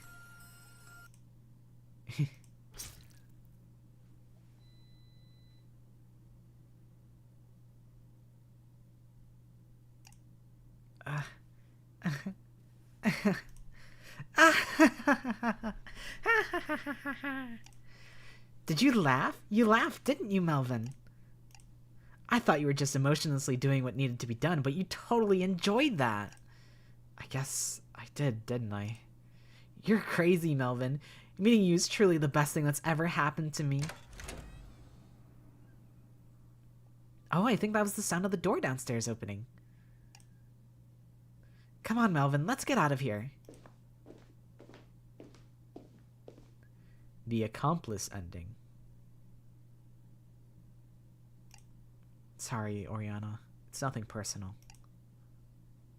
Goodbye. What is that?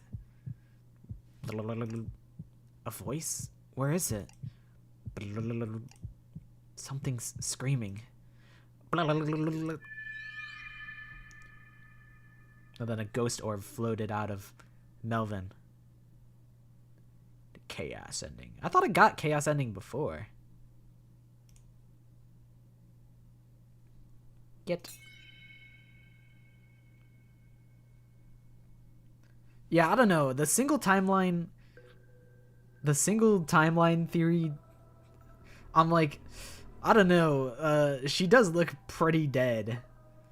Cecilia did look pretty dead in the other route.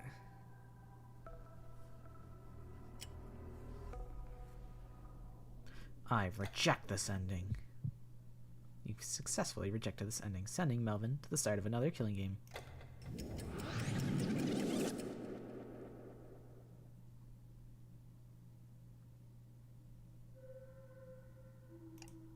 Wake up, bitch. If it didn't work. Yeah, maybe she's like, maybe we just, like, it's a non-lethal stab, you know? She's waking up. Alright, we've seen much of this before. We can zoom. We can zoom. Oh. I lie. About the writing on the door. So, if the writing on the door is for real, then will it really open if, well... We could actually... We'll save here, and then we'll go back to there. Let Cecilia do the kill. I can't. I give up. Huh? What do you mean? Bye. So, that's your answer, huh? Well, I can't say I blame you. You're choosing to walk the less messy path. In a way, I respect it. But I have to say, I'm just a little bit disappointed in you, Melvin. You're disappointed too, aren't you, Oriana?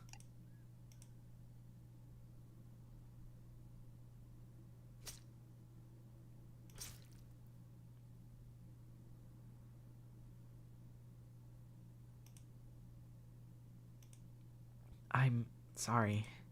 Oriana,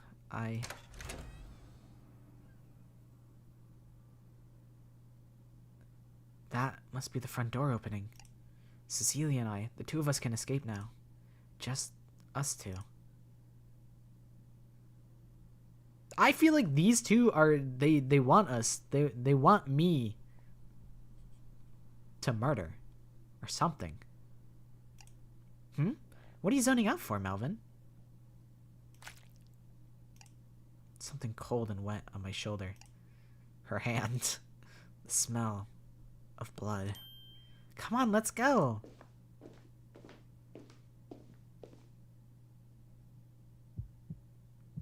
Why? Why did it have to end like this? Ugh, what is that? A voice. Something's screaming.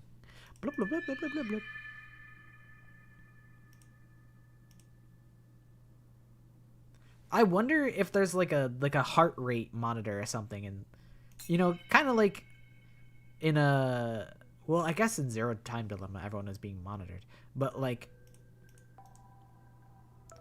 what if it just detects if somebody's somebody is no longer living.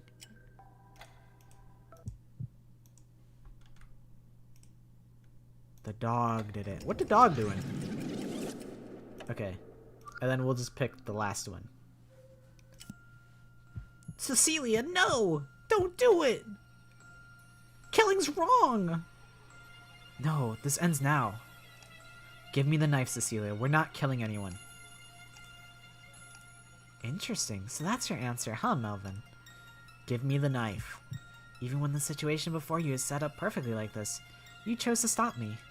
You chose to prolong our hell. Give me the knife. Melvin. No. Stranger. You no longer interest me. I said give me...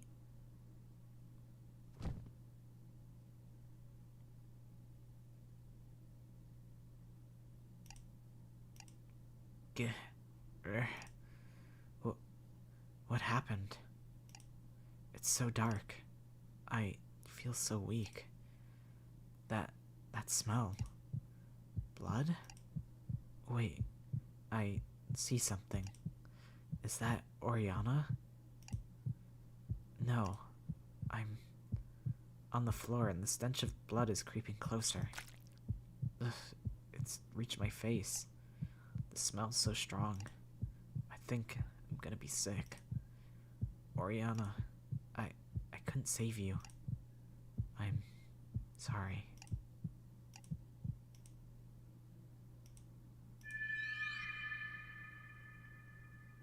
Okay, so they still just killed Oriana.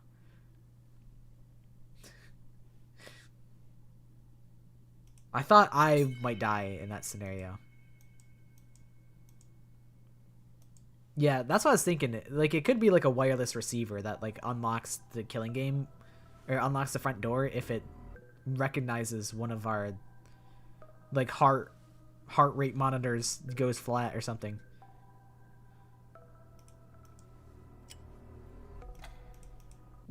Okay. So nothing changed. Maybe I'll take this opportunity. We'll do... I think we have two more... We have one more bad ending and then one more true ending, I believe. But the bad ending should be kind of quick to get, because I can just skip through all the dialogue. So we'll go here, because I don't think it changes anything. I think I am going to take a quick break. Refill NT.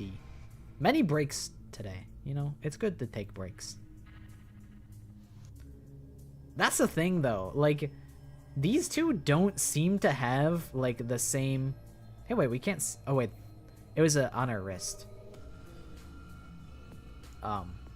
When we go to the bathroom, there is, like, a... We have the same kind of collar that the dog has on our wrist with the spooky runes on it. But I will be right back. I'm gonna go to the bathroom and refill NT.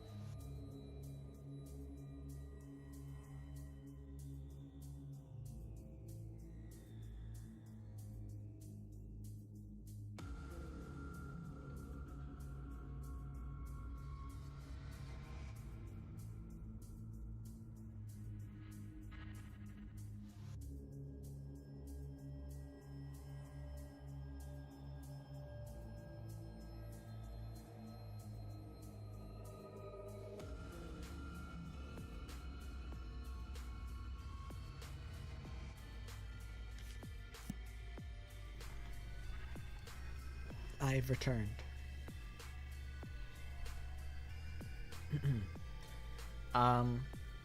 What was I gonna... I wonder if I can find this.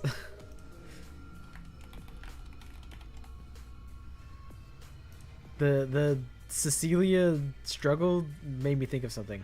Let me see if I can find the thing.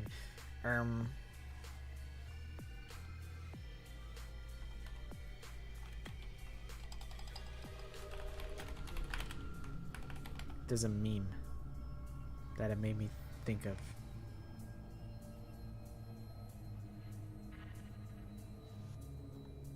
I won't be able to find it, but like,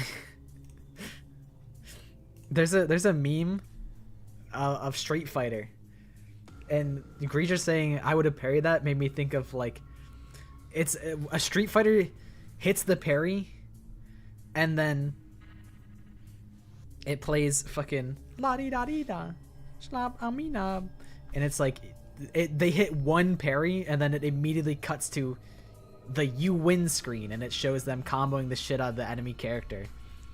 That's me if I parried Cecilia's attack. I wish I could find the video on that, but I can't find it super easily.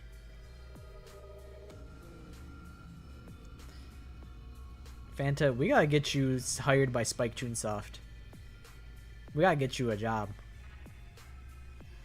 What is the crack ship that you found, Ryan?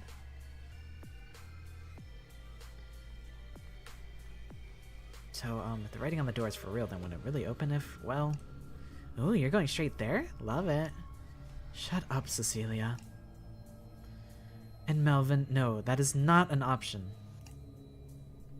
Let me peep this. Shoma and Veshness? Let me open this. Let me open this bad boy up.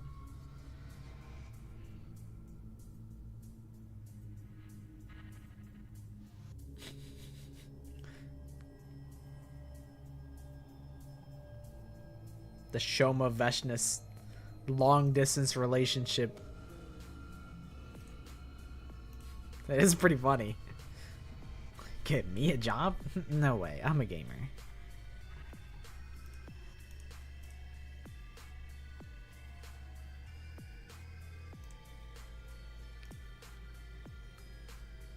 I'll put it on the screen. I think it's...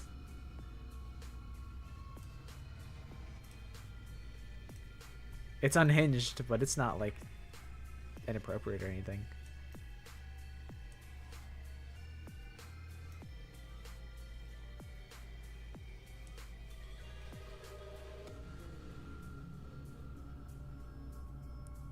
They're doing fucking raids together. They're playing Final Fantasy together. XVX Hope Paragon XVX. That's a Goon Gamer's ass name. I mean, this is the weird fucked up shit, but like the art is good. It's funny, so I'm rocking with it. And really, that's all it needs to be. All it needs to do is be entertaining. Bloons Tower Defense 6 reference? Maybe. The Paragon of Hope is a Bloons reference.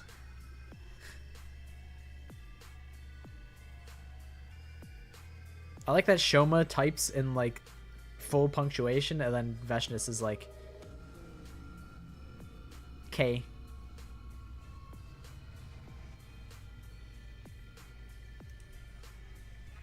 That's fun, I like that. But it sure seems like the only way out is to have one of us. I said that's not an option. You're pushing it, Melvin. Let's give it some time first. Give it some time. And then the clock. The clock tolls. The bell tolls.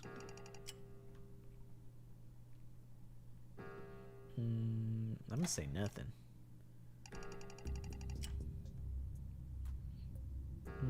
I think it's hard to say that people should drop dead. I mean, death might be a little harsh. Let me gather my thoughts, because I don't know how I'm supposed to progress. Her drag him because no one believed he had a GF is so unreasonably funny. Girl, it's you. You're the one dating him. Huh, I wonder why I have this strange feeling of deja vu. Maybe I don't need to be in a rush. Should I think more carefully? Yeah. Something's wrong. I can't shake this horrible feeling in my gut. I should talk to both Cecilia and Oriana before it's too late. Let's see, where should I go? Upstairs. I think I need to skip the bathroom then. Maybe that's what has been leading to these bad ends.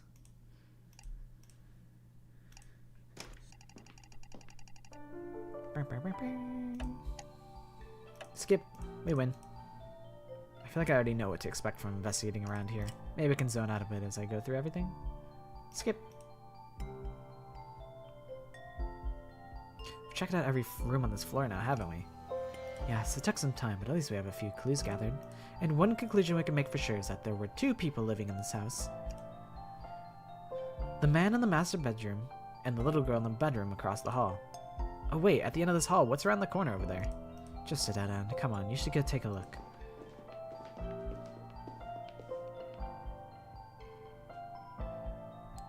I mean, that's a Mario 64 painting. You go through the painting and that's where the secret room is.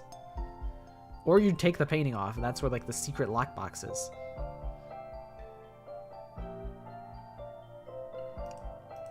But yeah, this really is just a dead end. What a strange layout. This wall on the right. I guess the master bedroom is on the other side.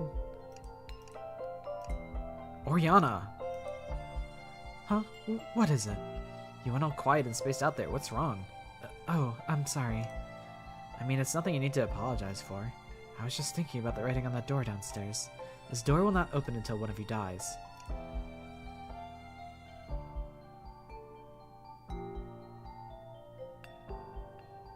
Yeah? Why was that the extent of the information? Why was there nothing about a time limit or the means of death? It's as though the author of that message wanted us to agonize over what that message means. Hopelessly wander around the house only to find there really isn't any other exit, and then have us by our own free will decide to kill each other, all without directly forcing us to do so. That's utterly demonic, yes. We're dealing with someone who wants to forsake our morals, wants us to forsake our morals, our humanity. But that's exactly why we're looking for the culprit, right? We need to find them and put an end to all this. The culprit, the demon. Oriana? Let's say we do find the culprit. What do we do from there? I guess demand they set us free? And what if they refuse? What do you think will happen then? Then they'll probably just kill us. But there's 3 of us. If we just gang up on... What if it's a large burly man with a big curly mustache and a long beard? What if it's more than one person? What if it's multiple big burly men? Do you honestly think the 3 of us are going to be any good in a fight?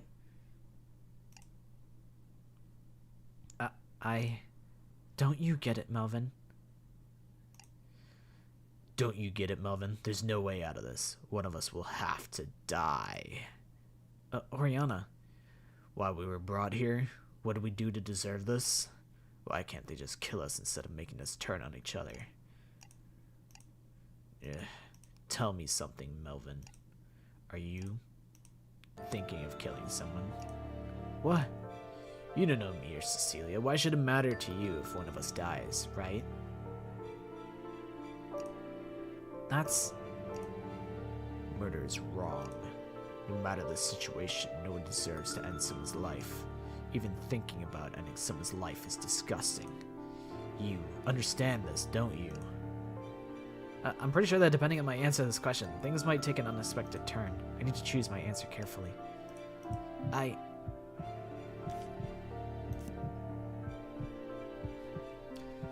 Clearly we have to convince both of them to help us murder, and then they kill each other trying to set it up, and we just leave knowing 2 murderers have been removed from the world.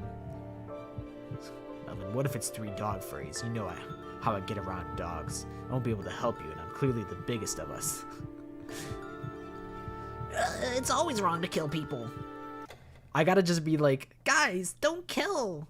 Killing's wrong. I gotta do that for both of them. I think that's my route. I agree with you completely. I don't believe it's ever right to kill people either. The The culprit definitely wants us to panic and try and kill each other, but we can't lose to them. We need to do everything we can and get out of here. All of us. Together. Yes, exactly. You're a good person, Melvin. I'm glad there's at least 2 of us who are. Phew, she looks a lot more relaxed now. In fact, I think this is the first time she smiled that warmly. Alright, so back to the topic at hand. Even though we have access to the entire 2nd floor, the same can't be said for the 1st. But I'm confident the last door on the floor could be unlocked if we can find its key. Really?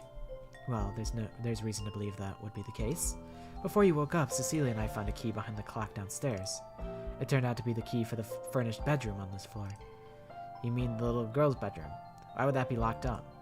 Your guess is as good as mine. Anyway, considering the layout of the 2nd floor, it's very likely that a large portion of the 1st floor is blocked off. The last of the locked doors are in the foyer and the kitchen, and based on their directions, I think they lead to the same room. It's probably a living room or some space that has more doors connected to it. And you think if we gain access to the rest of the 1st floor, we might find something interesting? Exactly. It may not be a way out, but it'll be something the culprit didn't want us to find. Is that a Makoto voice? I feel like maybe I need to like loop back my own voice to be able to hear it. But I feel like my normal voice is closer to Makoto. Because I gotta be like, guys, just believe in ourselves. Unless that's the Makoto voice that you're talking about. Which I guess, yeah. I was thinking of the corpse husband voice. The deep-ass voice rather than the anime boy-ass voice. Okie dokie. See you later, Zernity. Thanks for hanging out. That said, if they really didn't want us to go in there, they probably wouldn't hide the key anywhere we could find it. The key might also just be in the culprit's possession, and they might in fact be hiding in that room, watching us. This isn't gonna be easy, huh? I think I'll search around here a little longer. You can stay and help if you want, but she looks a little worn out. I should give her some space. Nah, I'll go investigate the 1st floor now. Who knows, I might find that key, or a clue to that key. Alright. Thank you, Melvin. Okie. That door in the middle, between the kitchen and the bathroom. Yep, just like Oriana said, this door is locked, but a key might open it. Where am I gonna find a tiny key, though? Ugh, I better check everything carefully from now on. Well, no point standing here and staring at it. Guess I should investigate somewhere else now. Let's see, where should I go? The kitchen. Might as well join Cecilia in the kitchen. It'd be nice if I can find something to eat, too.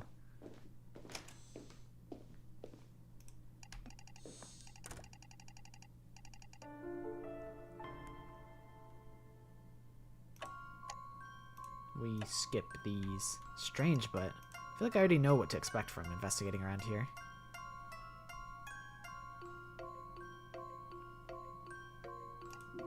Maybe I can zone out a bit as I go through everything.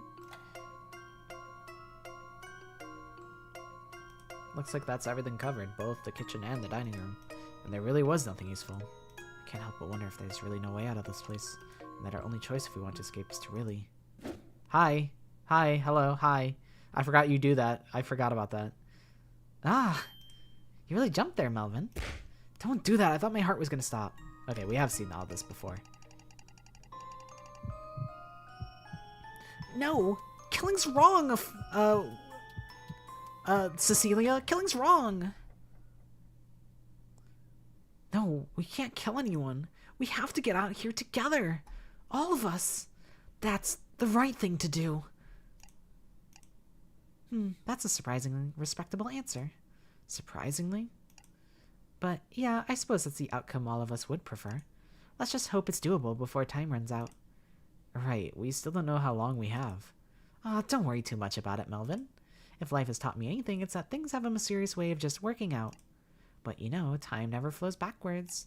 And sometimes you're forced to make a decision to go one way or another. Sacrifice something to gain something else. Those are the moments where it might be worth worrying, just a little bit. Hey, come on, you're scowling again. Don't wrinkle that pretty face of yours. Right now, you still have plenty of options. One of them is bound to let you get everything you want. Now go take a walk, check out some of the other rooms. I need to clean up this busted chair before we can all eat dinner. Right, okay. See you later.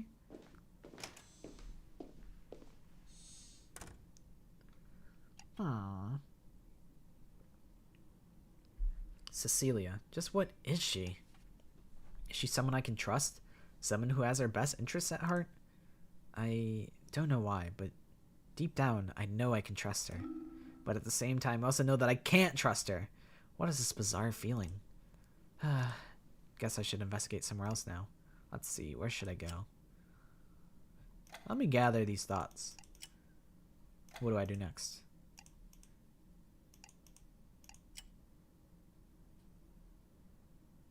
The bathroom? I guess I could check out that bathroom. Probably isn't any way to escape, but maybe. Oh, Melvin, you're still here? Cecilia, yeah, I was about to... Aha, I knew it, Melvin. Look at the clock. Huh? See, it's a little past 8. We heard a loud chime when it was 6 o'clock. But did we hear any chimes for 7 or 8? Melvin, are you listening? The clock might be met. Forget about the clock. Oh my god, look at the door. It says bad things on the door. Oh no. That third line wasn't always there, right? Ugh, why do I feel like I've been running around in circles? Maybe I should pass on dinner and get some rest in one of the bedrooms upstairs.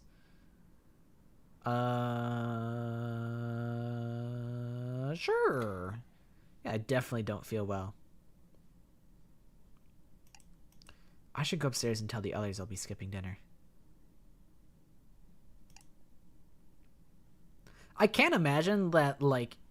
So if you're going down the stairs, is the front door not directly in front of you? So, like, I imagine it has to be Cecilia updating the door, right? Because if you're going downstairs, and I was hanging out with... Well, actually, I wasn't with... What's-her-face the whole time. Although, I think you could be, right? If you choose to skip out on investigating the little girl's room, then maybe you'd be with Oriana the whole time. So Oriana would never have a chance to alter the door. But, well, actually, yes, she would, because it alters when you go in the kitchen, I believe. I don't know. I told Cecilia and Oriana about my condition. They seemed sympathetic enough. They said to go ahead and use the master bedroom, which definitely has the best bed in the house.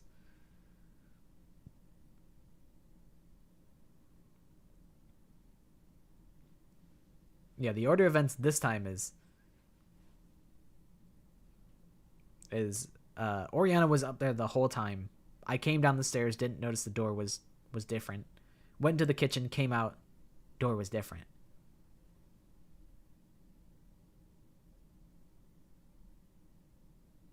I imagine if I did it in the other order, it would still be the same outcome, though.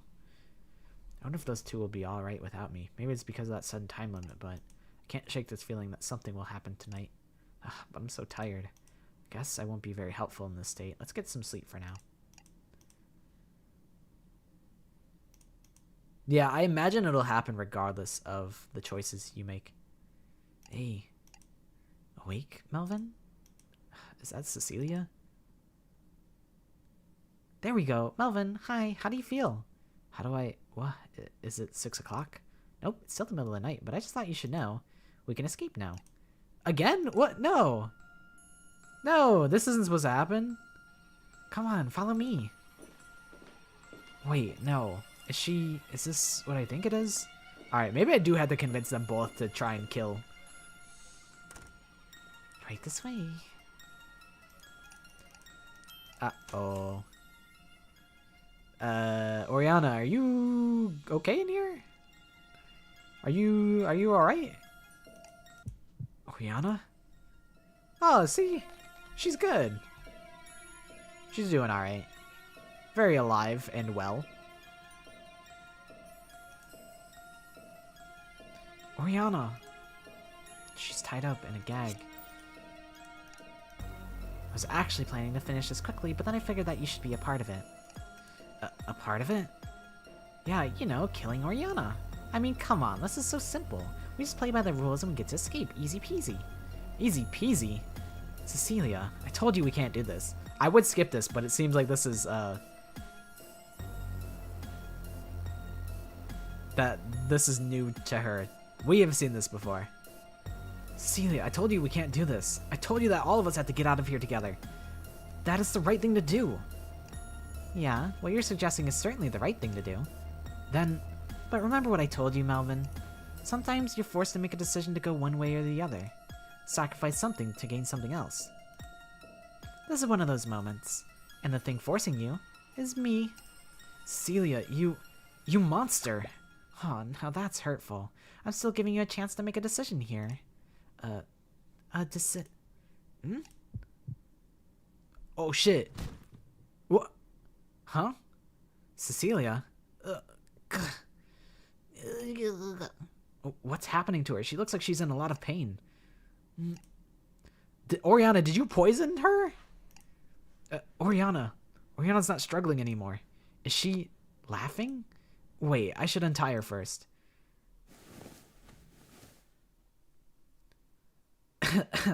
Thank you, Melvin. What's happening to Cecilia? Oh, that's simply divine retribution at work. Retribution? Why do you look so surprised, Melvin? We talked about this earlier. What are you talking about? Talked about what? Isn't it obvious now? Cecilia is the culprit. She brought us here and orchestrated this whole killing game in order to kill me. Cecilia is the culprit? You...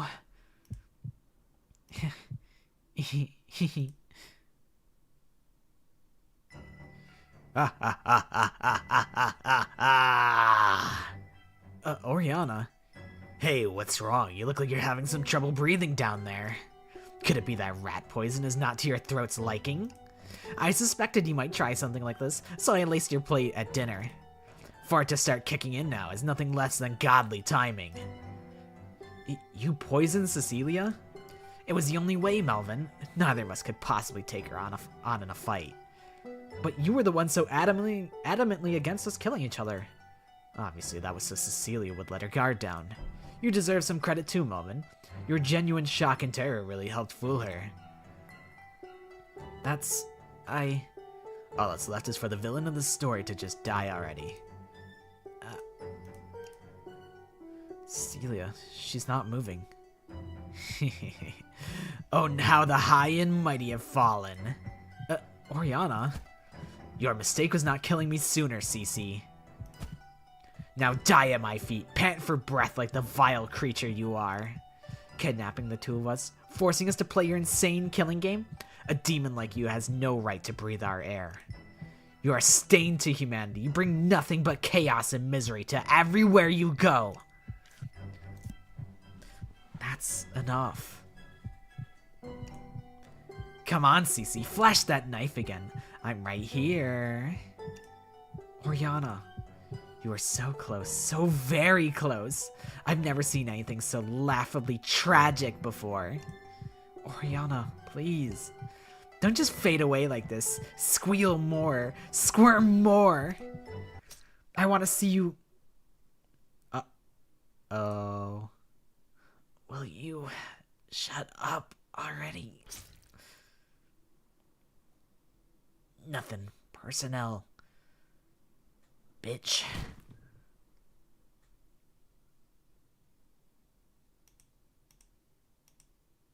What? Just... She stabbed her in the throat, and Oriana is dead? Look who's got a problem breathing now.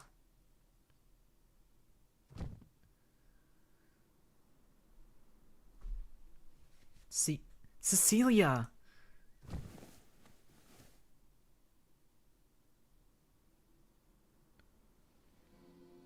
Karma. Her eyes are still open.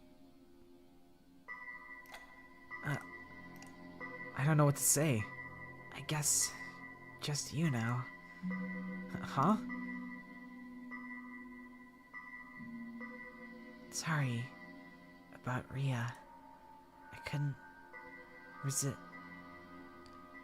Shut her up. Don't talk. Just keep breathing. You'll to leave by her. Ari. Goodbye.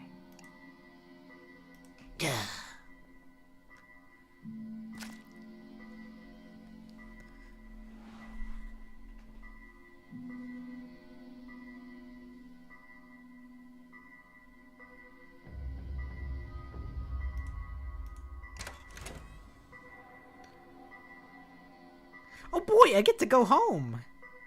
That must be the front door downstairs opening. But only one of us needed to die. Oriana, Cecilia. They're both dead. And it's my fault. It's all my fault. Because of choices I made. This is how it all ends. Both of them are... Ah. 9999999. Ooh. Wah.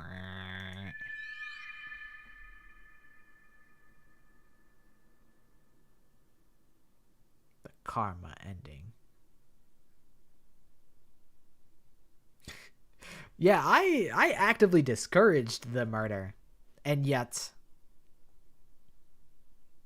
here it is. Guys, they, Oriana was like being like, fuck you, Cece, and then Cecilia called her Rhea, so like clearly these two are friends, or like they know each other. So those two are connected in some way.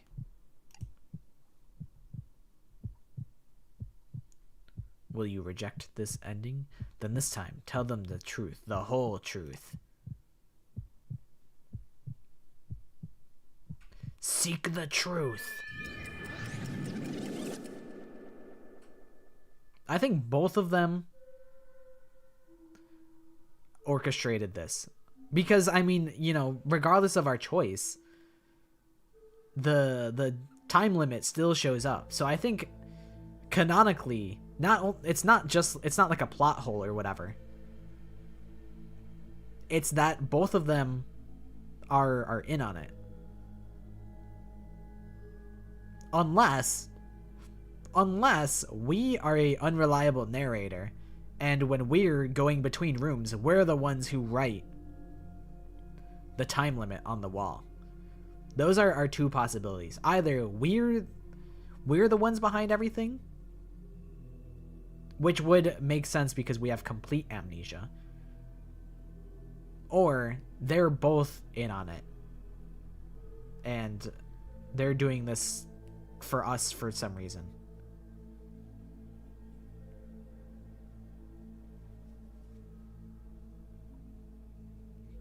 It is possible that she just settled on Rhea because she was, out of breath, but I think that's, just a happy little accident. Wake up, dumbass. What happened? Hello. Hi. I'm Melvin.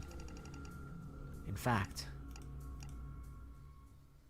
Wait, I remember something. What do you know, Melvin? That's right. I've played these games before. I know what's going to happen. It's the same every single time. I've played this killing game over and over, and every single time, one of these two, or even both of them.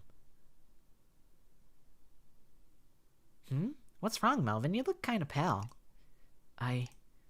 Melvin, I think I know what your answer will be, but do you remember anything about how you ended up here? I'm telling him the whole truth. I remember. I've been through all this before. What? This might sound a little crazy, but I'm a time traveler from the future. I've experienced this killing game a countless number of times. Wait, are you? And every single time without fail. I remember.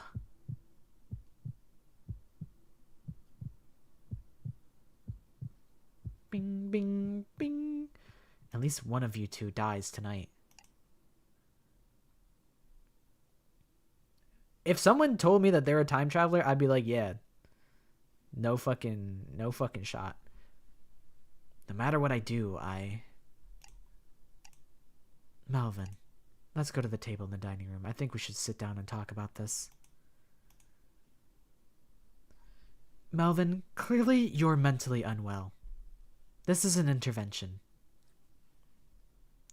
I told them everything I could remember. Every clue we found in the house, every conversation I had with either of them. The writing on the front door changing, playing rock, paper, scissors to decide on the bedrooms, and how we would never get through the night without someone getting murdered. I feel like it's a little hard to prove. But you could be like, you know, I mean, realistically, like, because I guess one thing you could do is we haven't explored the kitchen or the upstairs yet. You could just be like, yeah, so upstairs, I know there's a little girl's bedroom, a master bedroom, you know, a bathroom. In the kitchen, I know there's knives. The food in the refrigerator is spoiled rotten. So, like, you could realistically say, like, hey, I know these things as a certainty. But, you know, that does just make me seem like, hey, I just know the layout of the house. I don't really know too much about them, but I could be like, Cece, or Cece, I know that you play mobile games, and you like killing games, and really that's it. I know that Oriana is not a fan of abstract paintings. But yeah, I do agree that if I just said, hey, I know the layout of this house, I just showed up, I just woke up, I know the layout of this house, they'd be like, okay, so you're the fucking mastermind then.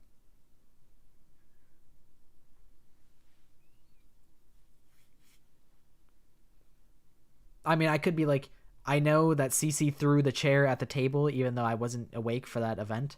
I know Cece threw the chair at the table to try and break it. I know these things. Still, it's pretty hard to believe. I can't picture Oriana having the guts to kill anyone.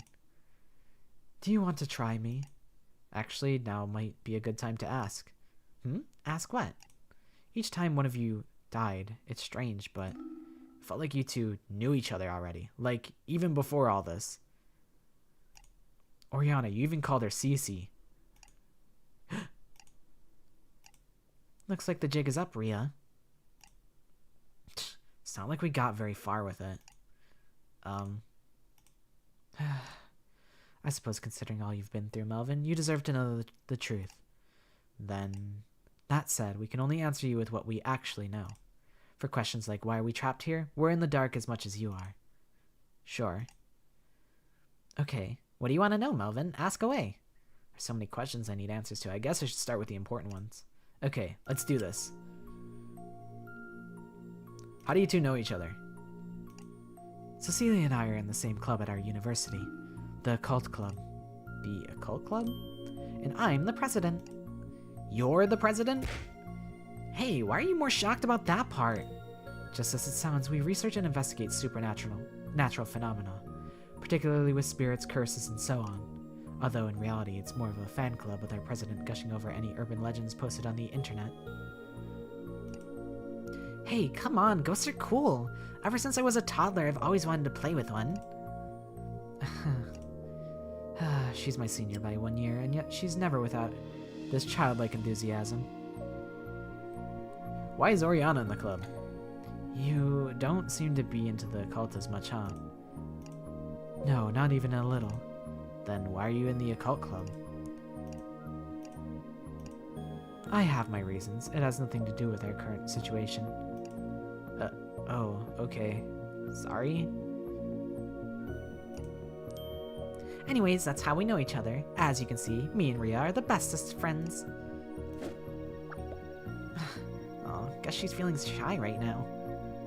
That's what my first gut reaction is, she's got a crush on Cecilia. It must be Yuri, it's the only way. It's the driving force behind everything. I do like ghosts. I do like the supernatural. I always imagined that if I ever ran into a ghost, I would be cool with it. I'd be able to reason with the ghost, is what I always figured as a little kid.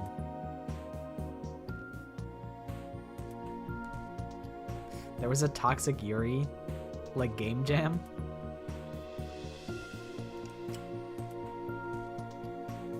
Okay, why were you keeping secrets from me?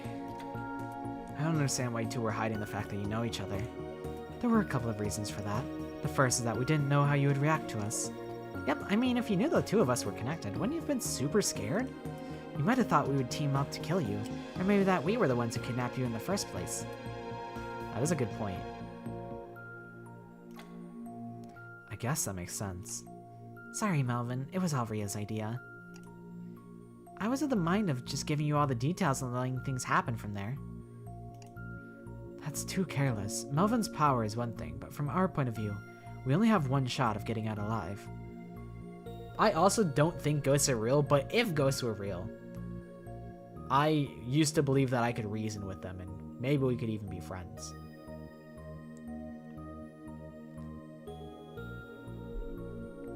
But I know there's a lot of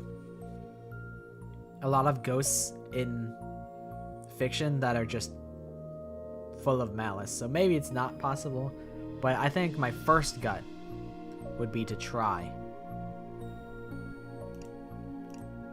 Moving on, the other reason we didn't say anything was because we wanted to collect information first. If we told you about our background, you might have been too distracted thinking about it to investigate properly. And boy, did that work out. You remembering everything from other timelines saved us from a lot of aimlessly looking around. I guess that's one good thing about all this.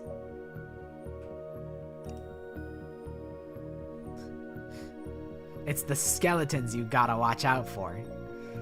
You know, skeletons are spooky and scary. Your gecko's just become, like, sentient. He has acknowledged his own existence. His whole world has been flipped on its head. Ugh, I'm so exhausted though, like I've been awake for days straight. But now that the cat's out of the bag, we don't have to play dumb anymore, right, Ria? I suppose not. So basically, no more secrets, huh?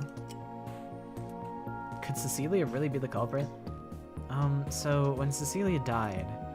Such a freaky sentence, I love it. Oh, you can call me Cece, by the way, Melvin. Right. Cece. CC. I guess it's a little easier to say.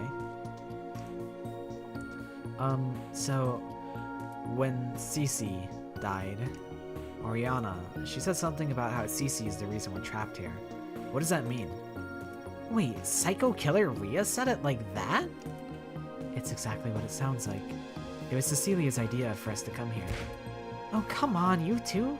You make it sound like it was my idea to put us in a killing game. Well, if you recall, I was firmly against it.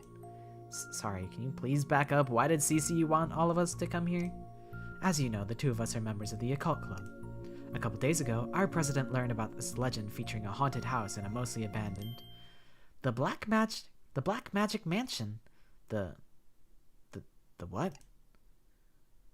Once upon a time, a long time ago, there was an ordinary family living in an ordinary mansion. She suddenly started telling a story. This family was a modest one, having a fair amount of wealth and close ties with the neighbors. The master of the house in particular was very friendly, and everyone knew how devoted he was to his family. But then, one day, this sociable man suddenly closed himself off from the world. Nobody ever saw him or his family again, but they could hear eerie sounds coming from their house. Sounds like scraping metal, flames being waved about, and eventually unholy things started happening around the house. Some of the neighbors saw strange apparitions and fled for their lives. Those that didn't came to be controlled like puppets. They staggered around the surrounding streets, seemingly possessed by something evil, and anyone who mistakenly thought there were some drunks and approached them got stabbed, strangled, skinned alive. And then, the next morning, the people controlled would wake up from their trances and see before them the corpses of those they horribly slaughtered. Okay, that's enough, Cecilia. My big question is, how are these two so chill with each other after hearing they killed each other? Well, Cece makes sense because she's a psycho, and then Ria, maybe she actually just has that dog in her.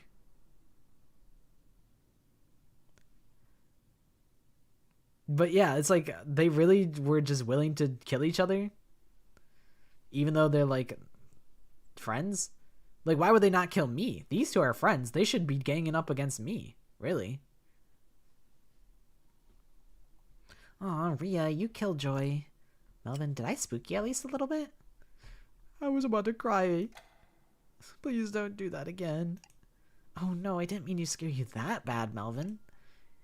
Anyways, Cecilia insisted that the occult club check out this legend in person, see if it's for real. But as soon as we arrived, well, my memory goes blank from there. Yep, me too. I guess the culprit must have nabbed us there and then. So then, is our culprit a ghost? Could our kidnapper be the man in that legend, or perhaps one of those apparitions?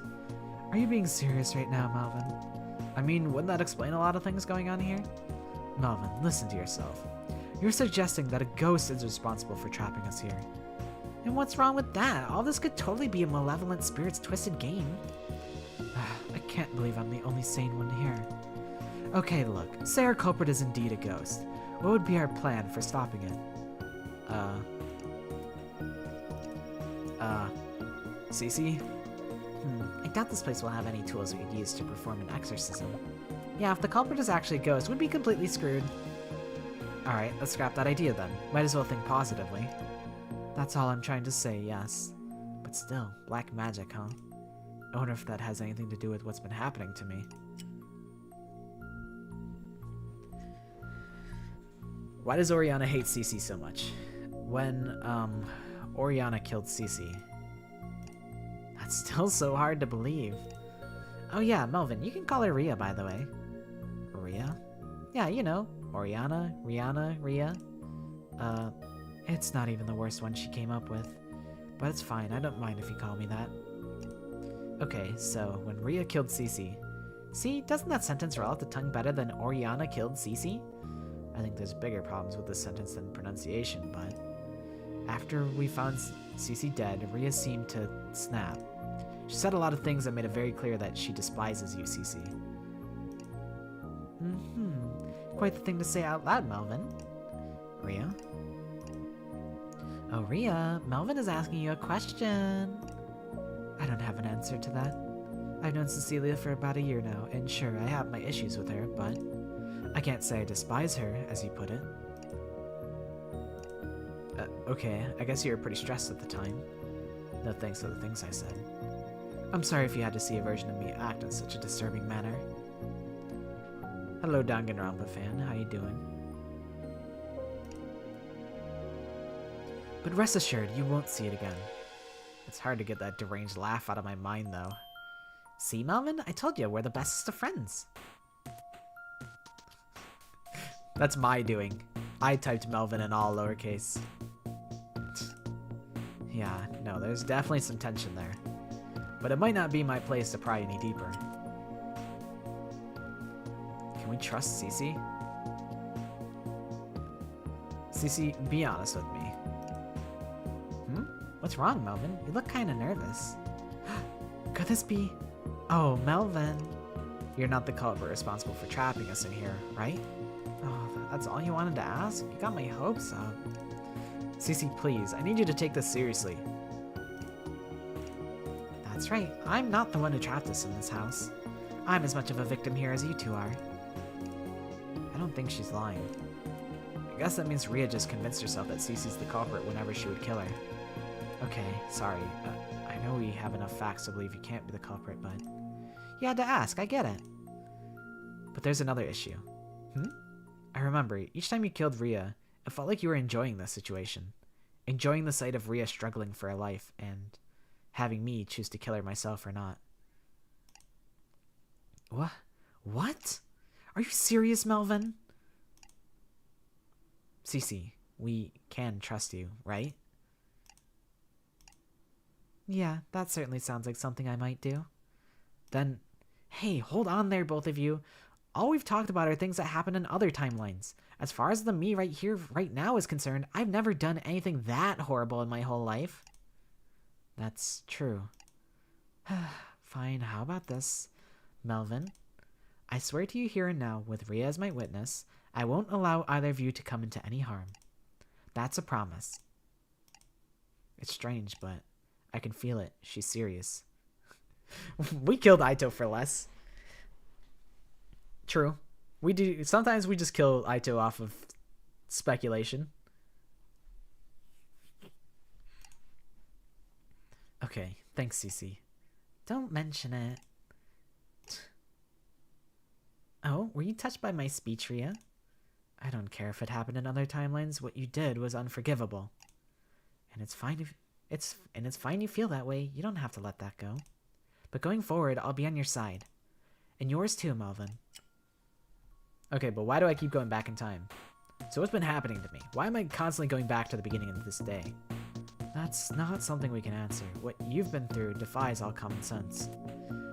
But Ria, what about you know what? Clearly you don't have any choice but to keep an open mind here.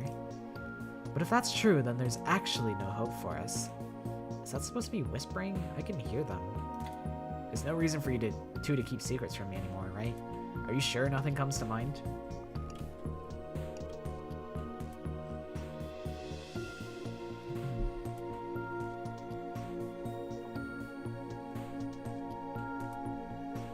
You mentioned that your memories of a day end whenever one of us dies, correct?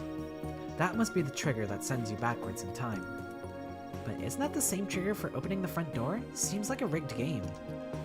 But if you recall what Melvin said, there's always the sound of the door opening. Oh, what if the door's what's causing you to go back in time? After all, it's never been you who died, right, Melvin? But that would mean the two of us should also be going back in time. After all, according to Melvin, there were some instances where one of us survived and even left first. That's true. I guess we've no reason to believe this game's rigged then. So it's really just me traveling back in time. No one else remembers going through all this before? It is just you, yes. For us, there's just been two weird things. First, waking up here with no way out, and now you saying things you can't possibly know without being a real time traveler. But then, where's this power coming from? Wait, what did Cece finish sharing with us earlier? Maybe it could have something to do with that legend? The Black Magic Mansion. Oh, you think black magic could be causing your time traveling? We're living in the 21st century. This isn't hundreds of years ago where everything was signed off as magic. Oh yeah, I'm sure there's a scientific reason for why Melvin is time traveling. Even if there are supernatural elements at play here, I'm sure there's a logical rule set to everything. That's all I'm saying. Yeah, that's what I think too. But until we narrow down what type of black magic it is, my occult knowledge won't help us out yet. The type? Actually, on that note, so you don't have any control over your time traveling, right, Melvin? No, I've never even seen the front door open, even though I always hear it opening. Interesting, that's a bit of a problem then. A problem? I mean, if you keep traveling back in time whenever one of us dies, how will you ever get to leave this place? That's another thing I noticed in all your time travel tears. Not a single one ends with you being killed. Which begs the question, what happens if you die? Do you still go back in time? Well, Melvin, aren't you just a teeny tiny bit curious? Stop, that's enough, Cecilia. After everything Melvin's been through, we can't just do that. Fair enough.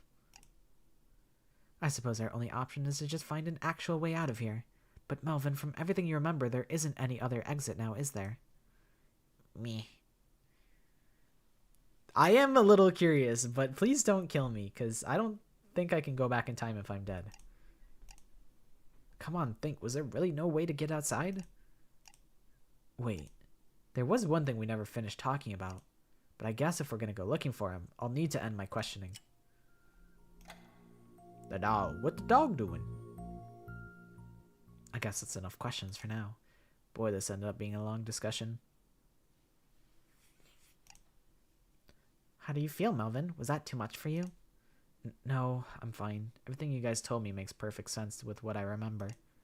But I still feel like there's so many details I'm missing. Like my memories from before all this. I'm still basically an amnesiac.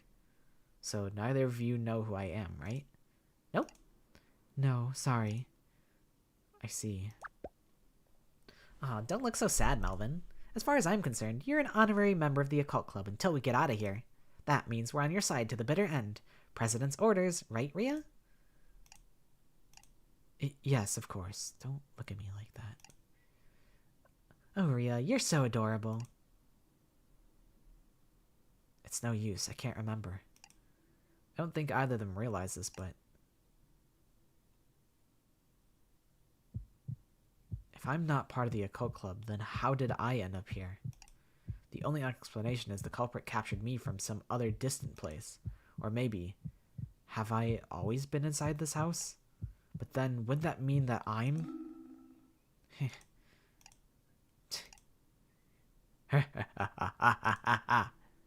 Rhea? Oh no, she's lost it. No, wait, it's just this again. Oh, the dog. What the dog doing here?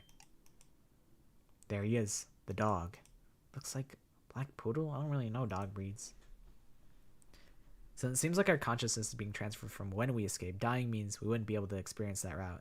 Yeah, I feel like if we die, then the cycle probably breaks. Well, I mean, it breaks because it ends because I'm dead, but it's not a good ending. Whoa. Whoa. And then she's freaking it. Melvin, you don't look very surprised at Rhea's doggy antics. Yeah, because I've seen this before, like, a lot of times. Oh yeah, time traveler. Doi. So, Melvin, you know this dog? Yeah, well, not his real name or why he's here. All I know is we always met him here. Rhea would get super attached and we'd give him a temporary name. If I recall, the name we came up with was, the dog's name was... New one.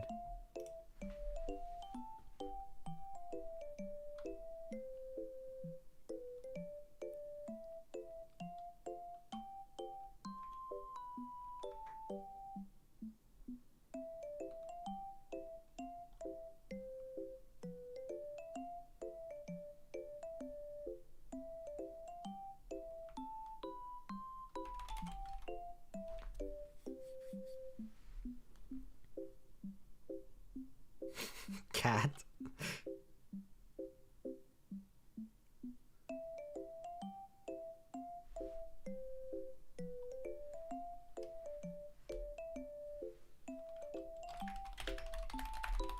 Fuck.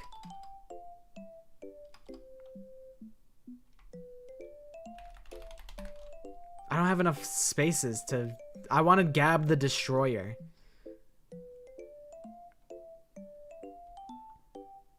I got 5 letters to work with.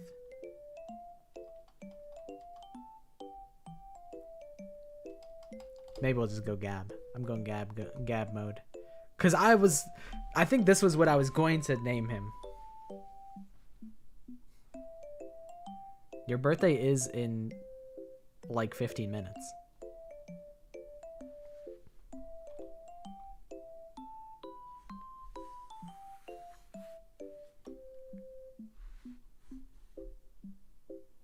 I'm going Gab. Gab. Will Gab be good? Yes. Right, it was Gab. Melvin? You thought of that name just now, didn't you? No, that's definitely the name we all came up with. Alrighty then. Anyways, now that Gab is here... Rhea, you noticed that he's cold to the touch, right? Now that you mention it, I suppose so. It's not a bad sensation, though. That's not my point. My point is that it's possible Gab came in from the outside.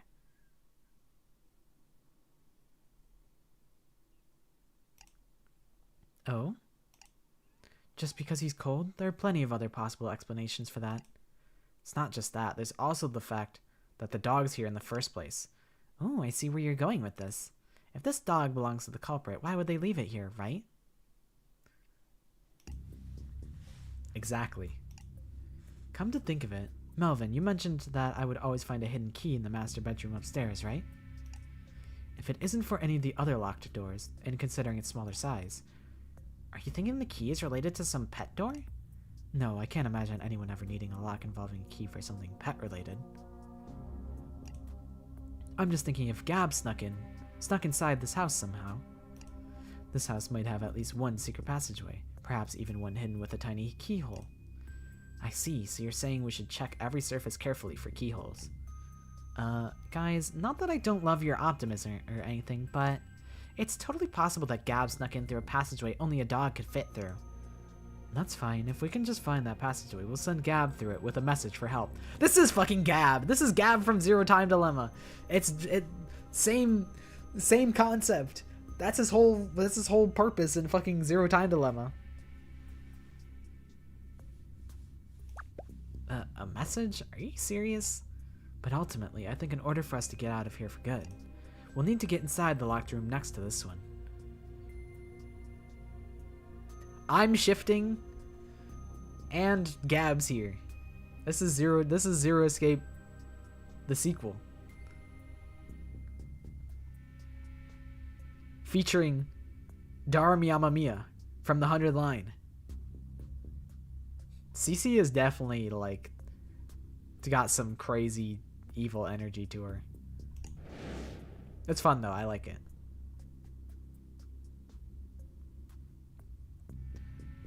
The one that's most likely a living room or something, right? Yes, you said that you never saw the inside of that room. There must be something important being kept from us in there. Who knows, we might even find the culprit. A boss from Somnium? Kinda. You already tried that and it didn't work. Then how about we burn it down?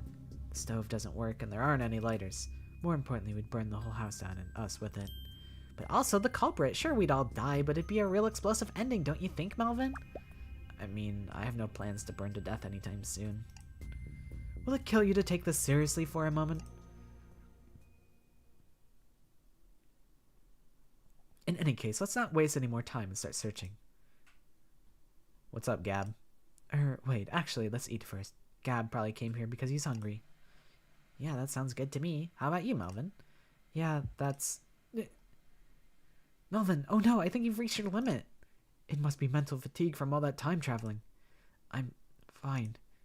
Nope, you're definitely not fine. Let's get you to bed. Just go upstairs and use the master bedroom to sleep. We'll take care of everything else.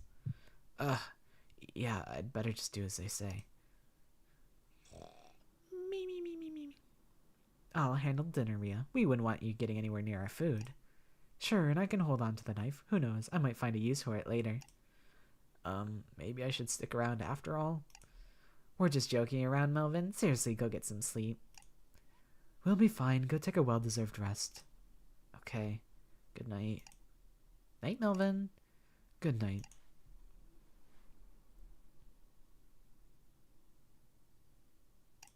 We still haven't solved anything, but at least this time I'm pretty sure that no one will die tonight. Let's hope we can keep it that way. Yep, the writing updated. We have less than 20 hours. So, we were all in there together. If we run out of time, if we end up in real danger, what would I do?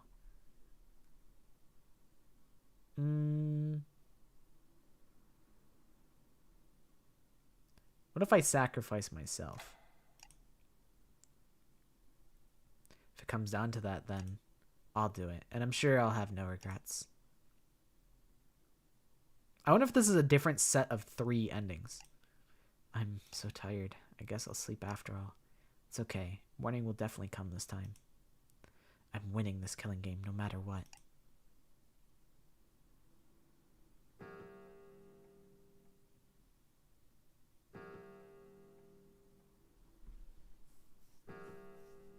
End of part 1, to be continued in part 2. Maybe this is our sign that this is the halfway point and we should call it.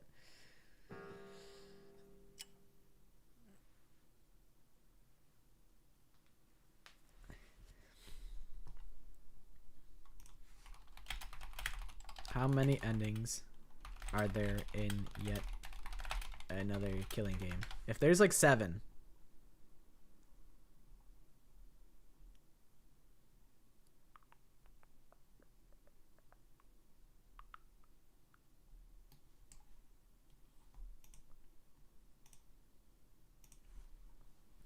If there's... I feel like this might actually be a 2-parter. I don't think we'll be able to finish it all in a single stream. Probably. So maybe we'll save the rest. Because if I try and blow through it, then maybe we'll get burnt out. So maybe it's a 2-parter. It is pretty late. It's almost 12. It has been a 5.5-hour stream. I don't think I'm gonna be able to crank it out in a single stream. So we'll call it here.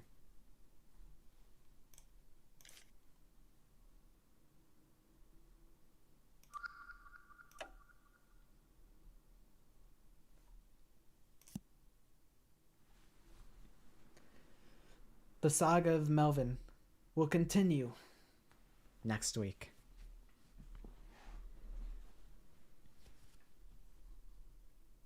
I'll take us here for now.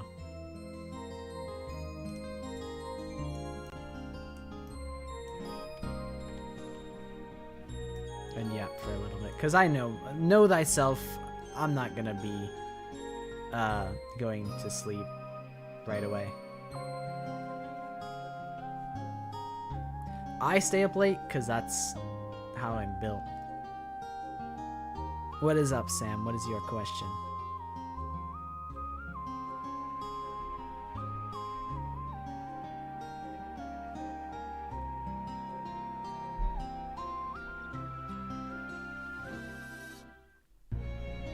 Why am I pink? It's the backlighting because I'm in the purple zone. So this is my purple lighting.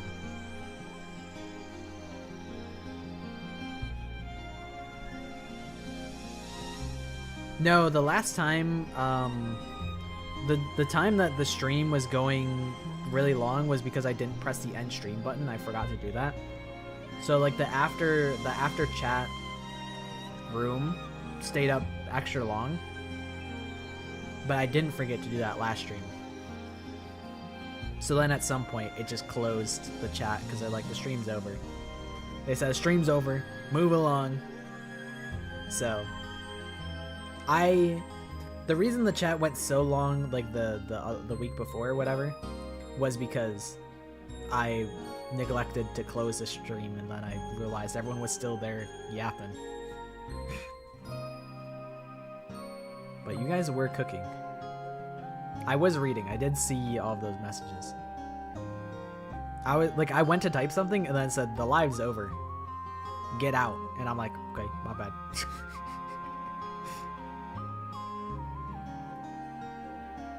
That's not my fault. So like on one hand, yes, I did interrupt it, but like not intentionally. Because I am the reason that the chat ended, but also that's just because the stream ended. And the only reason the chat went so long the other time was just because I forgot to end the stream. I ended it like on Twitch, but there's like a separate button. Like Twitch and YouTube are like they use different. I gotta end it independently on Twitch. It doesn't automatically shut off when I stop streaming on OBS. I also have to activate YouTube independently. I press start streaming and then it goes immediately to Twitch, and then I press stop streaming and then it stops on Twitch, but YouTube I have to press a separate button. I forgot to press the YouTube button. But yeah. I probably will head out soon. I don't plan on yapping for too long. I don't have a ton to say. The whole canon plot of 2x2. Yeah, you were talking about shit, I don't remember. You guys were talking about how they're probably gonna either kill Chiaki. I think, does the bee work here? Hold on, let me activate bee technology. Does it work?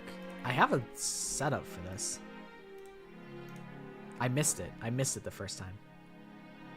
I didn't have the reaction time to catch the bee.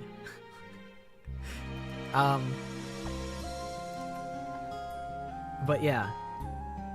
The idea of Chiaki dying really early does make sense because, like, what we know. Because not only would, one, you know, Chiaki's a very beloved character. So it makes sense for them to, you know, hurt you early on. That's a Danganronpa staple. So killing Chiaki early does make sense. Yeah, I really have no idea what they'll do. But like the thing is, so like chapter 1 and chapter 5 have to have a lot of oomph, and it has to really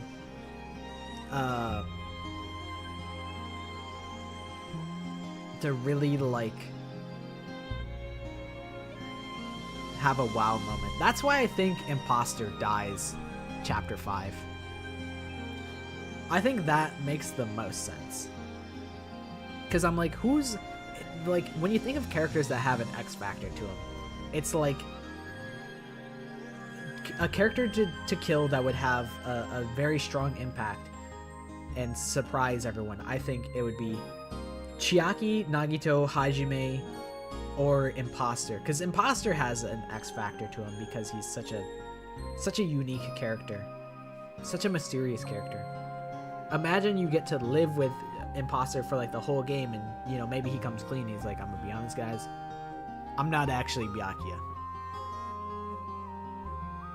So I think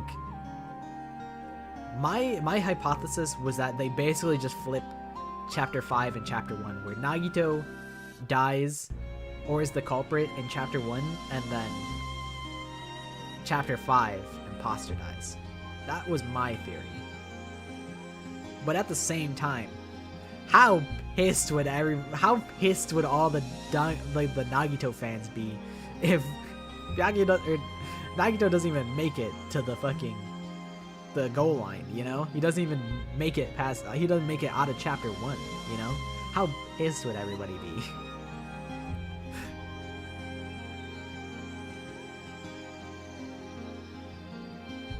I mean, Chiaki could still be the traitor, right? It doesn't have to. I suppose it doesn't actually.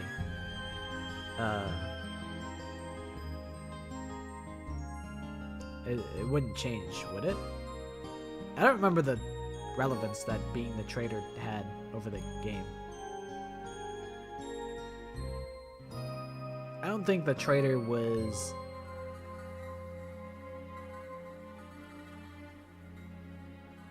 relevant to them escaping. I think they all voted to like end the New World program or whatever, or something. I don't. The ending sequence of all the games is kind of a blur to me.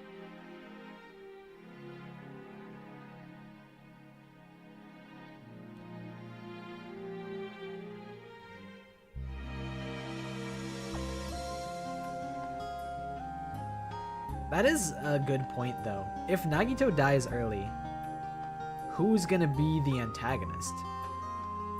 I mean, I guess if Tugami is still LARPing, if he's still LARPing as Byakuya, then he could be the antagonist.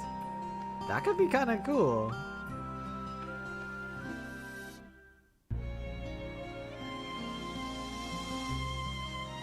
Traitor's like the person that is working with whoever is hosting the game, like Sakura working with Monokuma, Jackie working with Usami, and Rantaro dying. Yeah, I mean, in the context of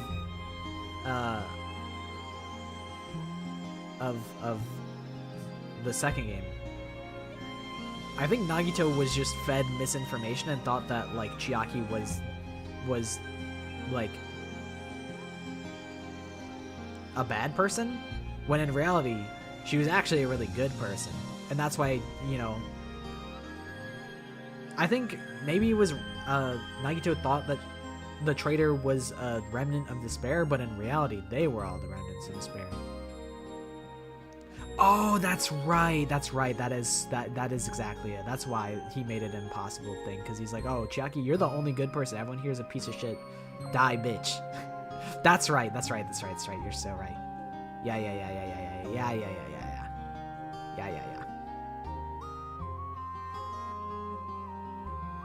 Dude, imagine Nagito dies early and then everyone sees the whole cast is like, oh my god, Nagito, our little cinnamon roll, he's dead.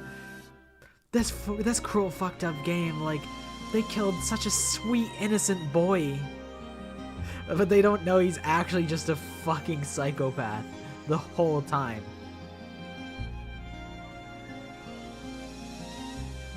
Honestly, it could be really funny. I do think they should kill Nagito instantly. The thing is, though, he would be very missed.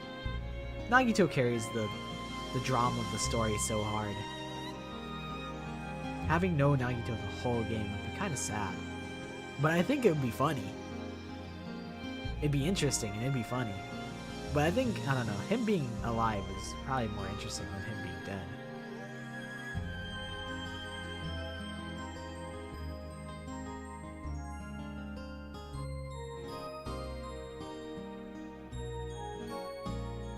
I do still love the idea that imposter disguises as somebody else. I still do love that idea. I feel like imposter just has so much... He just has so much potential. Untapped potential, because he died early on, so you could do something really cool with him, if you choose to do so.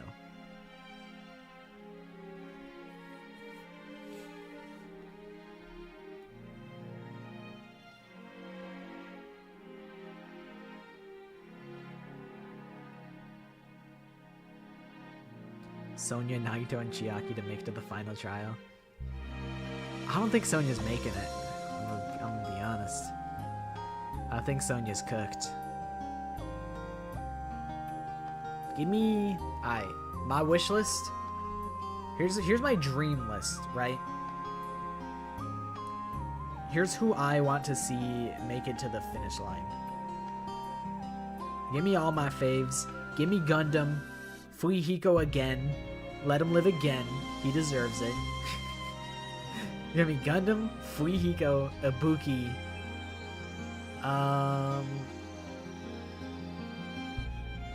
Kill everyone else. Not that I dislike everyone else, but those three stand out as like my faves among faves. I do like Chiaki. It's hard to not like Chiaki.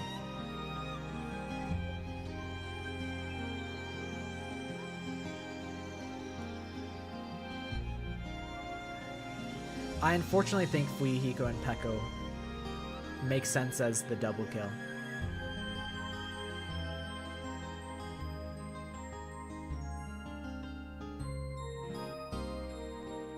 But it would be cool to see Fuyuhiko and Peko both live, but I don't think that would ever happen. They're doomed. Just, that's it. It's just doomed. If you know each other in a killing game, you guys are just doomed. Nekomaru and Sayonji Chapter 1 would be my biggest dream. Nekomaru's not that bad. I think I just appreciate him for his bad jokes. He's just the shit guy. And it's slightly funny. But I think my original playthrough, I'm like, this guy fucking sucks.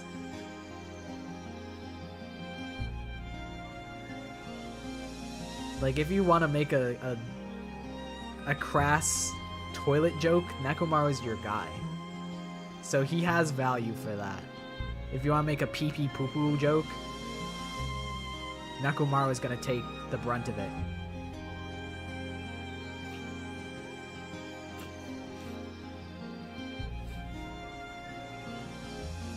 Just rewatched the whole anime over the past 2 days. Literally every line Nekomaru says has shit in it. Shit!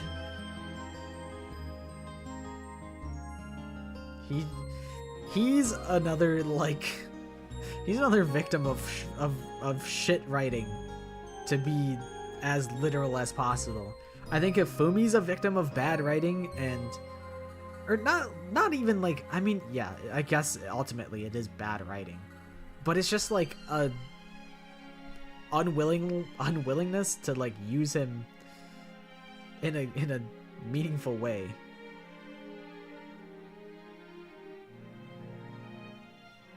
Like, Hifumi gets screwed over because he's just the pervert character of the game.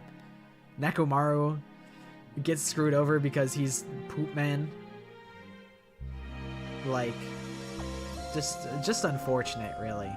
Just some unfortunate fates for these characters. But I don't hate Nekomaru that much.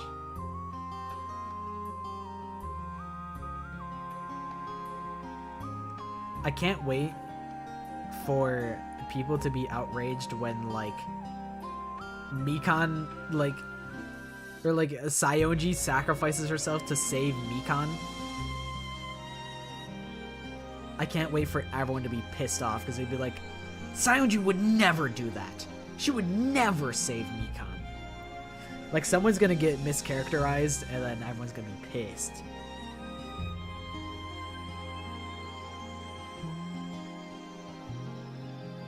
But yeah, my hypothesis is I think Teruto makes it out of chapter 1, but I think he dies chapter 2. I think he gets killed to death.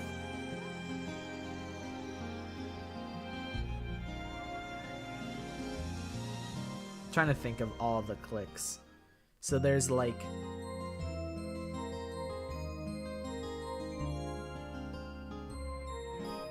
there's the Sonya Gundam Kazuichi love triangle. There's Nekomaru and Akane. There is Ibuki, Mikan, Saionji, Mahiru type like square. Fuyuhiko and Peko. So that's like what, like we're at like a 12 or something like that. Hajime and Nagito and Chiaki.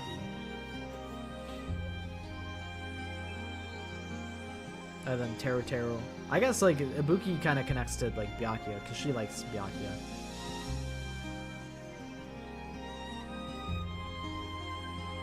True, and also Fuyuhiko is connected to Twilight Murder Syndrome.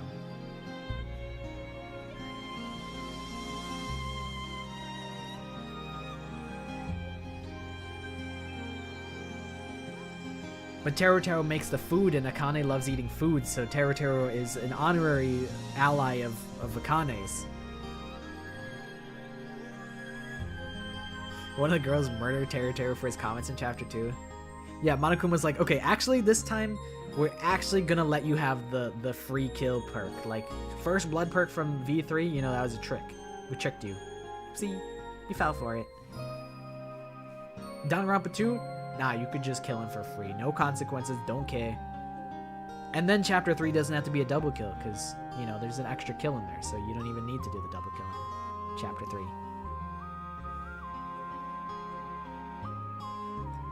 Todd Habercorn voices two of the most hated dudes in Danganronpa, Teru and Korekio. Dude's just a goat at being a freak. He's the freak master. Someone's got to do it, all right? Someone's got to do the dirty work.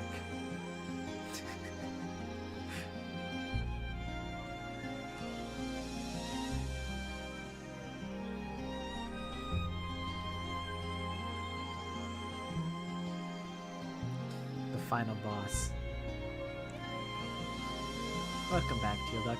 We're halfway through. We got to part 2, and we're like, 5 hours in the stream, we're not beating this in a single playthrough, so we are going to run it back next week. Or maybe I'll do a secret sneak stream. An unannounced stream over the weekend. Maybe. We'll see. Probably. There's a decent chance. Normally I try to keep the weekends open so that I can play games with my friends and spend time with them. But they're probably going to be playing modded Minecraft. And I've sworn off modded Minecraft because I think modded Minecraft might be the closest thing to hell that mankind has created. It's a man-made hell.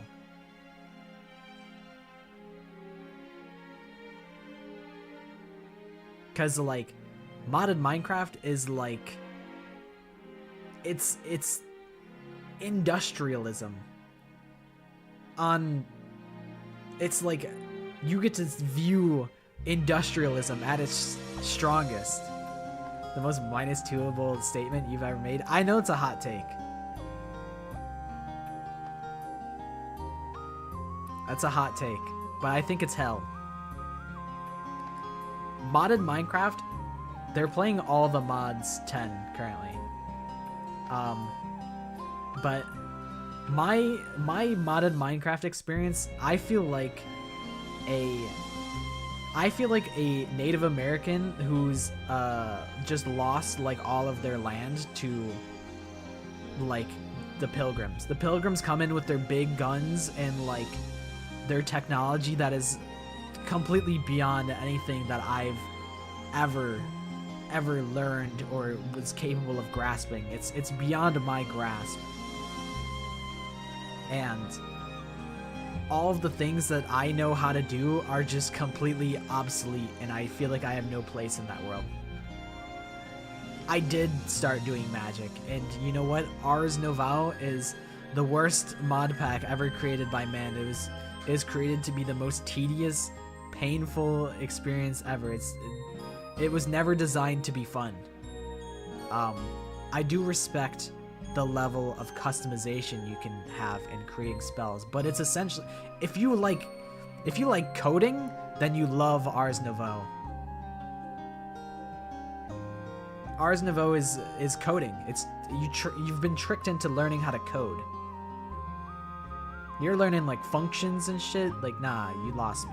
You lost me with that. So then I dropped it and I did iron spells and magic, and then I shoot a magic missile at a skeleton and it doesn't even die in one hit. I'm like, all right. So like, what's the point of me doing this magic mod if all of my friends can just use their big fuck you swords and kill it all in one hit? Like, where's my place in this world? I have no place in this world, and I'm just unwilling to be a Wikipedia warrior and meet the mod pack halfway. It's really just me being unwilling to learn.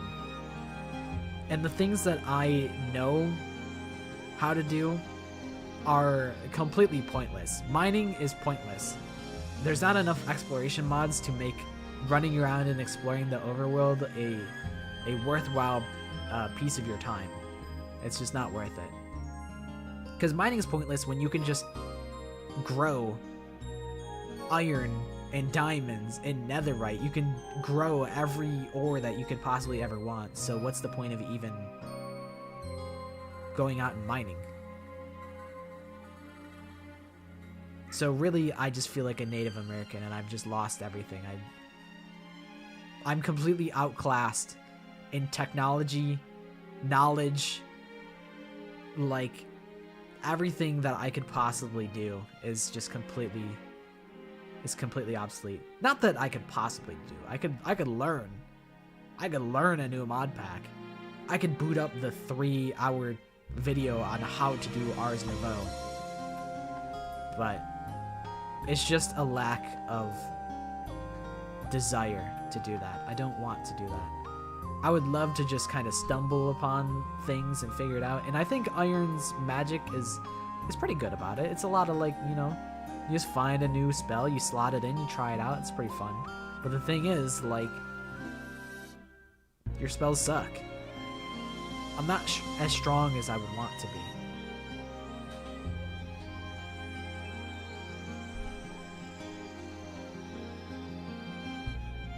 Beat Minecraft for the first time like a couple of weeks ago. Vanta's practicing for like the Minecraft speedrun league. When the server crashed yesterday, I was working on building something. I think my only, like, at this point, all I really would probably do in the mod pack is just build shit. And even then, I'm not a good builder, so it's not even that fulfilling of a goal. I created my house and then it's just empty, and I'm like, I don't even know what I would put in here.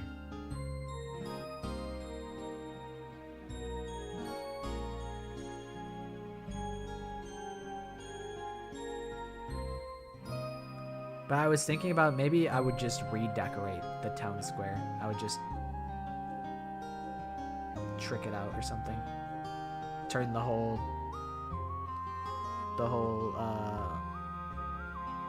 whatever, the valley that we live in, and just make it like deep slate or something. Make a couple like staircases up the big mountainside. So I'm not like completely tapped out of Minecraft, but my desire to play Minecraft is very small. And also, I think another thing that, I mean, this kind of just happens with Minecraft in general, but like all the friend servers, we all just do our own thing. The only collaboration is like, hey, we share a storage and that's it. We don't ever like go out and do things together or like work on a mod pack together. It's all very individual, and I just feel like the things I'm doing don't matter. And it's because I'm choosing the things that don't matter, so it's like, you know, it's my own fault. But fuck modded Minecraft. Modded Minecraft is hell.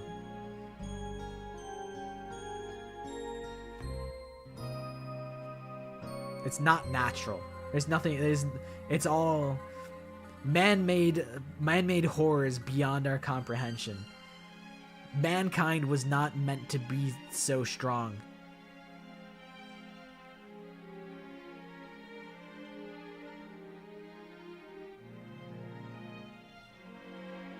I've been beaten with hammers. You wanna know what broke the camel that broke the straw's back? Was I had a gapple. I had a golden apple, enchanted golden apple. I needed it so I could get more health. I was like, okay, I just gotta craft this. And my friend's like, I gave my friend a spell book. I'm like, check out how much this spell book sucks. And then he used the spell on me, because I'm coughing baby. It one-shot me, or it afflicted wither on me for like 30 seconds. So I'm like, okay, I'm gonna eat my golden apple so that I don't die, because I really don't want to die. And then I ate the golden apple that I needed, still died anyway, and then I couldn't get an extra heart container. And I'm like, maybe this just sucks. Maybe this game just sucks. Arguably not modded Minecraft's fault. Maybe it's my friend's fault for hitting me with the spell that instant kills you. Except it's not instant. It just slowly kills you to death. So maybe it's not the mod pack's fault. But alas, I just had a bad time the whole time. And I'm like, I'm done.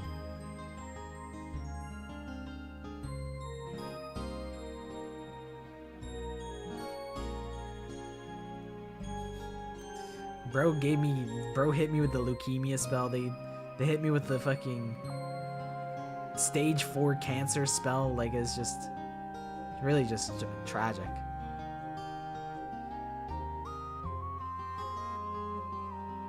But yeah, Dream did alter his Ender Pearl drop rates. That is the classic Dream cheating scandal.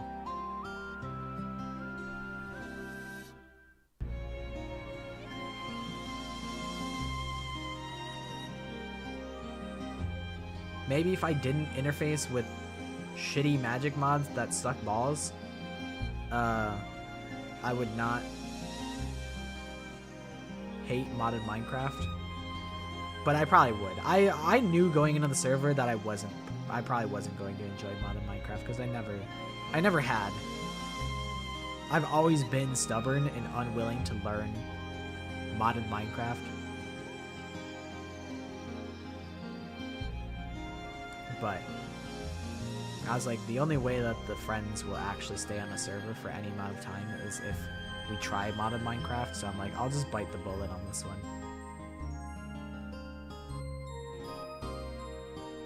And then Dream did nothing else bad ever. Yeah, my stream overlay is there's a bunch of like inside jokes on the right, but it's a reference to a visual novel called Valhalla, stylized VA-11, and then Hall-capital A. You can't get a martini, but I could get you a brand-tini. Martinis don't exist in this universe, but a brand-tini does. Actually, you guys are in the position of, you guys are the bartender. I'm the client. So you guys need to be serving me drinks when you think about it. I am over here sitting at the table at the bar. You guys are behind the bar. So really, I'm the one that needs a drink.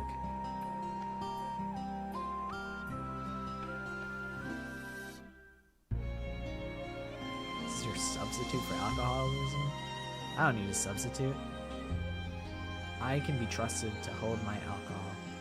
I don't have a problem. My takes on video game genres, like all of them. I'm trying to think. Is there a genre that I think sucks?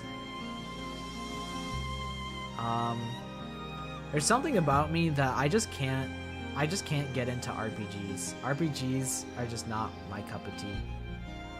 There are a handful that I can do. Like, I did almost beat Persona 5. But I think maybe if I liked RPGs a little more, I would have grinded enough to get to the ending of Persona 5. I got to the ending, but I wasn't strong enough to beat the boss. But maybe if I liked RPGs more, I would be more willing to grind to get the skills and levels to successfully defeat the final boss. But I'm like, whatever, I got close enough, it's fine. I tried to play Super Mario RPG, and then I got stuck at some point, and I didn't know where to go. And I was like, you know what? I'm just playing this on my phone. I haven't been that invested in it. I'm trying to think of any other RPGs that I've tried that I haven't beaten. I beat Amori. I beat, I don't know. I'm very picky about my RPGs.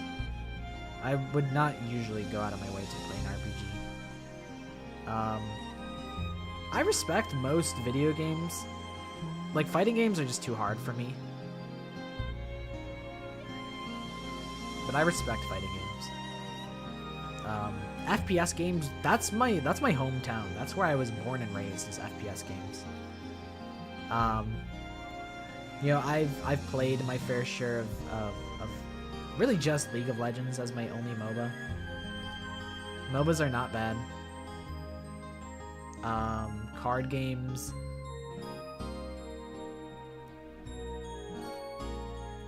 I feel like there's only a couple card games that I've played, but I have so many hours on Slay the Spire. Love Slay the Spire. Any indie roguelike is also like my jam. I have over 1,000 hours on The Binding of Isaac. I think Among Us kind of sucks, I'll be honest. I think that's why they feel the need. Like, Among Us is one of the worst social deduction games. In my opinion, I think that Among Us is just bad news. Because I don't want to, like, lie to my friends. That's a red flag. Lying to your friends is a red flag. I think a text-based social deduction game is fine. Like, I love Town of Salem. But I think Among Us, tasks are okay. But, like, if you want to be, I don't know. Among Us really only is entertaining to, like, if you're a content creator. It's not actually fun to play with your friends, because I don't, like, I played with some of my friends. I played with Clover's friends, and, like, they would just be fucking yelling at each other, and I'm like, this is, like, so much. This is scary. I think if you watch Among Us, that's entertaining, because their goal is to be entertaining, and they know it's nothing personal. But it's like a little too personal for me. I don't know. I don't like Among Us. And I think that's also the reason why, like, in future updates, they're like, okay, we're adding roles now. Because that's, like, I don't know, being, like, a generic crewmate isn't particularly, like, fun. The best part of social deduction games is being the innocent. Being the liar sucks. Solving the mystery is fun. Being the person who lies sucks.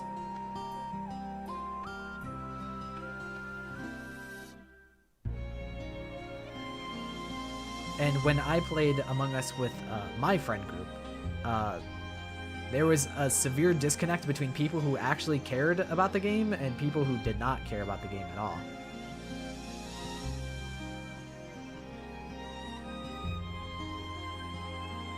I'm just also not a good liar. And I don't want to gaslight my friends. That's just how I feel about the game.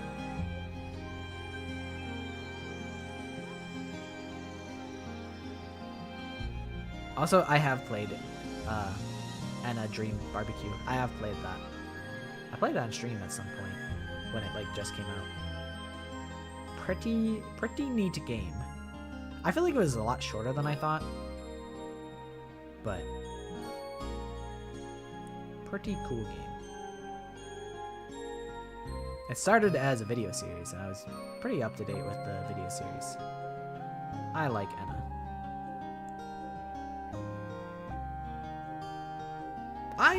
I mean, I agree. I just think Among Us is one of the less...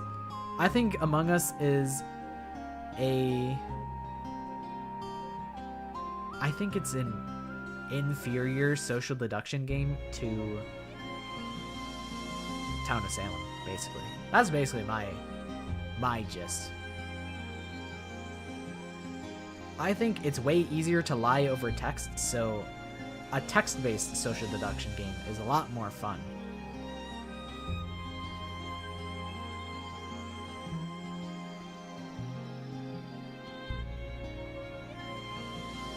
I don't have a single good memory of playing Among Us with my friends, and we've played it a couple times.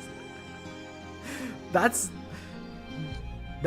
my personal experience. That's me talking from personal experience. Maybe some people had a better time, but I don't remember any good moments from playing Among Us. I only remember there was one guy who I fucking hated. I played with one of my friends' group from work, and that guy should not be allowed to play. He should be banned from Among Us forever, because he is a salty little man.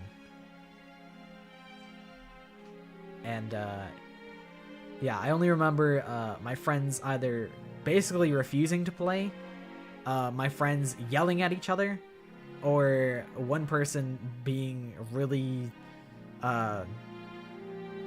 just uncomfortably serious and like hateful playing Among Us. So I've only had pretty like lukewarm to bad experiences playing Among Us. Although playing Among Us, we did the charity event with all the Dongan tubers, and playing Among Us in that was not so bad. But also I wasn't evil like the whole time. And like the one time they're like, Pockets, are you the imposter? And I'm like, no. And then they vote me out. But yeah, I don't know. I do think that's a very valid take. As someone who has sipped the Town of Salem juice for a long time, I'm like, it's cool because I know everything.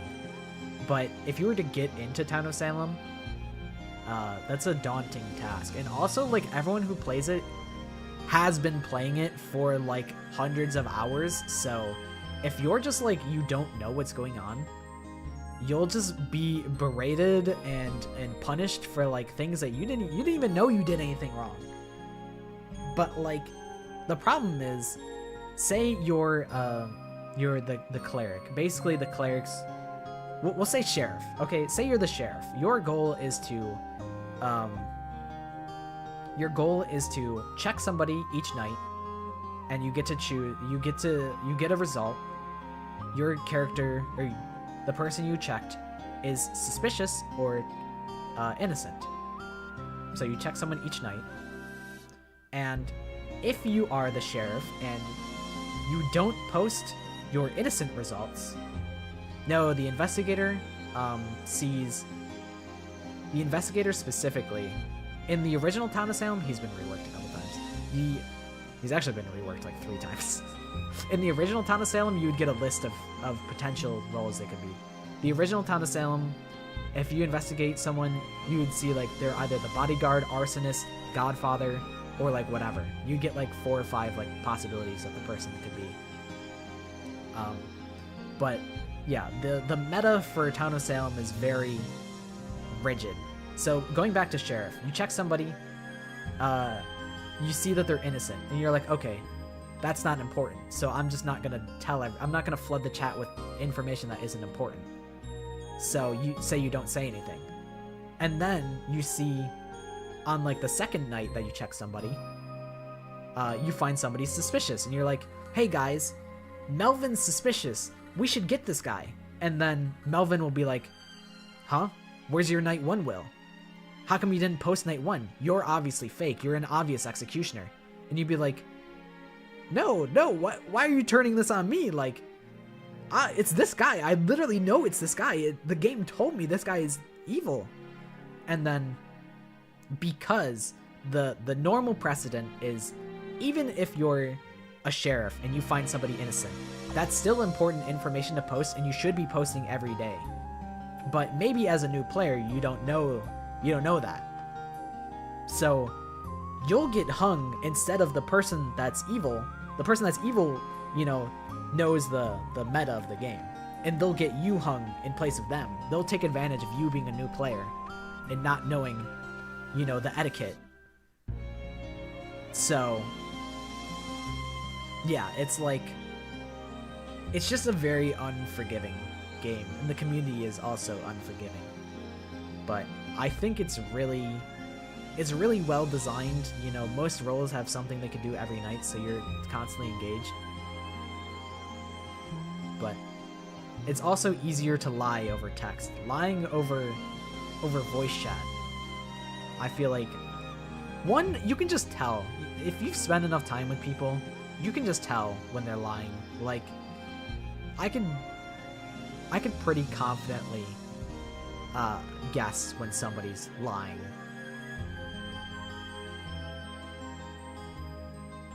And I think my friend group likes to play games at a pretty serious level. Like, we're all pretty good at games. We take games pretty serious. So, like, I don't know. We would just be able to metagame and tell who's the imposter. Unless you wanted to give it your whole entire heart and soul into the lie, and then it's like, that's just so exhausting,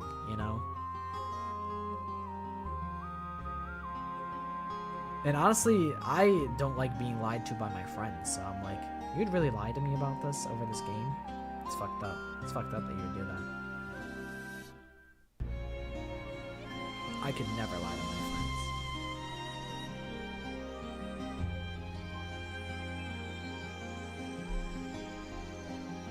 I think if you guys are like, it's like, it depends to what level of serious you like play. If you guys are just like playing around and just having fun, you'd be like, guys, it's Melvin. Melvin's gonna be the target of all these. And then Melvin would be like, what? No, it's not. And then everyone's just like laughing. They're like, nah, I think it's definitely Melvin. Just because like they want to rage bait Melvin. Then, playing like that could be fun. But I think all of us are too serious, whereas we wouldn't like fuck around like that, and we would actually try, and we would all be very locked in and trying to solve who the killer is. IDK. Don't love Among Us.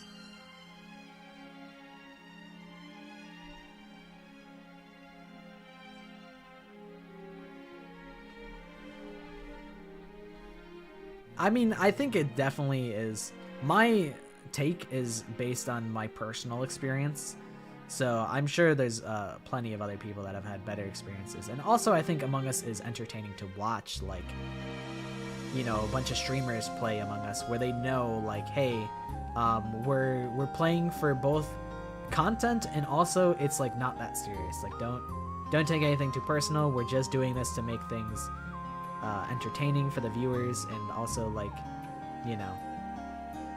because we're all content creators, we have content creators can act to some degree. They're not fucking Scarlett Johansson. They're not fucking Timothy Chalamet. They're not like, you know, an A-list actor, but they can act to some degree. So they have some ability to, like, you know, lie to a convincing degree. So, you know, I think that can make it especially entertaining. Like, I was definitely watching some of the Disguised Toast Among Us lobbies back in the day, but playing it for myself was not fun. And also, I don't think playing Among Us in a random lobby is not fun, because there's a lot of children that like Among Us, so you'd get like one stupid like 10-year-old that freaks out because you're following them around, because like Among Us is also very easy to, like, there's a lot of metagaming you can do in Among Us that makes the game not fun. Like, if you were Among Us tryhard, you'd be like, oh, I saw Nut Pockets stood at keys for too long. That proves that he's an imposter faking doing a task.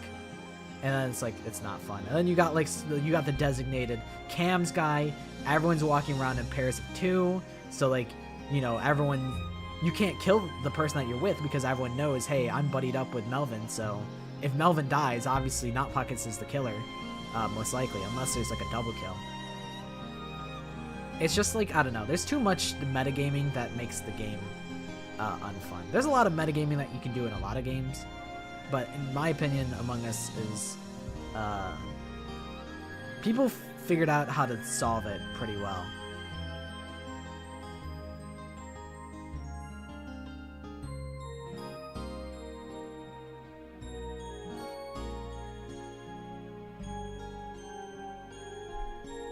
I just think, like, I don't know. I think it's better with, like, roles now, because I think there's roles in Among Us where, like, you have, like, the shapeshifter and they can impersonate somebody's name or whatever. That, you know, really, when you think about it, every social deduction game just gets closer to emulating Town of Salem, because Town of Salem is the best game.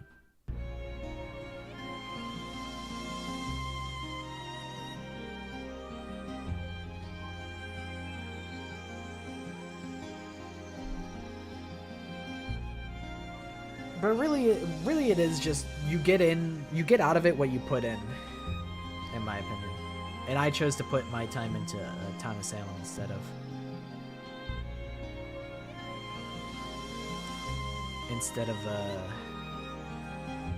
Among Us. But yeah, social deduction games are good. I just didn't love Among Us. What else? Grand strategy games are fucking boring. I also saw that Chud got blocked, and I'm like, that's such a shame, because I love the word Chud. Like, top-down strategy games are fucking, that might be the worst genre of game. You know, I can respect somebody that really likes it, but that shit is so boring, and it asks a lot out of you. If you really like to play by the rules, then you would love grand strategy games. You would love, you know, like Crusader Kings 2 and Civ and whatever. Shit like that, but I could never. I just don't care enough.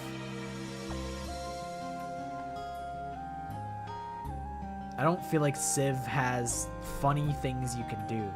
And that's usually the hook. You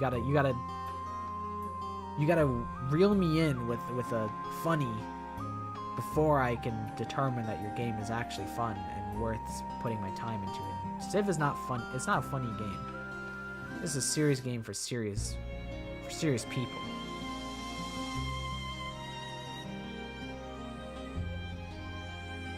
But if that's something you're into, then I respect that.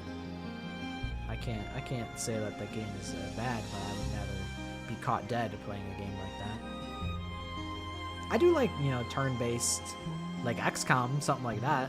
Something on a smaller scale that's more fun. But you never catch my ass playing Civ. What other games? I like rhythm games. I like,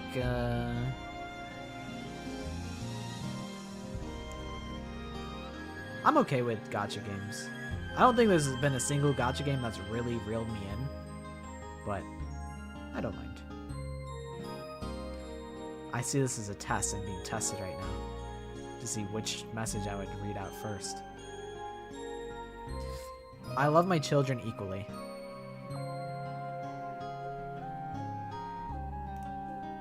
Let me see, what else do I got?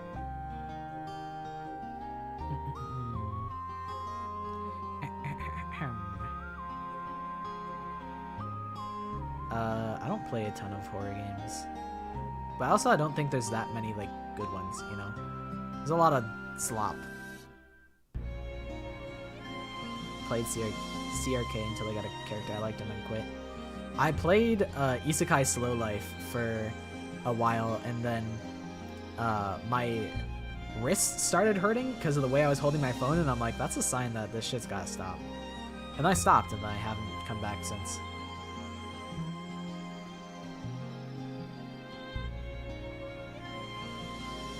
I'm trying to think if there's a game genre that I think truly just sucks.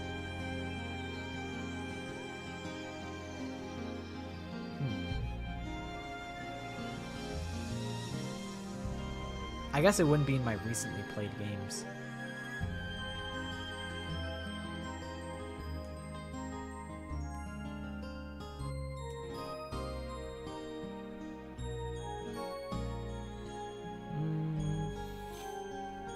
Sorry for my whistly nose. I'm scrolling my Steam library.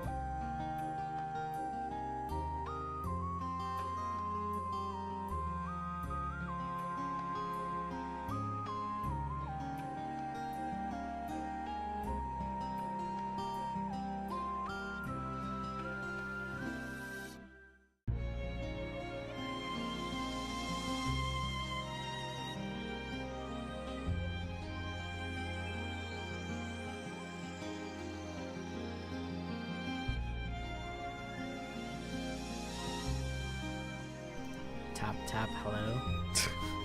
The fuck? I mean, luckily just replugging my things fixed everything. That's really fucking weird. Really, really weird. I don't know if you heard me, but I could pull up in a different, a completely different model. And also, please don't play My Hero Ultra Rumble. Please have higher standards for yourself. I was addicted to My Hero Ultra Rumble for a time. It might be, I think, if modded Minecraft is a hellscape, My Hero Ultra Rumble is probably hell itself. It's one of the inner circles of hell. If you want to be rage baited and have a bad time, you should play My Hero Ultra Rumble.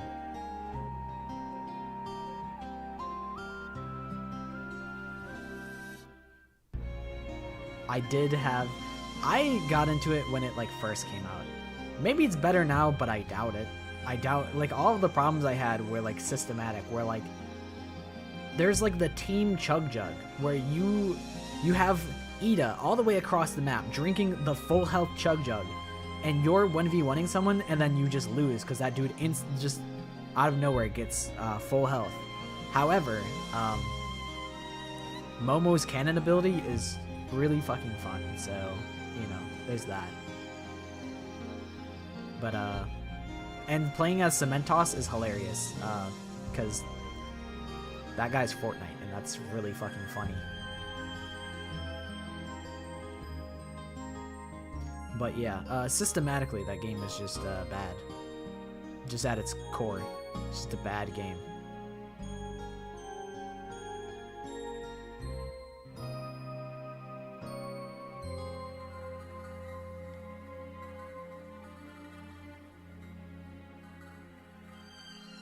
Your gecko's having an existential crisis right now.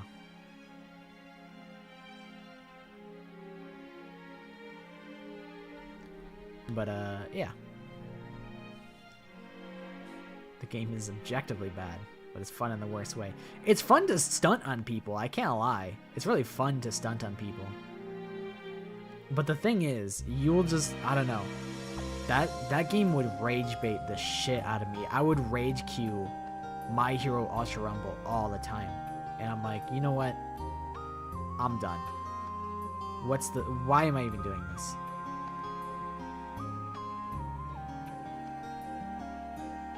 I urge you to go clean at some point. I would rather you play, like, Dota. I would rather you play a more malicious game than a bad game that's also low quality. A low quality game that's also not fun. I would rather you play a not fun game that's higher quality.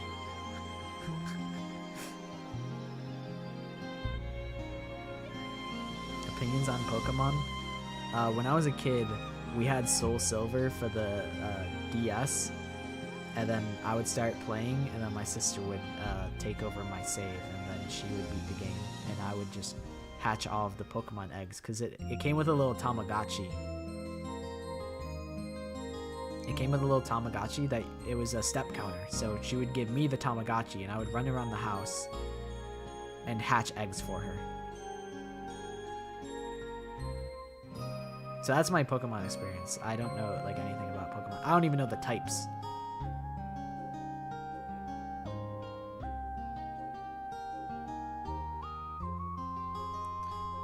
Gotta get you playing good video games. I play Apex Legends, the best video game of all time. Debatable. I still think Apex is a great game, but the people that play Apex are like, this game sucks. It's the worst game ever. And like they're just so hateful. And I'm like, bro, this is like, you're like a pro player in this game. You should really be saying, wow guys, Apex is great. I love Apex. Like, it's in your best interest to be positive about the game, but like it's the unrelenting negativity of Apex Legends is really like... It's a bad look. What is L over T? What's Lord? Who's playing Lord? Lord of the Rings trilogy.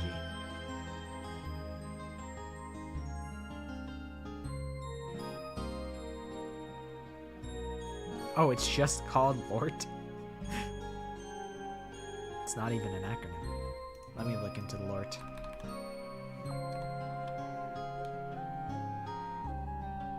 The pros probably know what's wrong with the game. I mean, yes and no. They're just little crybaby losers, really. I think even, like, I think if you went back in time and you're like, if you asked a pro Apex player right now, you'd be like, hey, what in your opinion was the greatest season of Apex Legends? And they'd be like, oh, season 16, you know, it was great. The rank system worked great.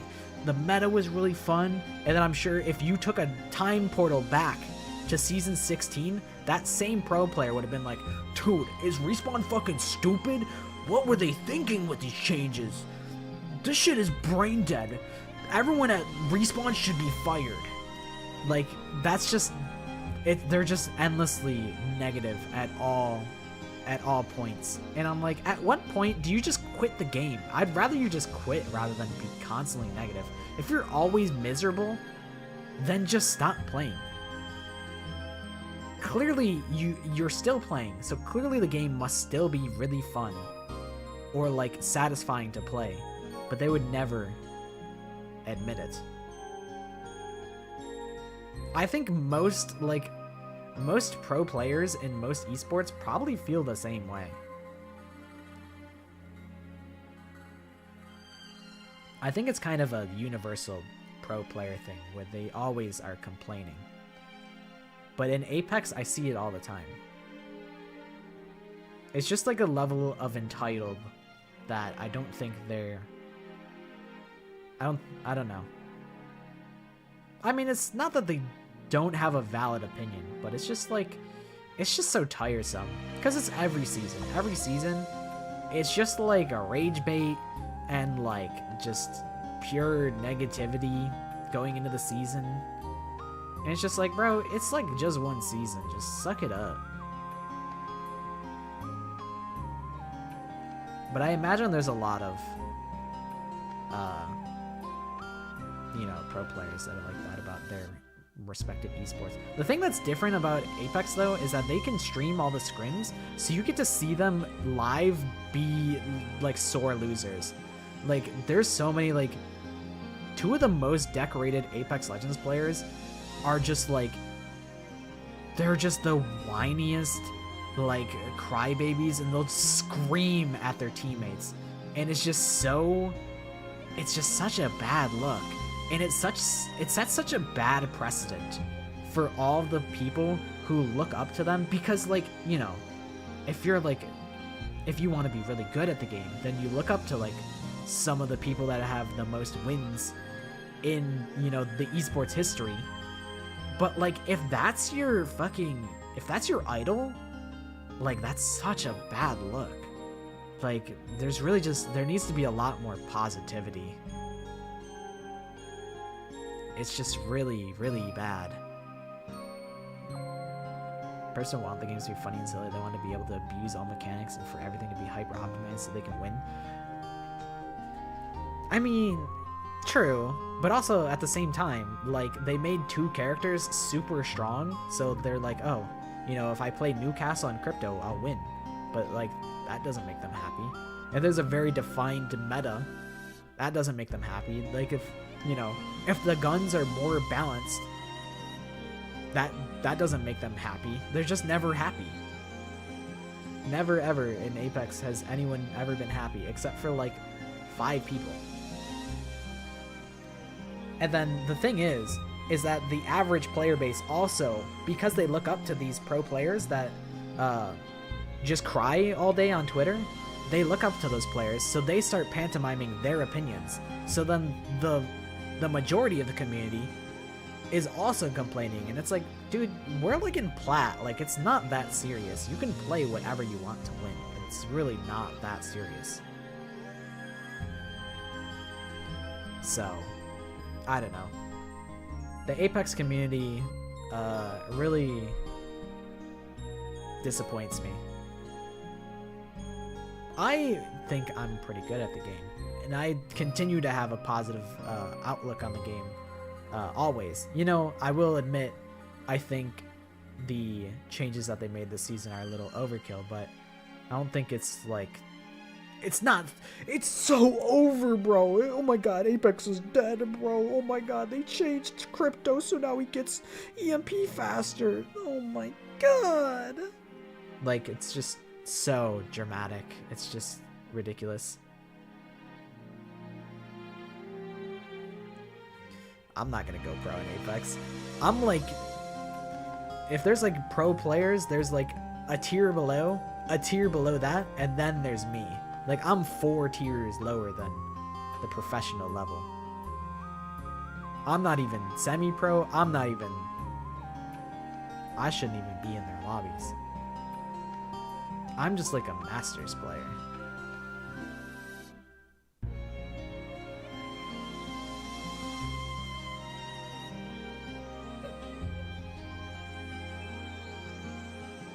It's bedtime for a bird.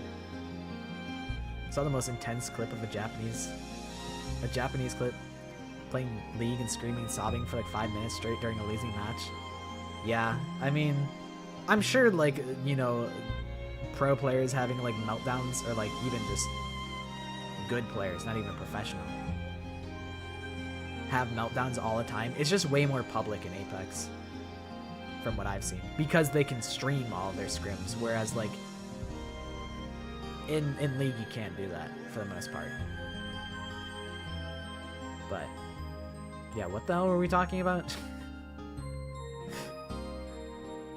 I know you guys are playing Guess the Pokemon in under 60 seconds over there, and I'm just complaining about the Apex community.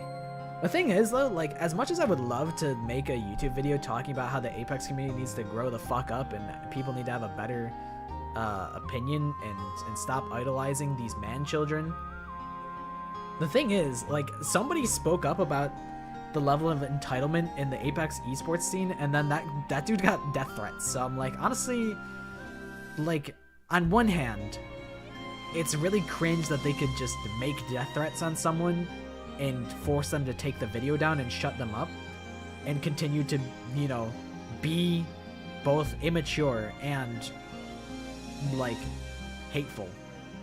It's like, that should not be the case. But like, it's just, I don't know. It's really not worth poking the bear. I wrote out like the script for it, and I'm like, I shouldn't even record it, because if the most beloved guy in Apex Legends right now will get death threats for this take, they would skin me alive for my take. So I'm like, it's just not, it's not worth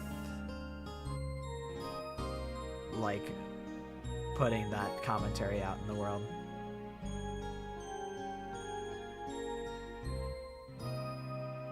I think even if Doki Bird said it, she would also get death threats. Like, there's just no way about it. It's just not worth it. You could be the most beloved, noteworthy figure in the community and be super respected. Like, the person that did it, like Nicewig, is like the big person who watches all of the esports games. He supports everybody. He's watching everything. He roots for everybody. Like, he wants the best for everyone in the entire scene. And him saying something and speaking out against, like, you know, the entitlement of pro players, and he's gonna get death threats, like, I wouldn't stand a chance. They would actually just dox me and swap my house and shit like that. Like, it's just not worth it.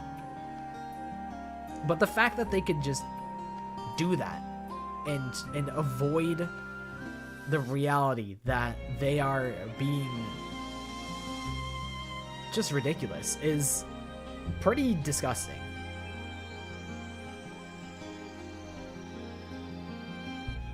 Like, the fact that they are able to silence him by doing something like that is really fucked up.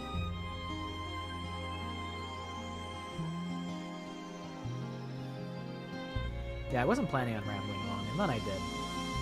I got baited by my hot takes on gaming genres. I got baited. I knew I was getting baited. I took the bait, and here we are. Teacher, you forgot the homework. Also, I did see Lort on Twitter. I saw it's like Risk of Rain 2. Basically. That's what I saw on Twitter.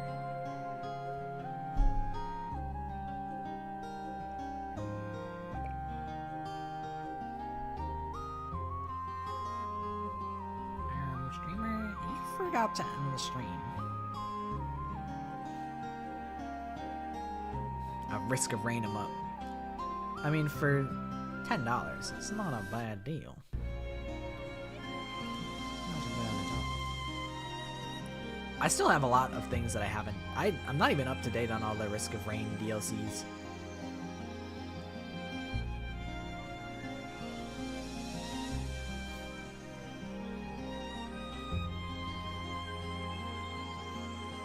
Minus 1,000 social credits.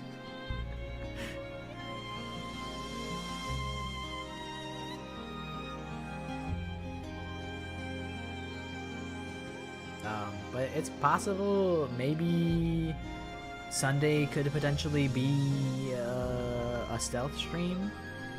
We shall see. If I do a stealth stream, I'll try and announce it on Discord.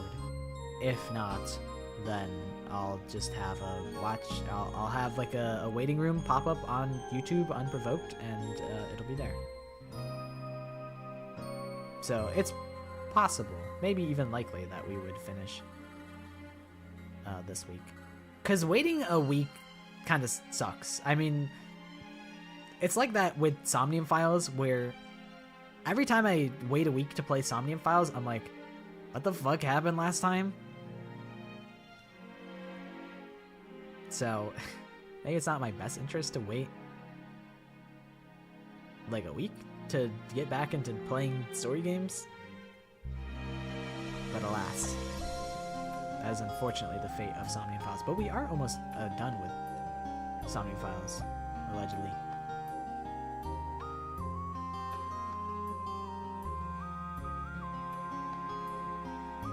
Teal Doug goes to college to get more knowledge. Me? Well, I go to Jupiter. Don't ask why. You wouldn't get it.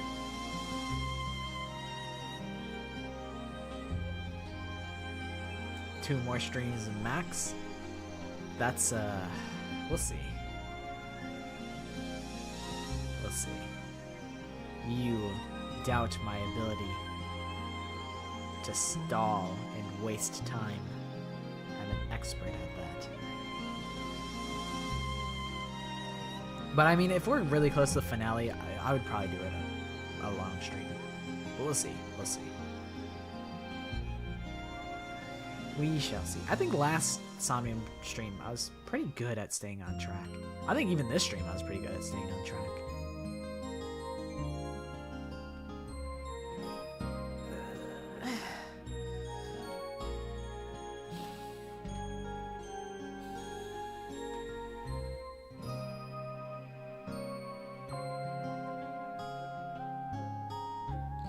Shit's gonna get fucking crazy in Somnium Files.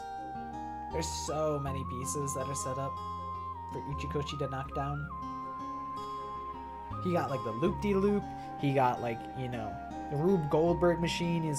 He's got like a tennis ball that's gonna roll into like a skateboard, and the skateboard rolls into like a hammer, and the hammer swings to the side, and then it pops a balloon, and the balloon is attached to like a coin. Like there's a coin on top of the balloon, and then the balloon or the coin on the string swings over, knocks over some more dominoes. Like it's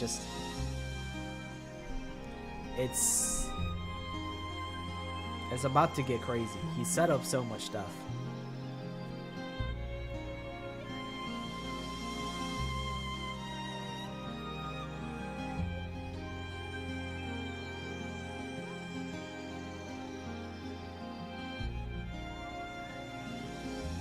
I'm excited to see how they conclude it. I know we're gonna get another. Well, actually, I won't even say. I'll keep it a super secret. There's one thing that like you can kind of assume will happen at the very end, but I'm gonna keep it hush hush. We'll keep it an ultra secret, even though it's not a spoiler. But like it's a little bit, you know, you'll expect it. I want everyone to completely be caught off guard by the ending sequence of Somnu. We are the knowers.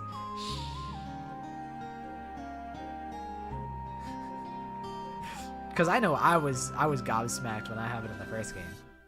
I was like, wow, this is. I won't say what my opinion was, but I'm like, wow, really?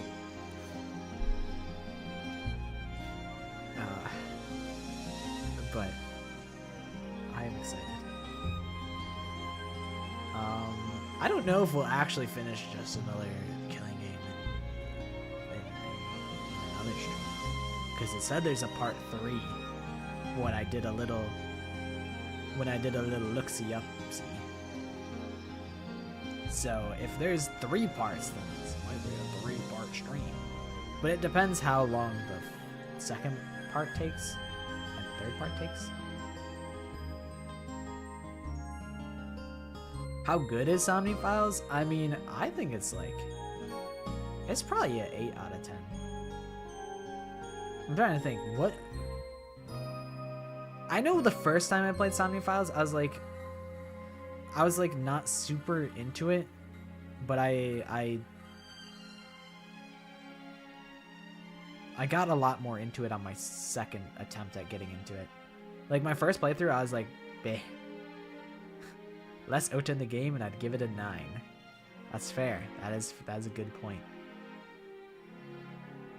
Okie dokie. See you later, Ash. Thanks for hanging out. I'm not too far behind, supposedly. I don't know how much they usually go on sale for. I wonder. There's probably a way to look that up, right?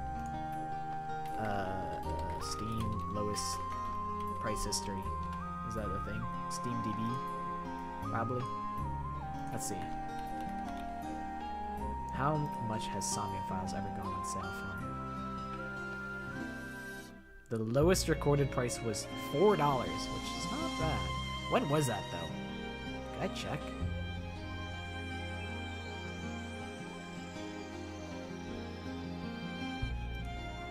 I wish it would tell me when it was.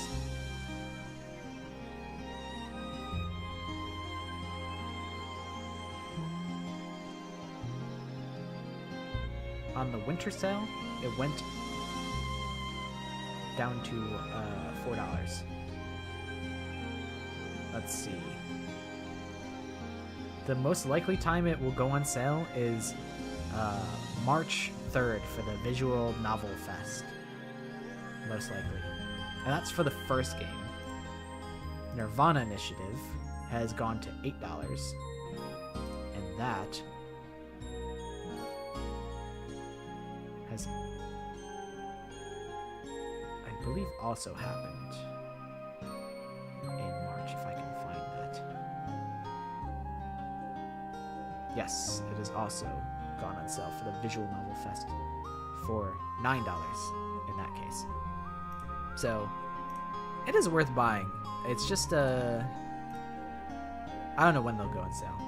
Oh, happy birthday, Lori. It is your birthday on the Eastern Standard Time. I think my tier list is... I mean... I think...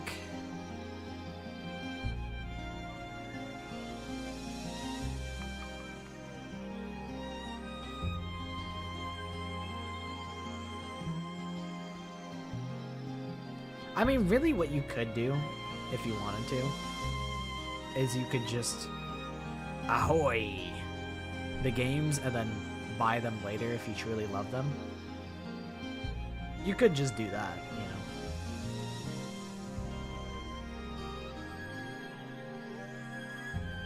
That's what I did with The Binding of Isaac. But there is a really good chance that you might get a pretty solid bundle in like March.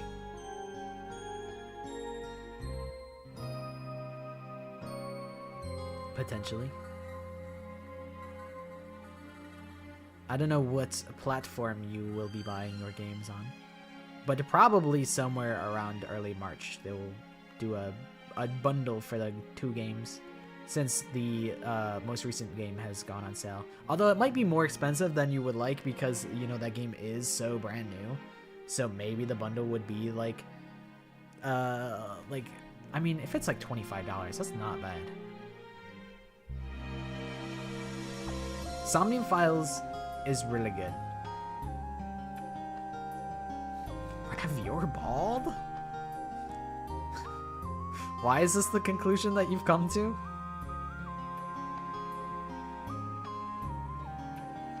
But yeah, everyone here is really nice. We do be a little communal. As stated earlier, dude, I was thinking about going bald in the shower like last night. I was like, what if I just went bald? And I was like, why would I do that? I'm like, why would I go bald? I feel like, you know, if my hair was thinning, then, you know, I might as well. But I got hair. My hair is not thinning. So why would I go bald? Yeah, it's like the masculine urge to become bald.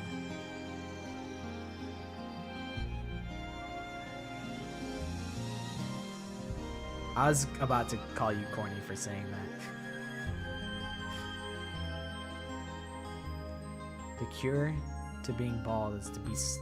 You have to become bald. If you want to unbecome bald, you gotta get slapped in your bald head. Sometimes, I don't know what it is, but I think about someone, a bald person just getting slapped right on the... Right on their head. On the top of their head. Just... That's what I think about when bald.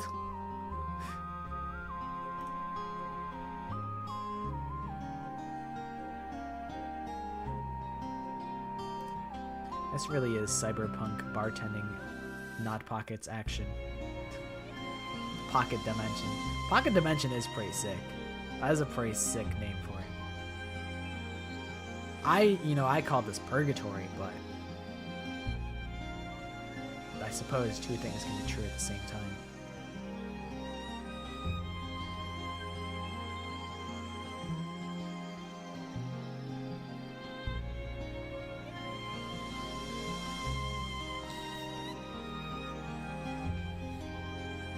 I wonder if I can go bald on my model. Probably. It's probably... Actually, I don't know. I feel like I would have tried. If I could go bald, I feel like I would have tried. I would have done it already. Maybe I can't go bald on the model.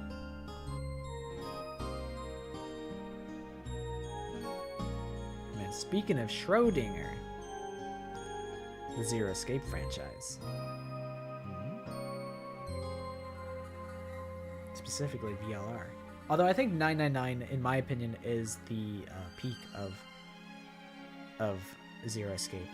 Well, is it the peak? No, I think it's just the most, like, you know, it's a good bite. It's a bite size, you know, it's not overwhelming. It introduces some pretty crazy stuff. It's just a good snack, is how I feel about Zero Escape. I think 999 is the most... You could just play 999 and be completely happy if you never continued. But if you want to go down the rabbit hole, you can. And I think VLR has some... It's got really high highs and really low lows is how VLR is. And then Zero Time Dilemma is just kind of silly. It's okay though. It's not that bad.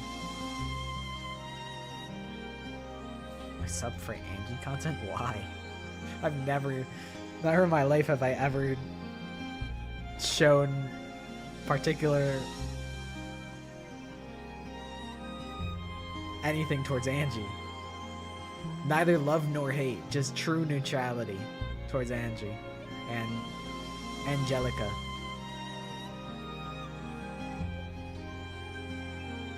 I think what I realize is that I really value an interesting new idea rather than a elaboration on concepts. Like Trigger Happy Havoc, I value, you know, a brand new setting. Not that I don't love the next games, but that's why I think Trigger Happy Havoc is my favorite, and 9 is my favorite. I actually think there's a good chance I might enjoy Nirvana Initiative more than the first Somnium Files. It's possible. It's possible.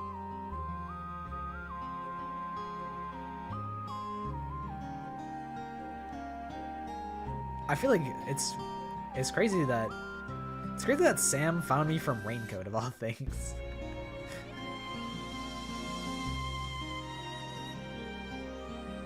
I feel like I'm so... People just know me as the Guess the Danganronpa person. And then also the Kahoot person.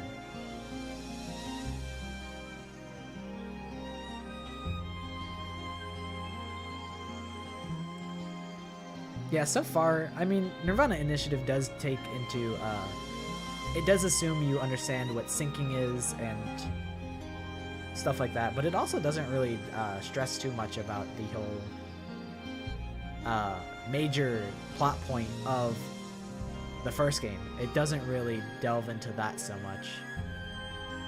Like, it does, and it does assume that you know a few things, but not completely, which is crazy considering. Imagine playing Nirvana Initiative without having played the previous game. But as a standalone story, it does stand on its own.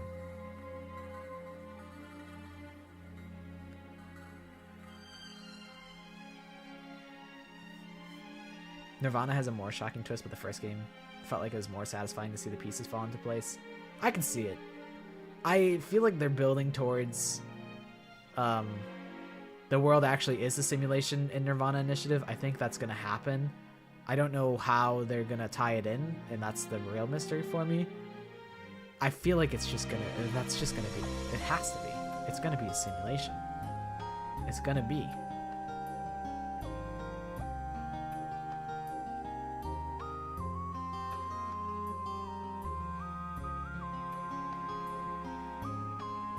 There's actually a whole spoiler filter in the later Somnium games.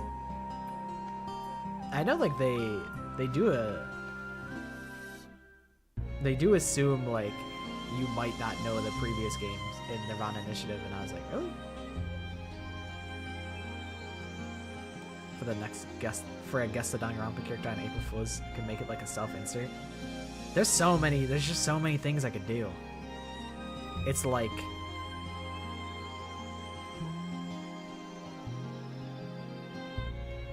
It's like I could do a character from a completely different series. I could do a fan game character. I could do like a shit character from Danganronpa. I could make it Sato from Danganronpa 3. I could just... There's so many ways to fuck with people. There's not enough April Fools for this format. I need to start coming up with more excuses to troll. I could also, yeah, I could make all of the hints lead to Yasuhiro, and then I say, actually, it was Celestia Lindenberg. I just tricked you. I just lied to you. Like, I could just completely pull the rug under everyone for no reason.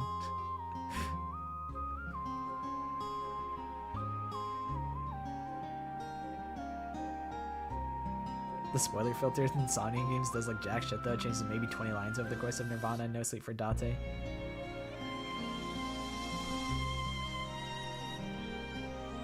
Maybe they just do a really good job of not... They do a really good job of not hinging on the assumption that you know these things.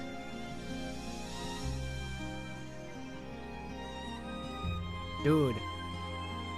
They be giving me Guess the Danganronpa character based on like the color scheme or like the hint, and I'm like, thank God I'm the one making these questions, because I actually am fucking bad at these. Like, I'm bad at figuring out who the character is based on one hint. I don't know if everyone's just evil and picks fucked up ass hints that don't help me, or if I don't know if it's my own brain or if everyone else is just evil. Like, is it my fault or is it everyone else that's the problem? Chances are it's me.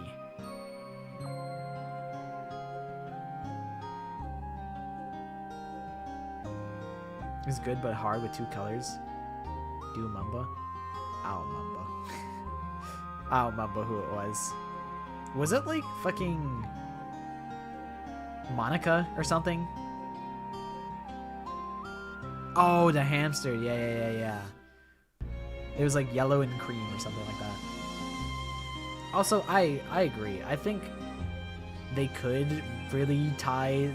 Imagine if, like, you know, the main twist of the first Somnium Files was something that was relevant to the second game. Not that I know for certain that it isn't, but it doesn't seem like it plays a factor at all. Like, they could build off of what they established as possible with the first game and then build on it for the sequel. But they don't seem to be doing that. But it's fine, because it's still an enjoyable experience regardless, so I don't really mind. It is maybe a missed opportunity, but it's cool that they don't feel the need to hinge on that. But there are probably ways that they could build off of that in unexpected and interesting ways where these big twists are gonna tie into each other.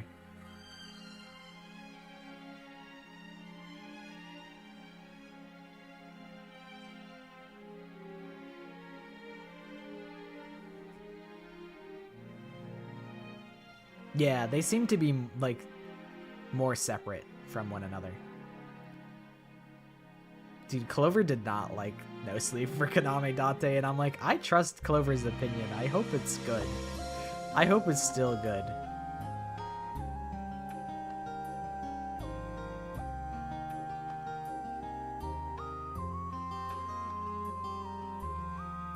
I'm assuming the other filler game is Ultra Despair Girls. Which has a story. It's like whatevs, you know.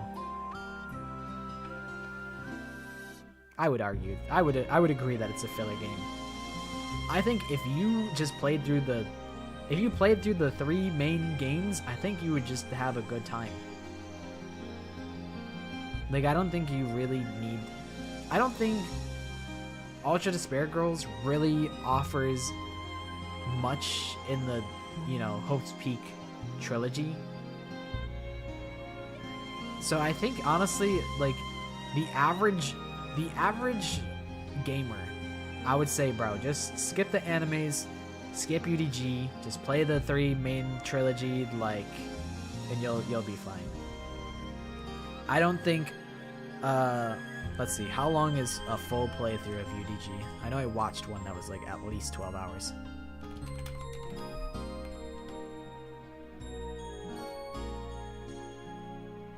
There is a 12-hour long full game walkthrough.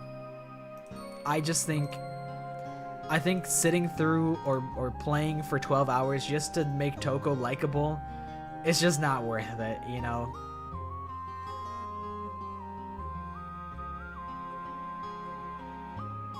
I just don't think the juice is just not worth the squeeze.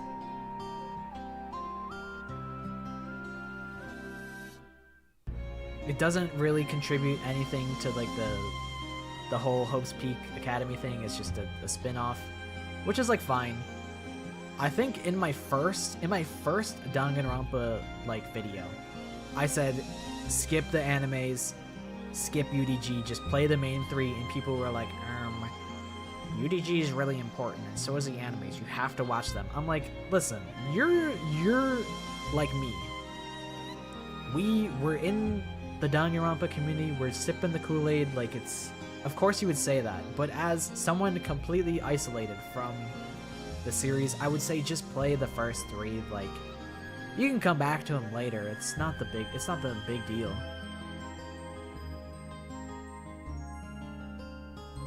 Like, if you want to enjoyment max, just play the main 3 games, and then you can chug through like something that's, you know, less than stellar.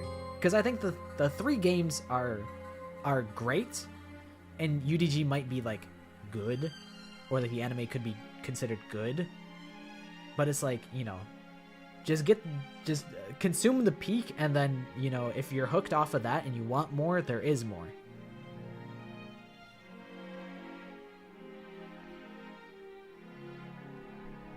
That's like my take.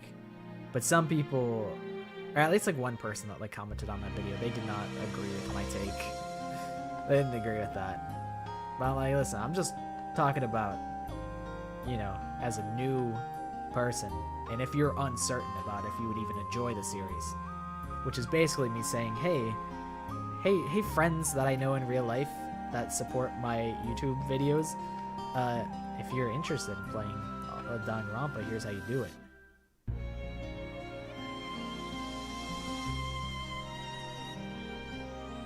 I think Danganronpa 0 is a pretty solid little novel. It's pretty interesting. But I never read like Danganronpa Kirigiri or Ultra Despair Hagekure or Byakuya Togami spin-off, which is crazy because I'm like the Kirigiri guy. I have heard that it's good. I don't know if it's from you specifically, Fanta. Is 2x2 a filler game? I would say no. It's probably the definitive way to play the game because it's like remastered, you know? Because it contains all of the first game in its entirety. So maybe the second scenario is potentially filler. Depends how it pans out, really. So I guess it can't be filler if it has all of the original material in it.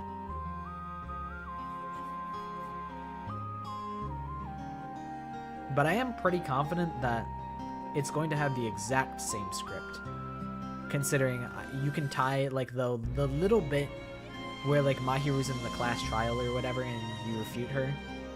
It is word for word exactly as it is in the first class trial. So I'm pretty confident they are going to use the exact same script. So I don't think the remake is going to be too like the remake of Goodbye Despair is going to be like as faithful as possible, other than visuals and animations and maybe some mini games. I think if they revamp some mini games, that could be pretty cool.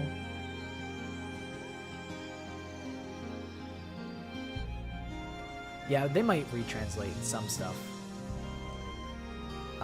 What I've heard, and this is hearsay, don't take this as fact, but I have heard that the English voice actors have not recorded lines yet. So that's worrisome for a 2026 release. That leads me to believe we're getting it like September to November. Because I mean, there's still plenty of time, but I mean, if the English VAs haven't recorded lines yet, it's probably gonna take a while till we get it.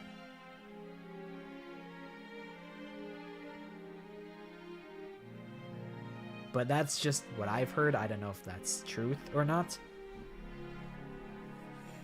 Fuyiko's VA is somewhat problematic. I've not heard about this.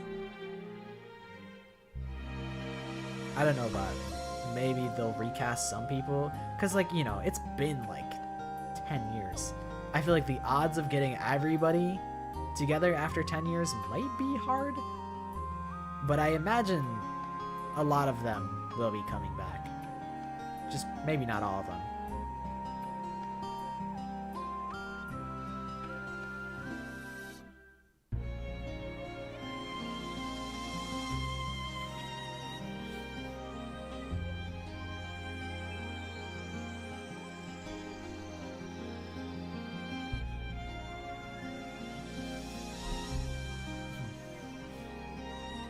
Persona 3 Reload did an almost full recast and all the new VAs did a fantastic job. They even had the old cast play some side characters, which isn't really an option in Danganronpa. I can't wait for Jumpy to be voiced by the previous VA of Gundam.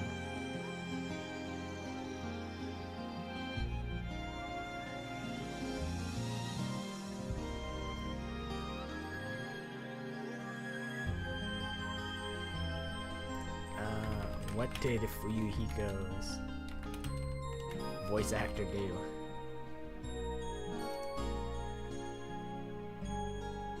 I see. It's not unheard of, and Fuyuhiko and Kokishi's voice actors is a Haiji Toa core, if you would. I was like, we're being cryptic. I need to reveal what has been said. That will clear the vague posting. But that's what they said. This was news to me. That's unfortunate because I do really like Fuyuhiko. But I guess it is possible that they recast everybody and they're under NDA. So that's why the previous VAs didn't say anything. But they said that they haven't recorded voice lines for it. Because maybe they're just all getting recast. So it's possible that there's a recast. It's possible that some VAs are coming back, some aren't. I don't know. IDK.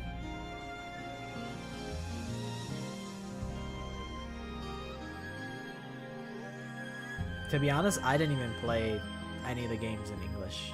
I played them all with the Japanese VAs, and then I read the subs.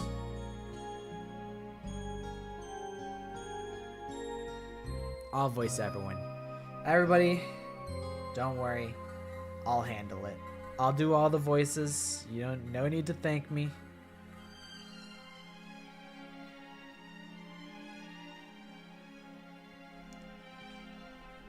I agree. I think Nagito's VA is too classic.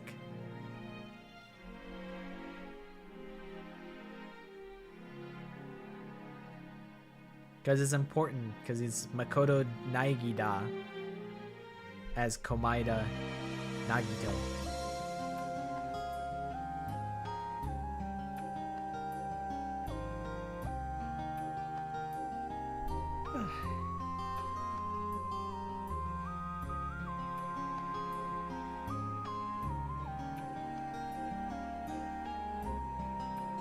Yeah, shout out to Bryce Papenbrook, however you say it. Shout out to him.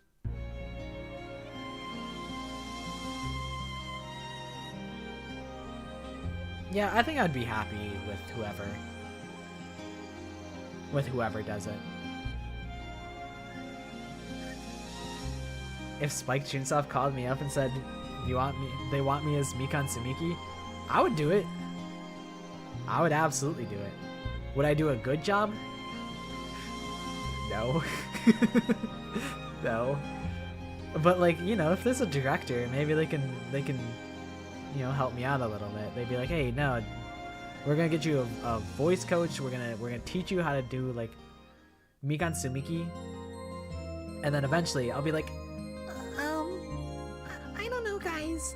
Maybe we should all be nice to each other. I can stutter all the time. That's all I do is I stutter on stream.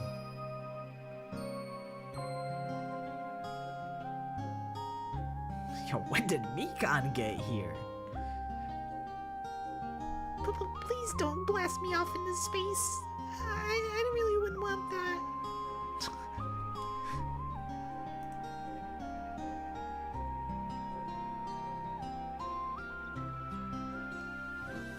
Trips and falls and lands through 5 glass panels at the same time.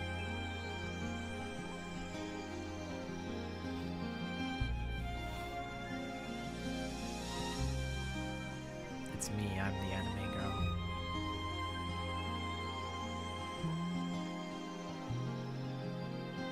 No more blast off, no more bye bye ouchies.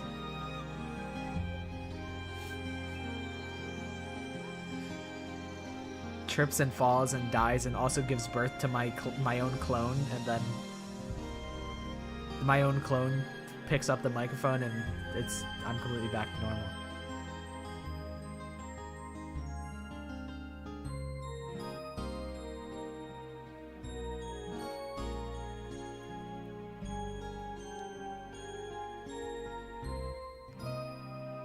Yeah, I imagine all the same character bits are gonna be either doubled down on and they're gonna be worse, or they might be a little better, you know. Maybe Nakamura will be a little less than the shit guy, but I doubt it. He has to be shit made. I don't know. I'm very interested in how the new writer is going to choose to interpret these characters. It's a very interesting scenario to be put in.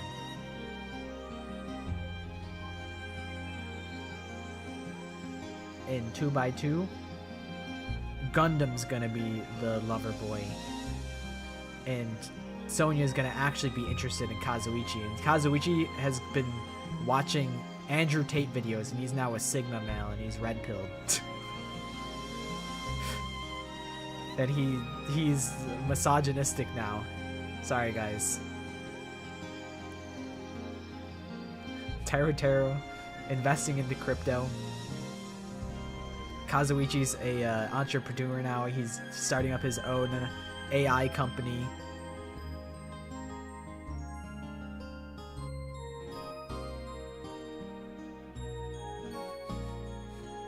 Incel Kazuichi. It could happen.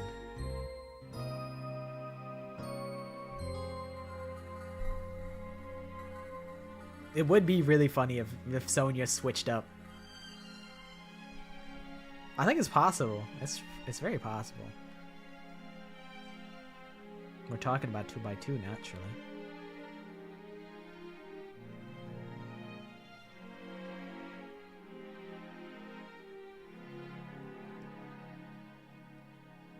Wait until Reddit hears about this. So why do good girls like bad guys?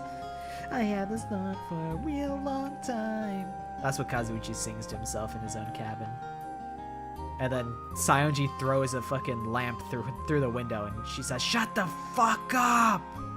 Shut up!" And then it hits Kazuichi in the head, and he dies. And then Sayonji's still blackened.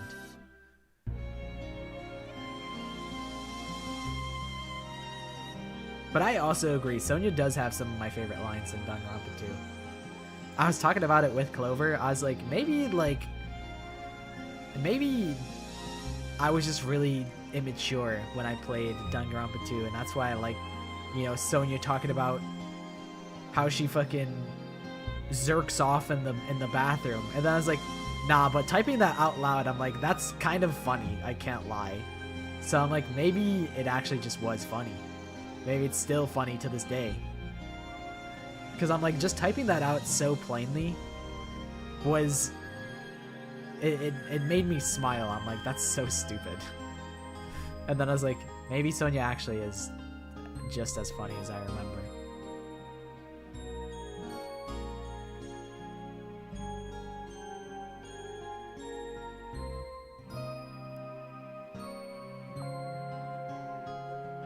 I'm guessing Kiyoshika Magadori.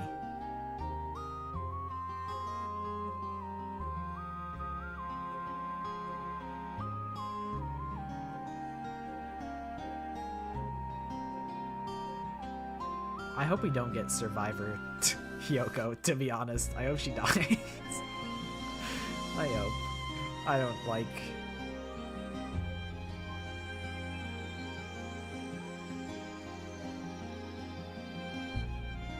I do not remember Pump and Circumference for Pomp and Circumstance.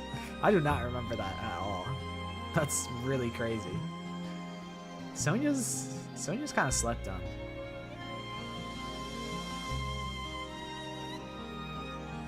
They probably will actually make a joke about Gundam having aura.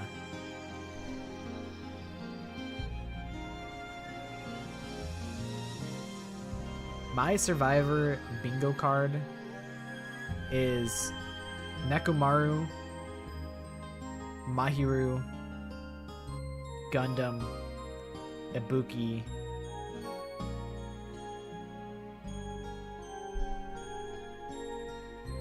Who else was on there?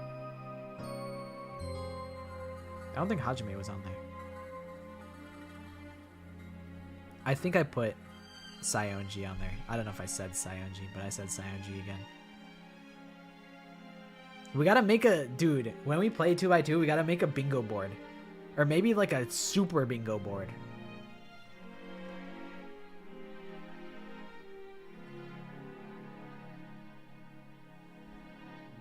I predict that, you know, if Nagito becomes clued in that Hajime has no talent, what if Nagito kills Hajime right off the rip in order to, you know, instigate the Ultimates to use him as a stepping stone? So, I think there's potential for Nagito to kill Hajime. But that would be really early. I mean, I feel like they could do that. You know, they're probably operating off of the assumption that people know the plot of the first game.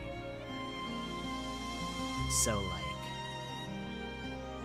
you know, they could put that first and foremost. They could put that front and center and just make that happen right off the rip, and Hajime's dead, and you play as Mikan the whole game.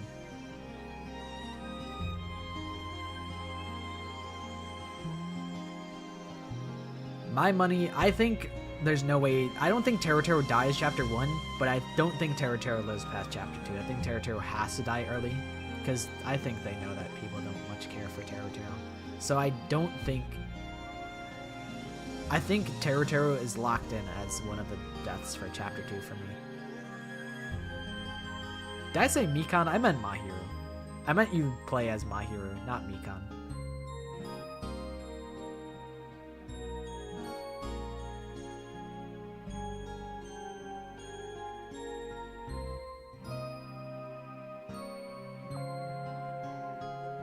Sam, is your favorite Danganronpa 2 character Kazuichi?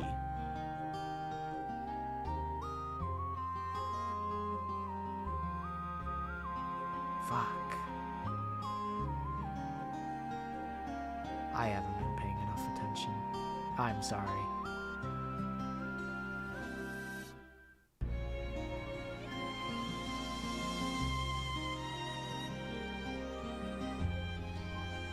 I'm like, it's not Gundam? Let me look. Let me look at the cast.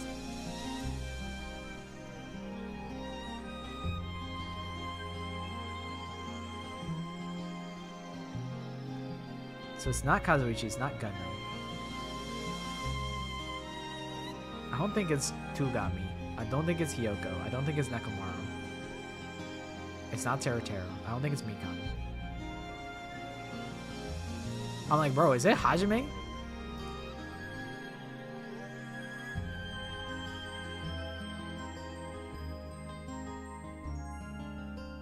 Oh. It happens to be the hamster. Jumpy. Or is it Sandy?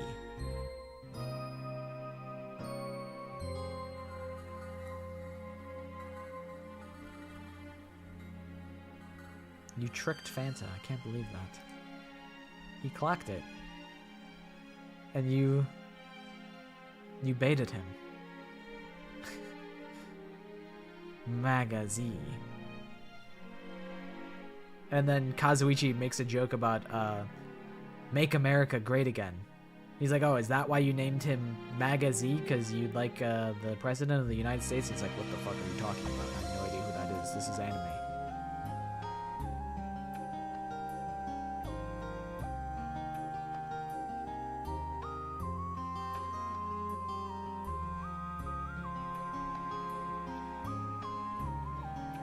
I feel pretty good about my predictions. I don't remember where they are, though, but I could find them at some point. All I know is Nagito, Hajime, and then chapter 2 is like Akane in Teruteru. Then chapter 3 is like Mikan kills Fuyuhiko and Peko at the same time. Chapter 4 is like...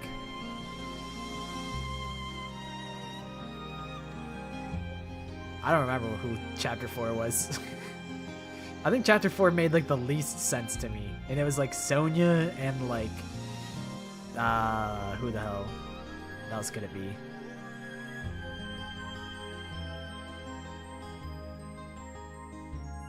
Sonya kills like Kazuichi or something like that, and I'm like, I don't know, there's no reason behind that.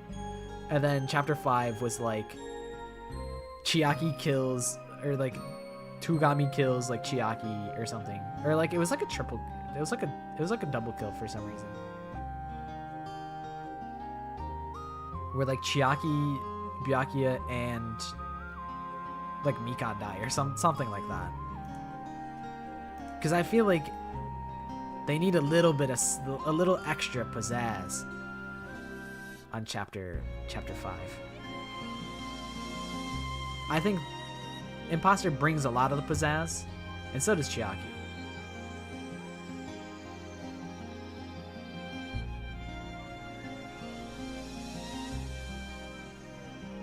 We have been here for a long ass time, and I might be back on Sunday, depending on the vibes.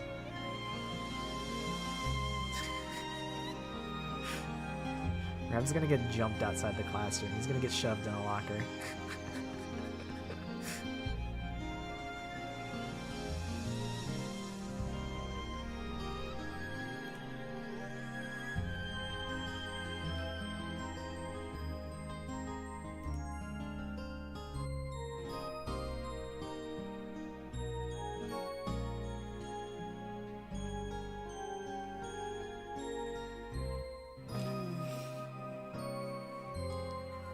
I think I will call it here.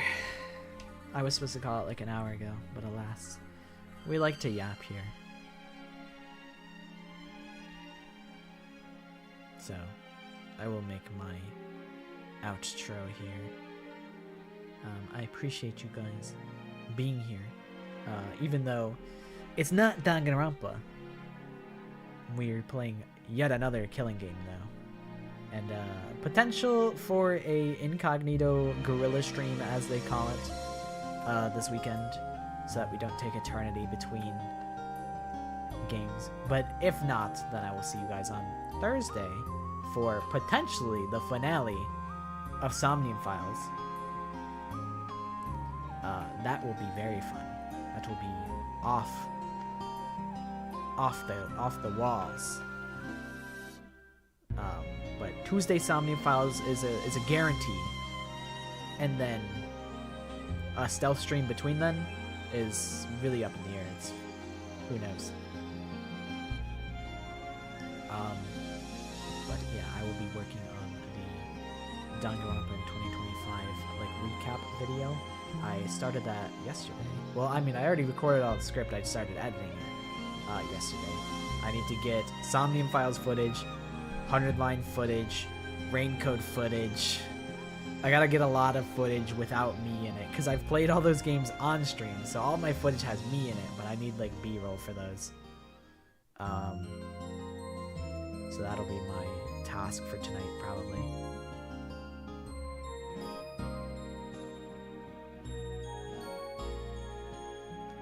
But yeah, I appreciate you guys being here and keeping me company and baiting me into talking about nonsense and listening to me get mad about various things.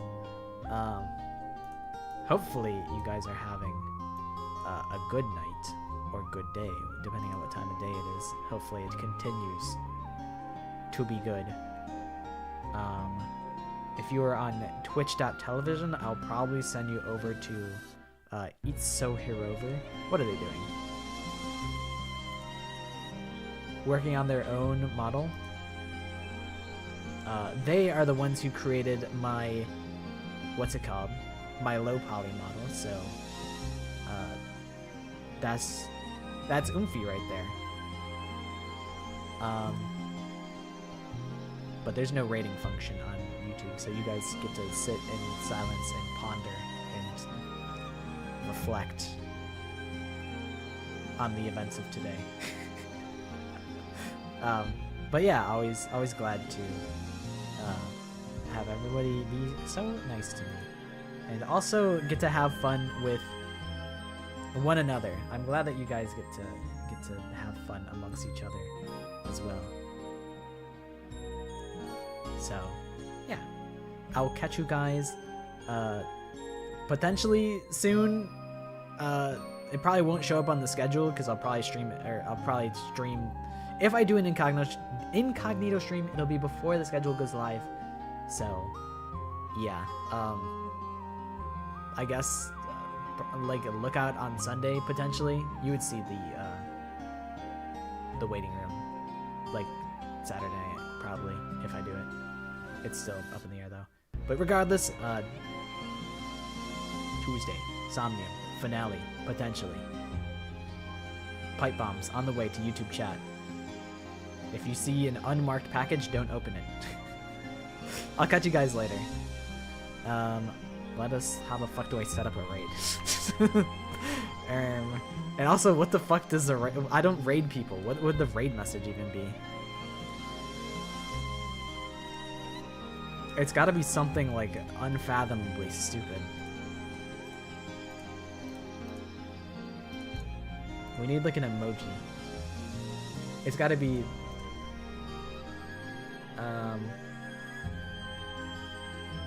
it needs to have a man dancing emoji. That's my Oshi mark, is the man dancing emoji. But I feel like there needs to be like text that accompanies it.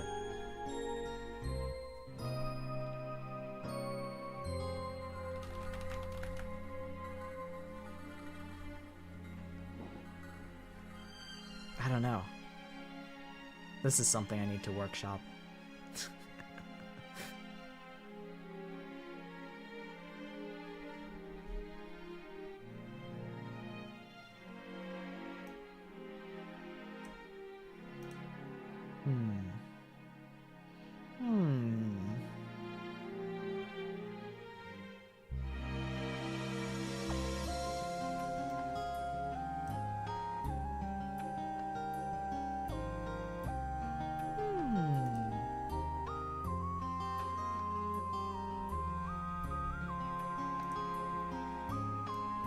For now,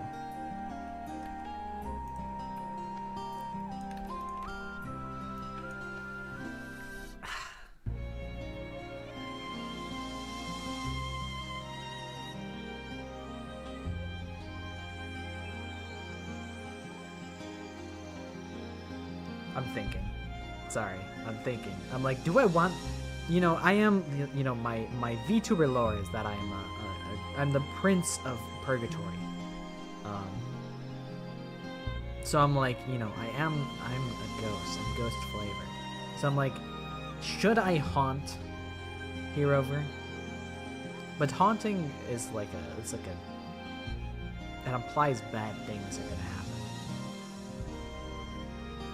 What do you mean, no I ain't? Yes the fuck I am. This is my corner of purgatory. But also, like, I'm evil. I am evil.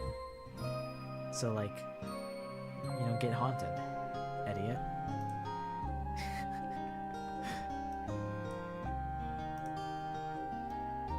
But also, I just say dumb stuff. So I'm like, I don't know. It needs to be accurate to me and who I am, and also be funny and spread good vibes. Because I don't want to be mean to people. But I wouldn't send good spirits someone's way. I would never be caught dead doing something so kind.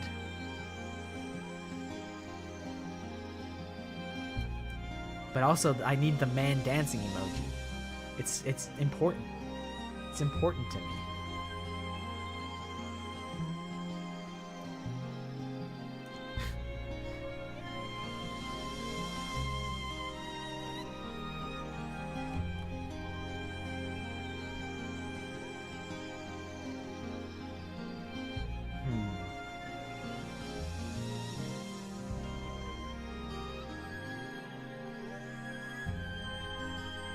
Okie dokie. Thanks for hanging out, Teal Duck.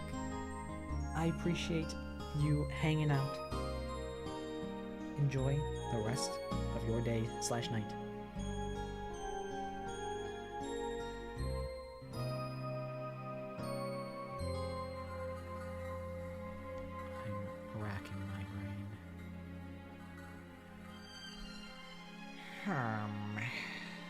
Like my thought was like this. That's like my first thought, but I'm like, I don't know.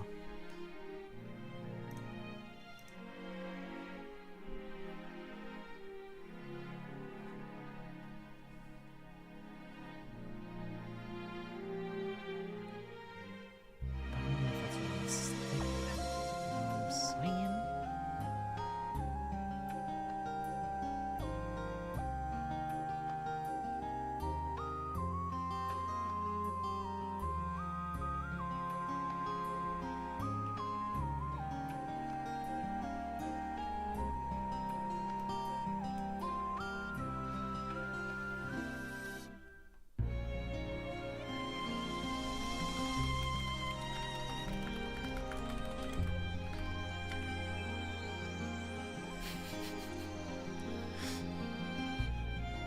Hot local singles have entered your area.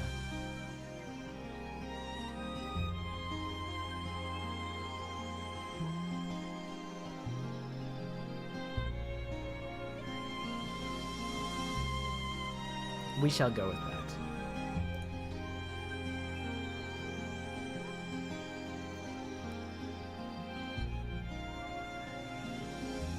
That's what we'll rock with for now. I might still workshop it. It's still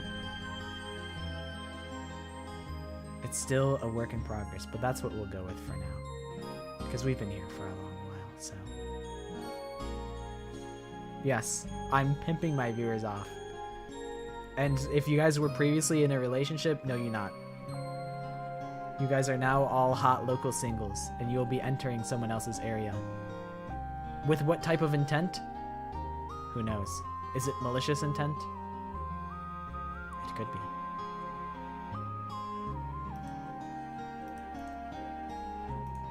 But that's the raid message. It's so P-Rover. You guys don't have to stay. They'll be working in Blender because they're way smarter than me. They actually like are talented and capable. But if you want to say a nice message to them and then go about your day, that's it. That's all I request. But yeah, love to support the homies. So I'll be there for at least a little bit. But I am planning on working on the video, so I probably won't be too active in their chat. But once again, I appreciate you guys being here. I will now be pawning you off and making you somebody else's problem. But this will be the penultimate finale. The good night of all nights.